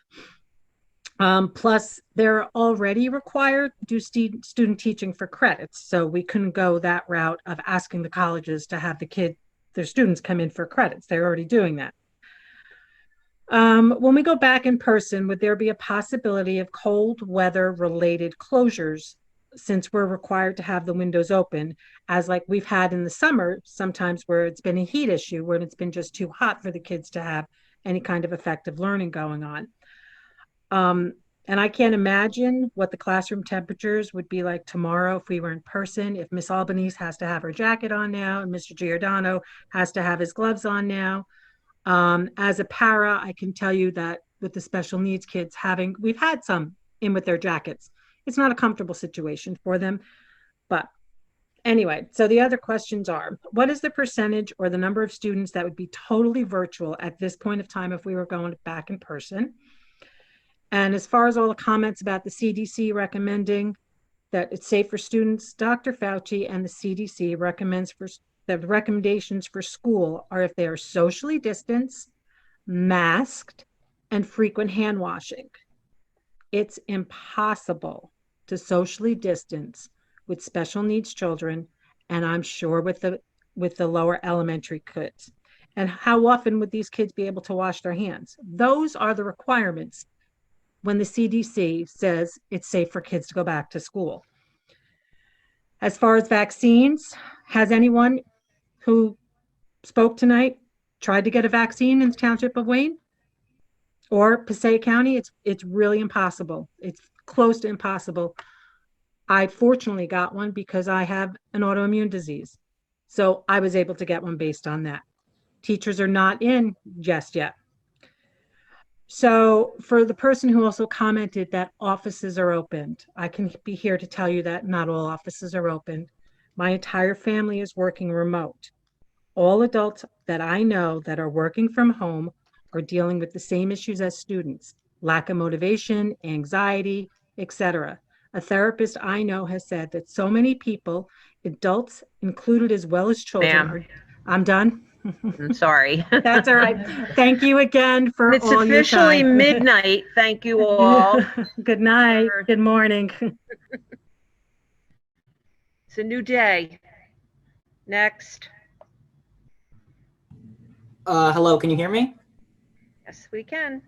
Hello, I'm Christopher Velarda, current senior at Wayne Hills High School at 8 Pine Tree Drive. I have many thoughts on the topics discussed tonight, but chief among them is the schedule change. And in that vein, I'd like to address this one specific point. Many of the parents or teachers have talked about how they're speaking on behalf of the voiceless students, that they need to fight for them. Frankly, they don't. Although I will give that credit to like the wonderful teachers and counselors for trying their best in those times. A favorite teacher of mine once said that students will never be able to come together behind a cause. We're all too different, disorganized, diverse, what have you. Any problem you could probably think of that could divide us probably is. And yet we've been able to come together to fight this schedule change. We have a petition that has over 2,600 students signed it, chiefly among them Wayne Hills and Valley, against the change. Some of us have delegated several topics of discussion among groups as to not be repetitive, unlike most of the parents here. We've organized several emails campaigning for and addressing our concerns that responses thus far have failed to address. Specifically, I'd like to point that the extra break in the middle of the day does not address your concerns. Students are either napping or need to be in front of a computer screen doing homework. If students need the extra help, the 2 hours after school for office hours was fine. If students didn't need that, they could go off and eat at noon and or possibly go to work just to help support the families, but I digress. More importantly, I'd like to ask the board simply why? Why ignore our pleas? It's such an amazing feat that we've been able to come together, so how can you possibly ignore that? Frankly, we understand a perfect solution making everyone happy isn't possible, so we're willing to compromise, whether it be like a slight extension of the day. I think adding 5 minutes in each period, while honestly it hasn't seen much fruit, I think is honestly kind of fine. Extending the day to 12:30 isn't much of a change. A return to the old schedule or any other ideas up for debate. Personally, I think going back to the school in person is reckless and needlessly endangering everyone, but that's up for hopefully a future civil debate between teachers, the Board of Ed, and a collection of students. Just addressing the frankly disorganized and rude parents, while somewhat understandable considering the politics of the situation, is a mistake when the primary issue at hand is the students. We know what's best for us, so all we ask is you take the time to properly understand our needs so that we can peacefully come to the best resolution for everyone. A point was made earlier to survey the student populace. I can guarantee if this happens, the most people possible will be happy. Let me be clear, the parents do not know what we want. No kid is telling their parents exactly what is on their mind, and I'm sure the same was applied to you when you were kids. The students and frankly the teachers do know what they need. Thank you for your time, my fellow students, and the teachers for giving it their all, trying to adapt to all the crazy hurdles they've been thrown to. Thank you. Excuse me, Mr. Kazan. Tonight we have exceeded the 12 o'clock mark, and we have a legal ad that goes out into the newspaper that states when our meeting will be. If we have passed that, I would like to make a motion to close this meeting.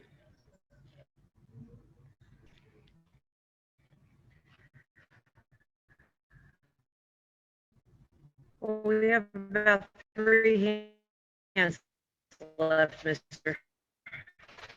Duffy. I think we should wrap it up with that. I'm sorry, I could not hear. Looking to second. Okay. All right, we'll take these. Next caller.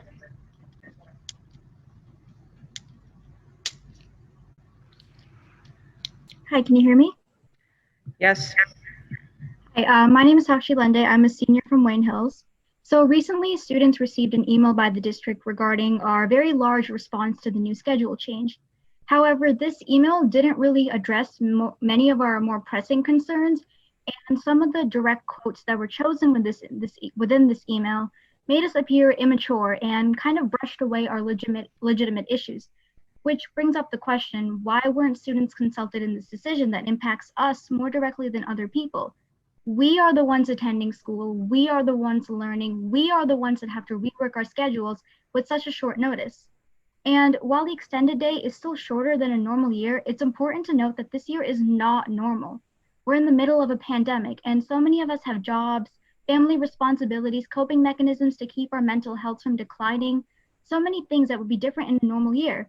So how is it fair to compare the two?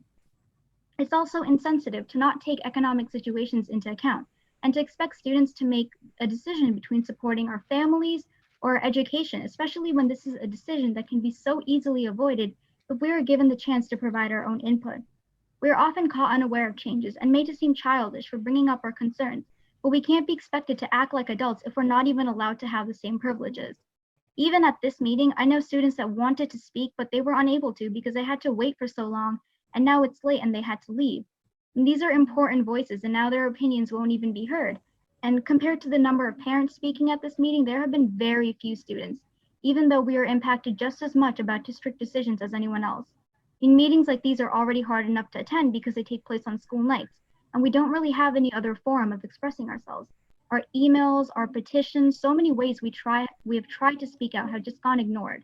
We've already proven that we can accomplish so much when working together as students, and I believe that we can accomplish so much more if we are able to work with the adult leaders of this community. We have a voice, and it's time that this voice is not only heard, but listened to. Thank you.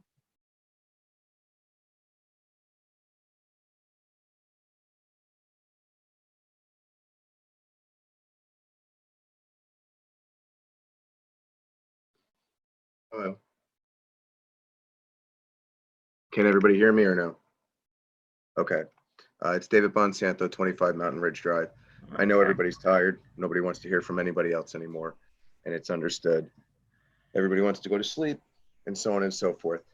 But the only reason I decided to come back on for the second round and say something is I've heard many different things come from many different people, and it's all well and good. Some of us are parents with the young children in the elementary school age, people that have been talking out, not wanting to go back to school or involved or whatever the case, have been more gauged to the upper middle and senior, the high school realm of people, whether it be children, or I should say students, young adults, and the teachers that instruct them. However, for the most part, in almost all situations, from either the parents that have seen a drastic decline in their own children, as well as the teachers, whether they've spoken out on the forum today, or overall, as we've had many conversations, parent to teacher, to discuss our young children, that you can't really enable them to go on with their own scholastic challenges in education as you would a high schooler or middle schooler to go on. Want to go back to school. They need to go back to school. They need to see their children need to see their teachers, even if it is on a cohort style of some sort. Mental health has been discussed many times over. It is a tremendous thing. I've been very fortunate, both myself and my wife and both of my children have been fortunate enough to weather the storm to the best that we can, and we have a great understanding of what's going on, and we do the best with it. There are many out there that do need that face-to-face or mask-to-mask instruction. There are ways to do things without windows open. There's ways to do air purification systems. The hospitals are doing it because I will tell you right now that the hospitals, knowing firsthand and working there, they do not have the windows open. They can't have the windows open. It wouldn't be safe for their patients and their staff, but they have commercial air purifiers that suck the air out, HEPA filter it, and put it back in. And they're not tremendously expensive. So either way you go with the situation, there are ways to make it safe for the kids to go back. And for the ones that want to go back and stay in a cohort that don't want to go back and want to stay virtual, obviously that's out there. And I'm sure there's a group of teachers that want to also remain virtual, so they can be geared more to handling the virtual only students and allow the people that want to go back to go back. And I know I'm running out of time and I apologize for that. But, you know, there's been a lot of back and forth talk on both sides, but there's a tremendous separation between the middle school, high school students versus the elementary school students. And if it needs to be broken down in that situation where the virtual more on the high school, middle school, fine. But the children, the lower aspect of it, need that, because you're going to change the social dynamic and social interaction of children for your future. You're going to see a detriment. And I know it's been spoken with part of your board members face-to-face outside of this forum, and it's the same understanding that I'm saying. So I don't know who's not all coming together, who's believing what science and not believing what science, who's whatever the case is or wherever it's coming from. People have to come together with the facts. And I know my time's again, Mr. I assume we're over. So That's your time, sir.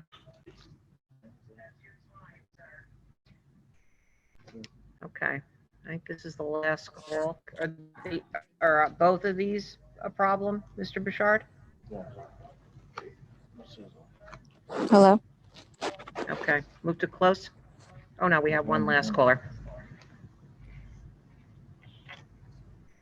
Go ahead. Hello. Yes, name, please. Allie DeBall and El Dorado Drive in Wayne. I just want to say I'm a registered nurse. I'm also a mom of 3 kids. One of them is at Tunis. And I originally wanted to talk on, my child and how she's learning with the computers, and it's not going well. But I also want to inflict on everyone is relying on this vaccine as a measure to go back, but the vaccine isn't promised that COVID would end. So I just want to inform everybody that the vaccine isn't the answer, and we have to work around this, and we all have to come to some kind of agreement that is better for our children and better for our health. And that's really all I have to say. Thank you. Okay. Move to close. Mr. Pavlak, second. Mrs. Kumar. Okay. We've reached the end of the public portion. At this time, at this late hour, Dr. Toback, how would you like to approach the myriad questions that you received? But I think we heard a lot more statements than questions.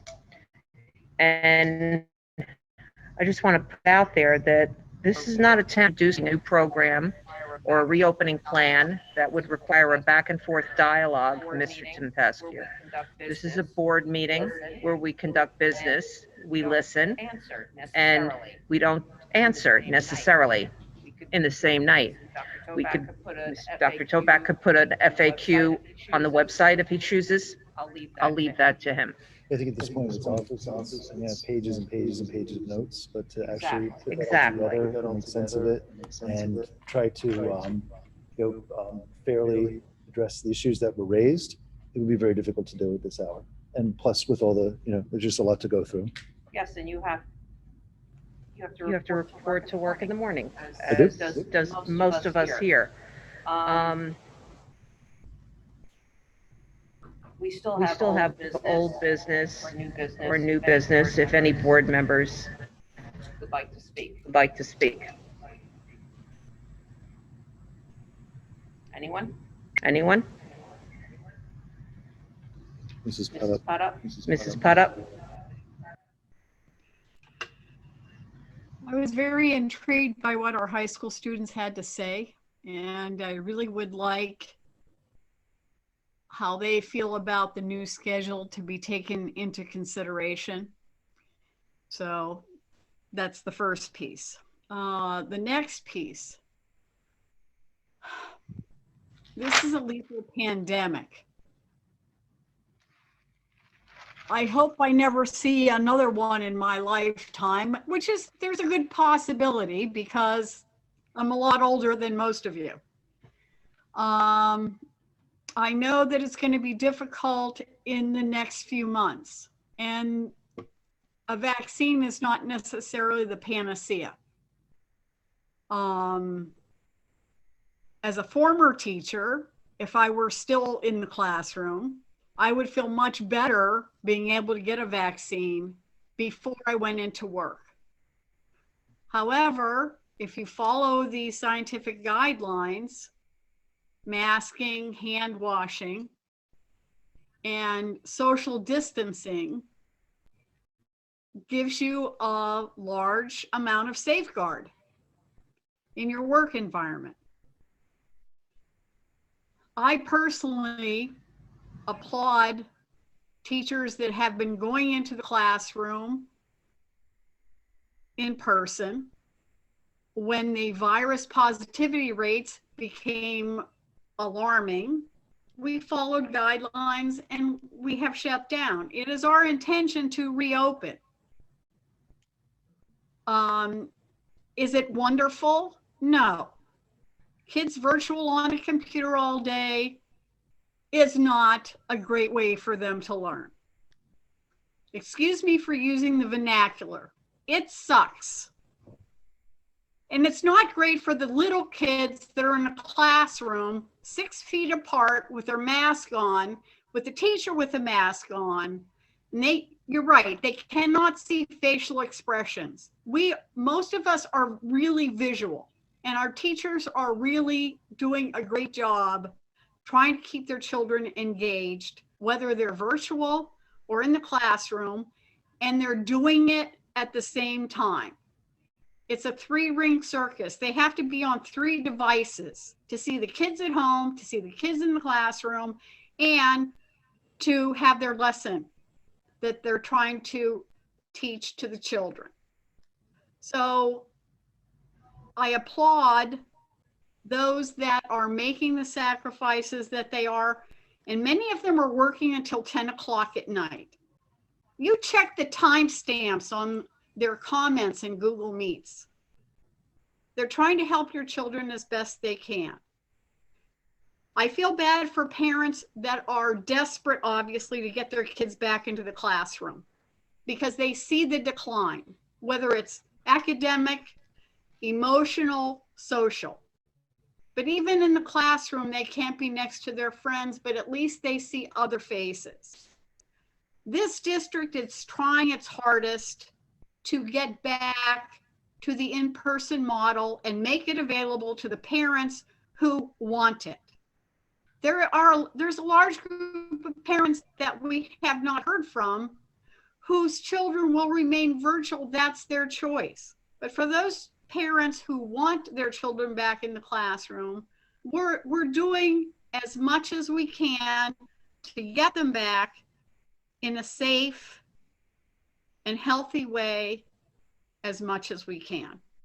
Thank you.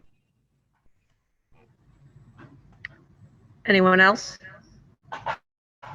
Mrs. Kumar? Hi.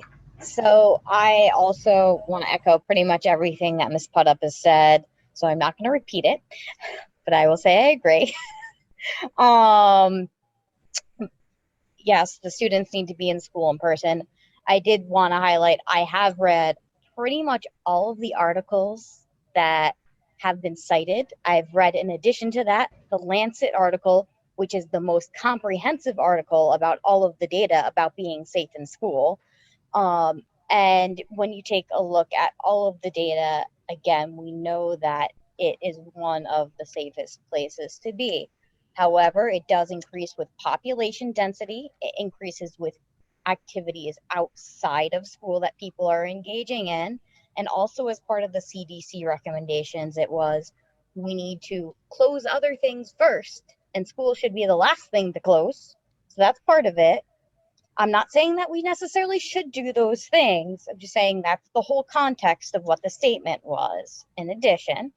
So, and again, I think school is the safest place to be, but if we don't have staff, which was our issue, and we also had other issues of transmission within our town, we couldn't open.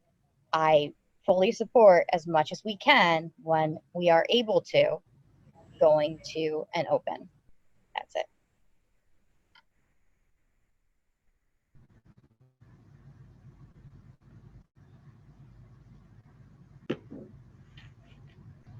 Anyone else? Mrs. Scher? Short and sweet, just because people have asked us to say our positions. I'm fine with the plan we have right now, with the virtual, and I can't wait to drive my daughter to school on February 16th. February 16th. I can't wait to drive my daughter to school and then go home so I can do all my virtual teaching. Thank you.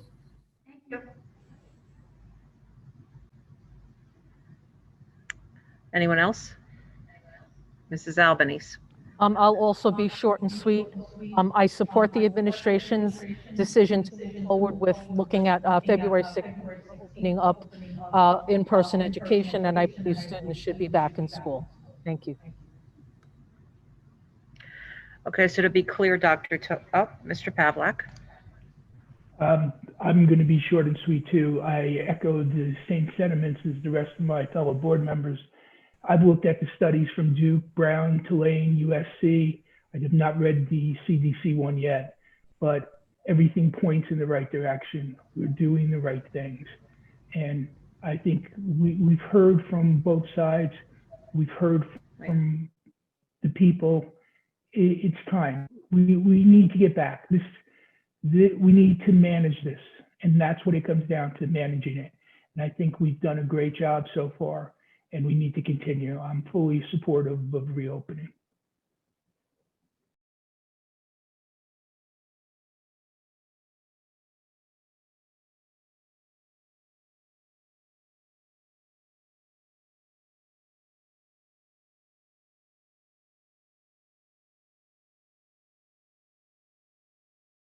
Mr. Bubba will be right with you. Mrs. Kazan's trying to regain connectivity. You can please go ahead and speak, though.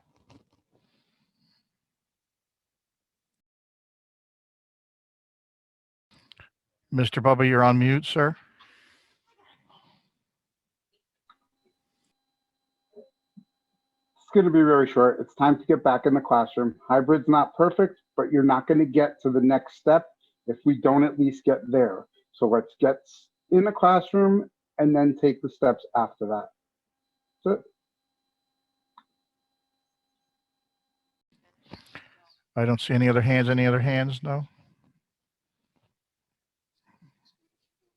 Move to close. I want to call.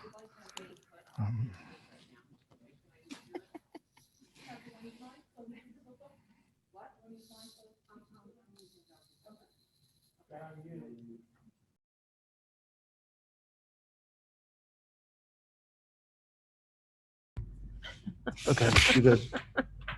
Okay, so are my board members finished now? So just to clarify, Dr. Toback, are you planning to answer questions on I will write. the website? I will send out a letter. You'll that will- post something on Yes. the township website. Okay, so the answers will be compiled and you'll get those tomorrow. But I also would like to answer the question. Of course, we want our students in school. This is the Board of Education. It's never been our goal. This is a pandemic. We didn't get a playbook. We're doing the best we can. If we can't staff our schools, it's not safe, and they're not going to get an education there either. Even our students have called in and made that clear as to what goes on. I feel for you. I empathize. I'm glad I don't have to be a parent in the middle of a pandemic. This is not easy for anyone. It's not easy for us to decide. It's not easy for you to deal with. And I want to say to a couple of people who accused us of being paid politicians, well, we don't get paid. And this is a nonpartisan volunteer elected office. I've been here 8 years. I'm sorry, wait, we don't get paid? We don't get paid. We didn't tell you, Mr. Duffy, I'm sorry. What happened? So we don't get paid for this? You're out of order. Sorry. Your students are our priority and always have been and always will be. Or what are we doing here? I know I could speak for all my colleagues when I say that. So thank you for your patience. We'll get there, but we have to stick together and we have to work as a community. And that's the only way we're going to get this done. And right now, to you, Sarah, thank you for calling in as a student and pointing out that we might not be setting the best example at times. You are correct. So please pay attention to the children and what they have to say. Thank you. And I'll take a motion to close. Mrs. Scher, Mrs. Putta. Meeting adjourned. Good night.